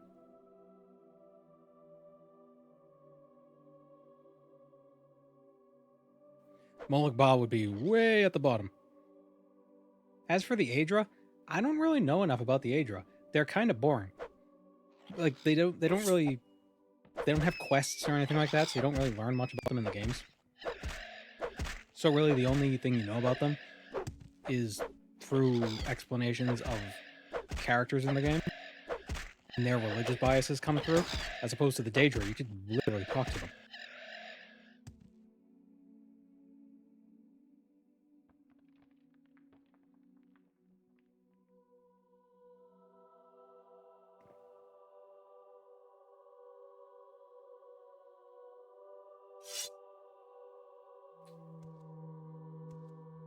Lorcan. Or Lorcan. Go with him.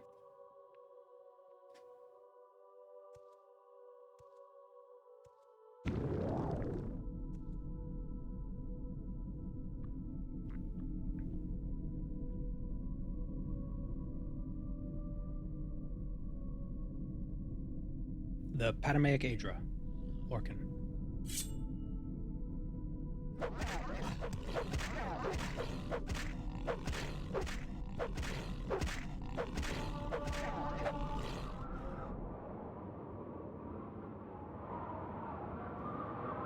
Is Talos an Aedra?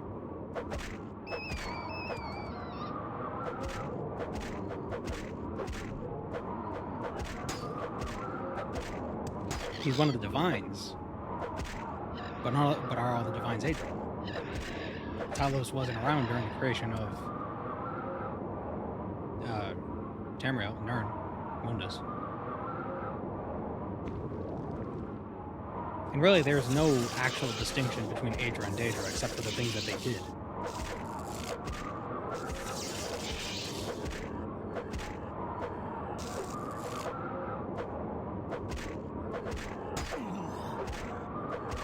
And then you can't even say like, oh, the spawn of Padme's blood, Dome's blood, are the Daedra, and the Anuic ones are Aedra.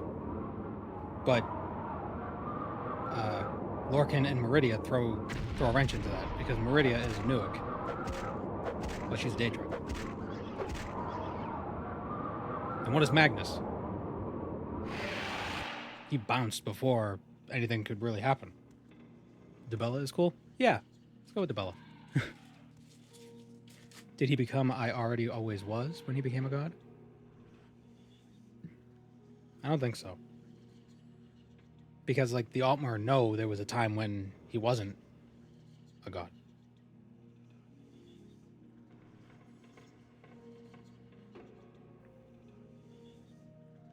So he's a divine without being an Aedra.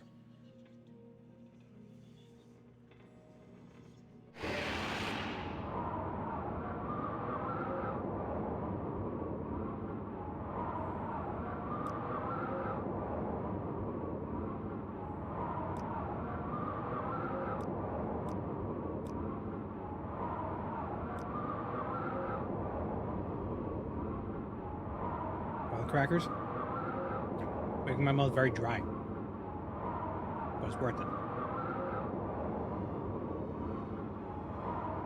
I need to be energized when I take on the Dreamer.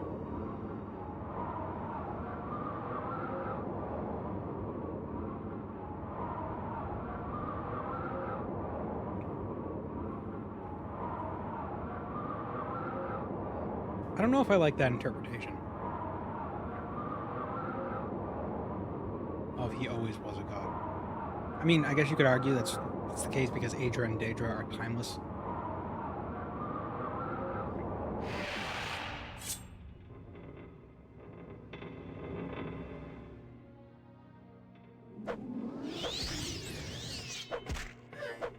Did it summon something?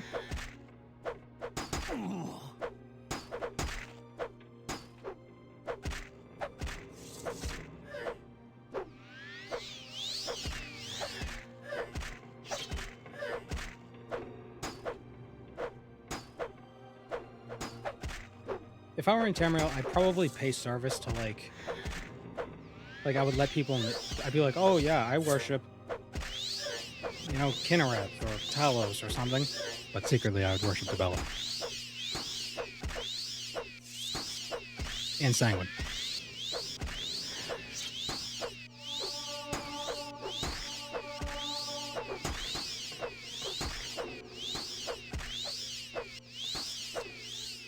Are there seducers? I don't believe so.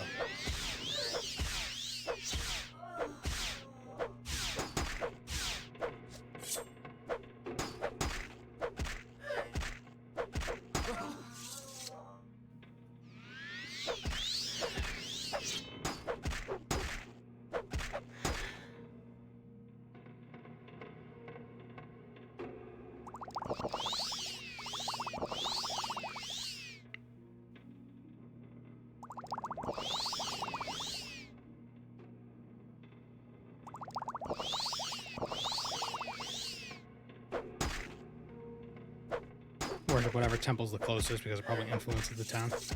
Spoken like a true Telvanni. It's like, yeah, whatever. Adamantium ore.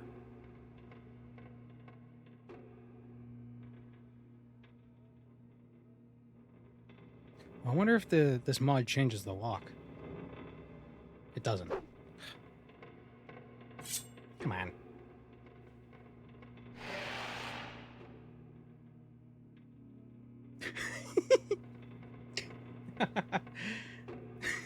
Oh, so much to do, I gotta go. So many errands to run. I guess there's a specific reason why they set the speed to be what it is. Increasing the speed on some NPCs makes them look a little goofy.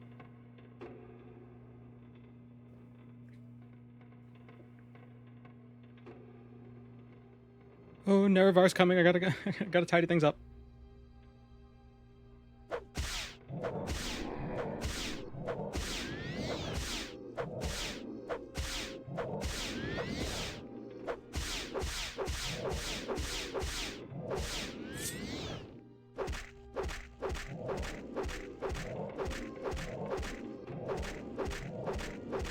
Really love Oblivion's Elsa God Hater. She has such a subtle hint about her religious opinions in her name. Yeah, it's hard to figure out. I think she prefers Kinnereth. But I could be wrong.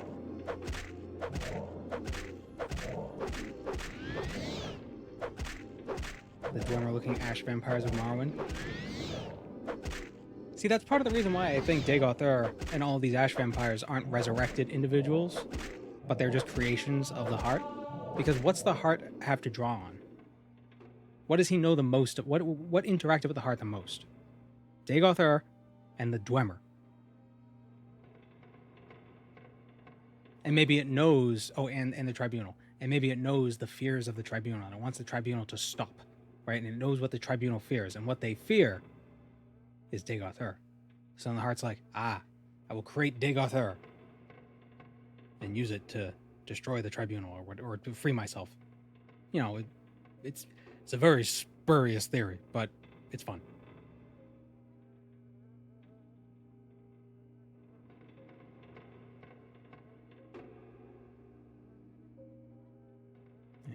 Oh, I need the key.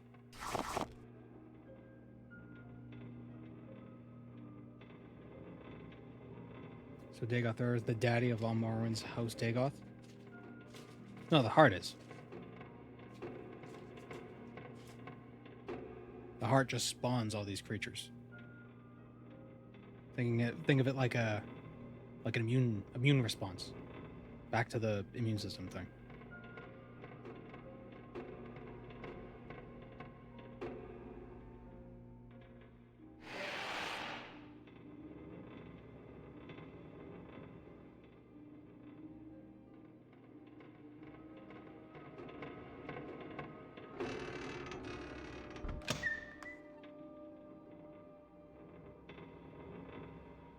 I totally forgot this was a short blade.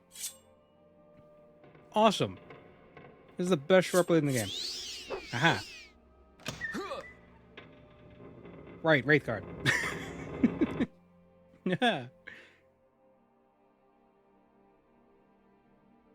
When was the last time I saved?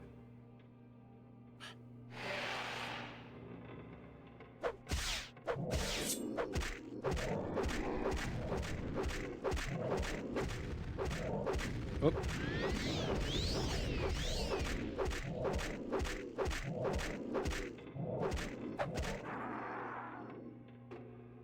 Before I forget.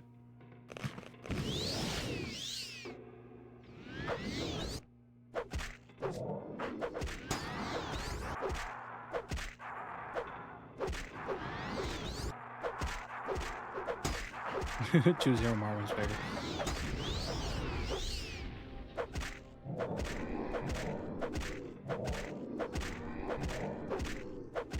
Sunder's a really good weapon.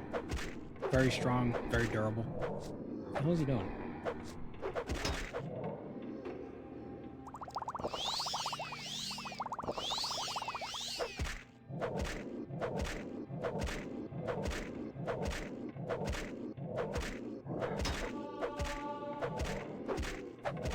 Did you ever get scared of something in Morrowind, encountering Dreg for the first time? I don't remember. I know when Tamara rebuilt, the Devourers scared me when I first saw them. Those things are nightmares.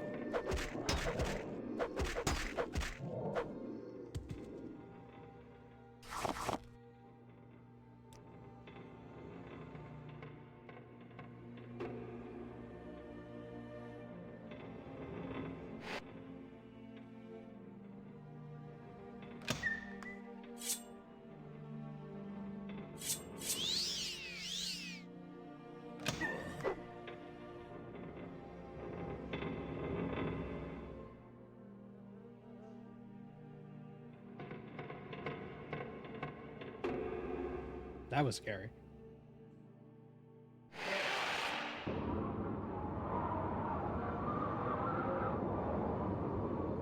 But if you think Dreg are scary, you should try Tamara Rebuilt, because there's a gigantic subaquatic or aquatic. There's this gigantic aquatic creature filled with Dreg and buttholes.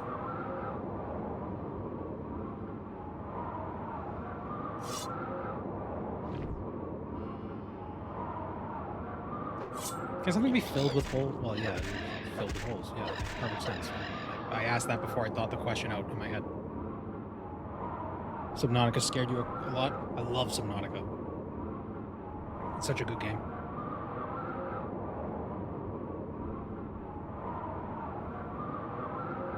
Because there's both a sense of game progress and psychological progress. Because you start off the game, it's like, ooh, the kelp forest is scary, I don't want to go there. But eventually, you go there, and you get what you need, and when you get back, you realize, that wasn't so bad, so then you can go there as much as you want. And then the next place is like, ooh, the red kelp reef, ooh, scary, I don't want to go there. But you end up going there and getting what you need, and you realize, oh, it's not so bad. And it's just this progression, like you overcome your fear as you play the game. Or you don't, and you never leave the safe shallows.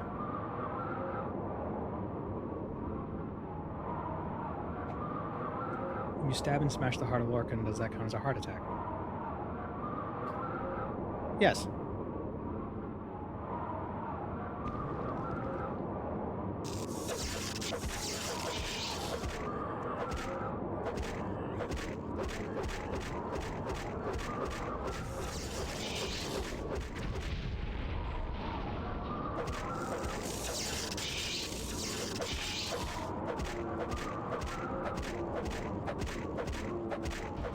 Subnautica looks amazing, but my thalassophobia will not let me play it. It sucks. It's a really good game.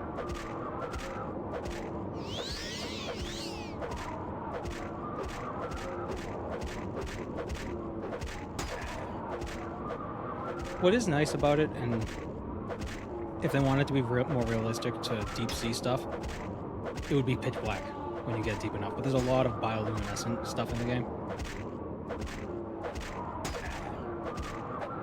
So a lot of the deep, dank caves aren't that dark.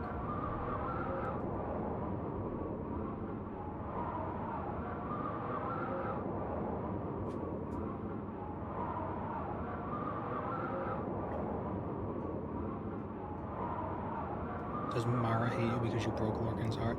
Oh.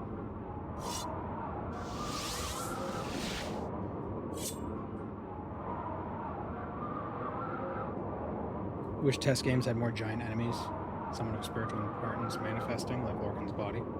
I'm a fan of what they did in that way in Blasphemous. Yeah, I had the idea that it would be the heart, like, imagine if the heart were bigger, and instead of just going through a bunch of regular 6th house enemies to get to the heart. Wow. Loud car. Instead of just going through 6th house enemies, you're constantly fighting off Dagoth as he taunts you, and you're like running through arteries and stuff so you could get to the heart. Like the entire... Like imagine if instead of it was the heart, this whole place was Lorcan's body. And you had to navigate... Like all of Red Mountain was Lorcan's body. Instead you had to navigate through his body to get to the heart and destroy it. And put an end to Daedric's blight-bound tyranny. But that would be different. Because his body is the moon's. Because that makes more sense.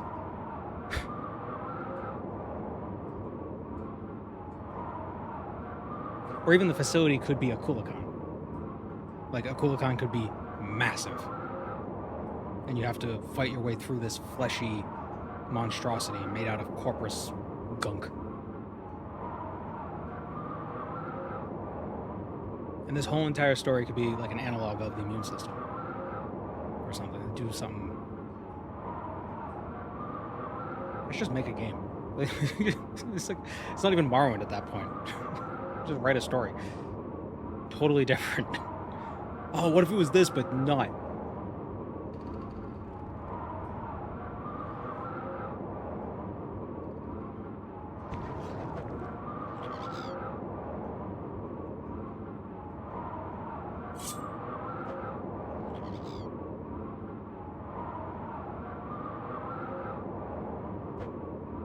Pathologic 2 is awesome. I've heard a lot about it. Or rather, I've heard about it. I haven't heard much about, like, I haven't heard a lot of details about it, but I've heard that come up a lot. Like, people talk about it a lot. People in the Morrowind sphere. The Morrow sphere. The Morrow world. What if it was Morrowind, but instead of the Nerevarine, you're an Italian plumber? Oh, that'd be a great idea. And instead of Dagoth it's a giant dinosaur turtle.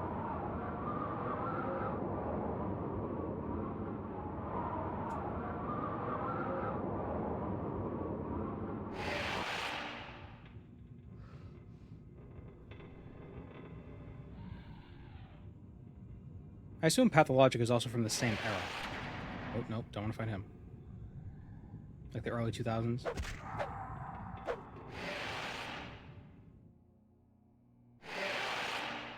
Nope.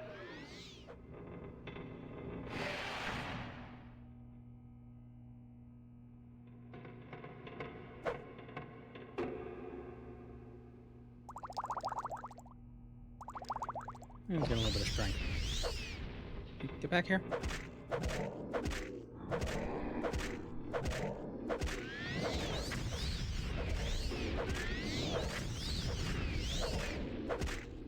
I wonder if killing the Ash Vampires actually weakens Dagoth in this mod.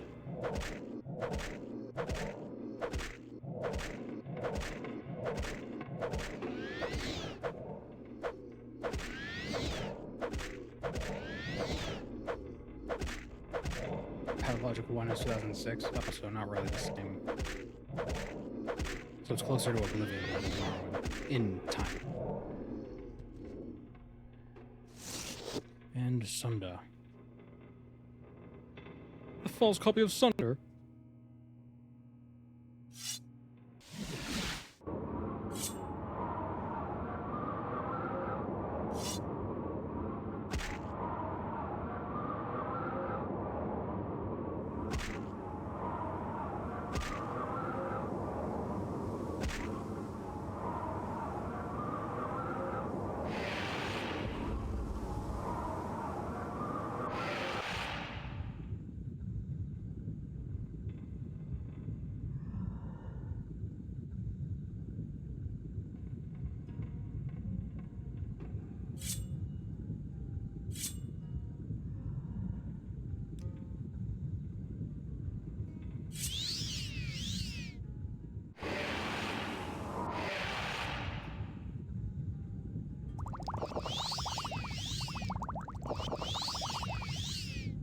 Come, Nerevar, friend or traitor, come.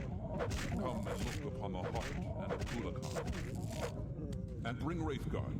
I have need of it. Come Come to the Heart Chamber. I wait for you there, where we last met countless ages ago.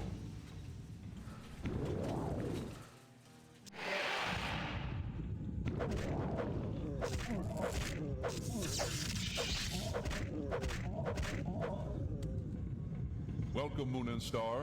I have prepared a place for you. Come, bring Wraithguard to the Heart Chamber. Together let us welcome Nerevar. Together we shall speak for the law and the land, and shall drive the mongrel dogs of the Empire from Morrowind.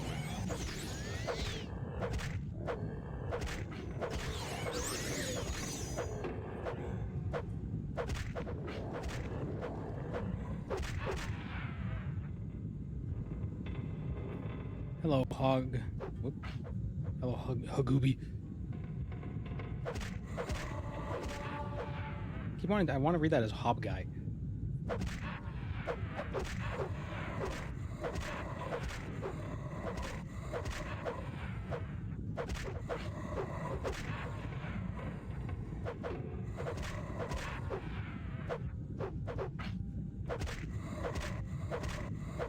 Do as you please.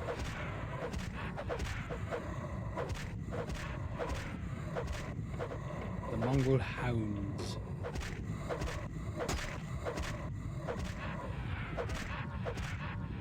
Okay. These noodle snoots are a real pain in the ass. Is this how you honor the sixth house and the tribe unborn? Come to me openly, and not by stealth. Why does he always say that? I'm going to tell on you.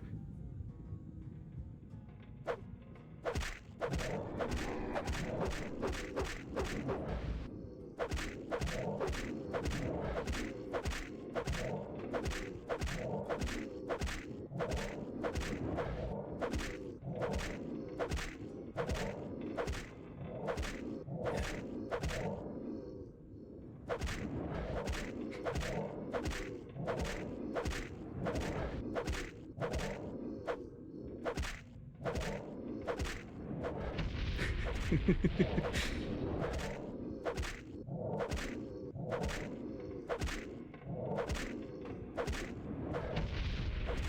don't know why I find that so fun.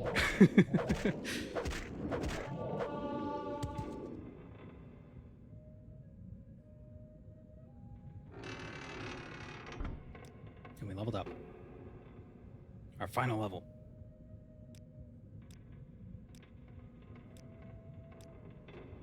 And 69 personality. Make it to come full circle. Level are we? 22. My intelligence and willpower have been sapped. No luck? No luck. We don't need luck. Do you think name needs luck?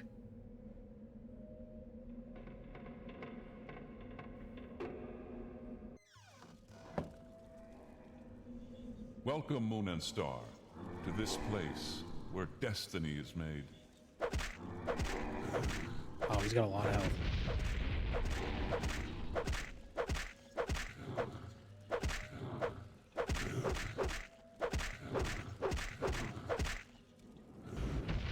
Oh, wait, what I should do... Whoops. What just killed me? And his name was Name.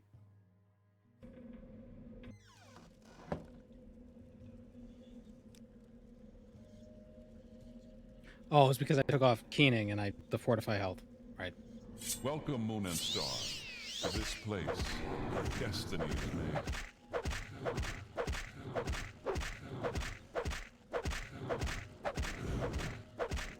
One day you will have abs like Dagoth Earth. I think he only has abs because he's completely emaciated. And lacks any, like he has no fat whatsoever on his body. So it's less abs and more...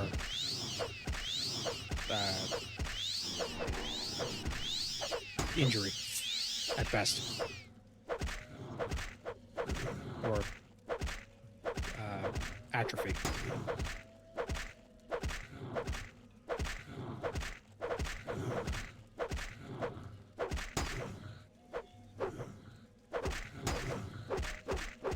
Dagoth works at Bungie. Oh. This is where destiny is made.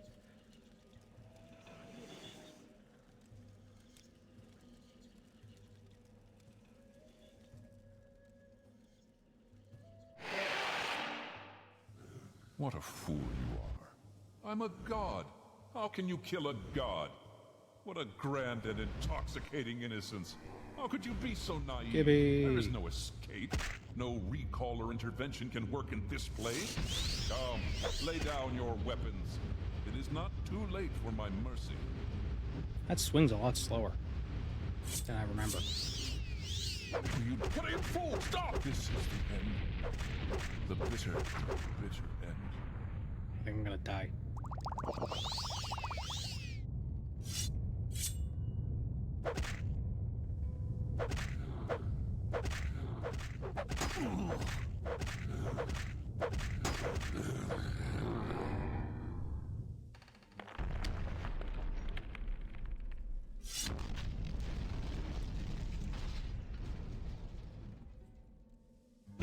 We did it.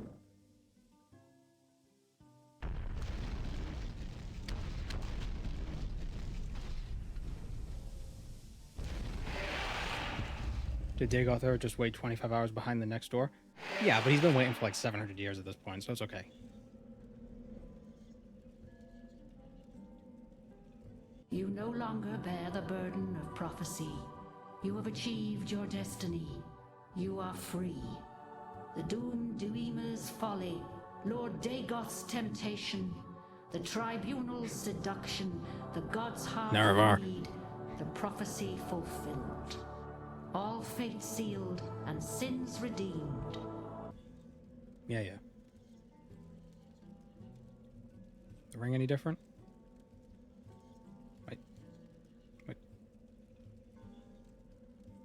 Is that different? 30 points of night eye, 1 point of fatigue?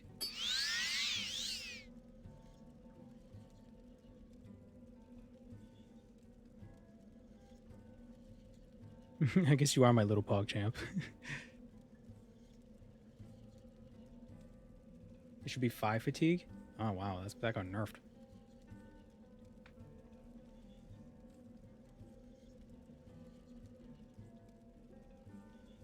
Yeah, look how good Sunder is.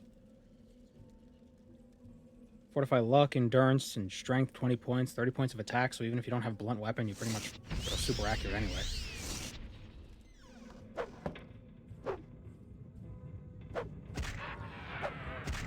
It is slower, though. It is definitely slower. Right? I'm not crazy. This is me spam clicking. It feels way... yeah.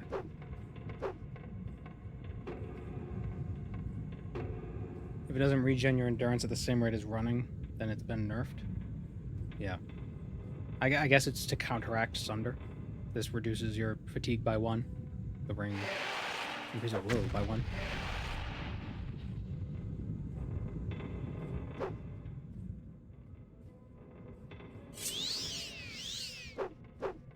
And we brought the Colovian fur hat with us the whole time. See you around Mountainfells. Moonfells. I don't know. You know what I mean. And yeah, I think that is a good place to end it. I said if we finished early, I wanted to do something different, but we're already coming to the end of the stream anyway. So, probably a good time to end. I got Noida. Or Noida. Is it Noida or Noida? I got that. I thought that could be fun to play on stream. So maybe next time we can play some Noida. Could be fun. It's not easy. It has Twitch integration. Ooh. I wonder how that would work out. Alright, I'll see you guys around. Chat can curse you. Oh, I don't want that. It means witch and finish. Oh, I had a feeling it was a Finnish game. A lot of the words in the game looked... They were different. It was a different language, and I was like, that has like a Finnish vibe. So yeah, it is Finnish. Could be neat. Alright. I'll see you then. Take care.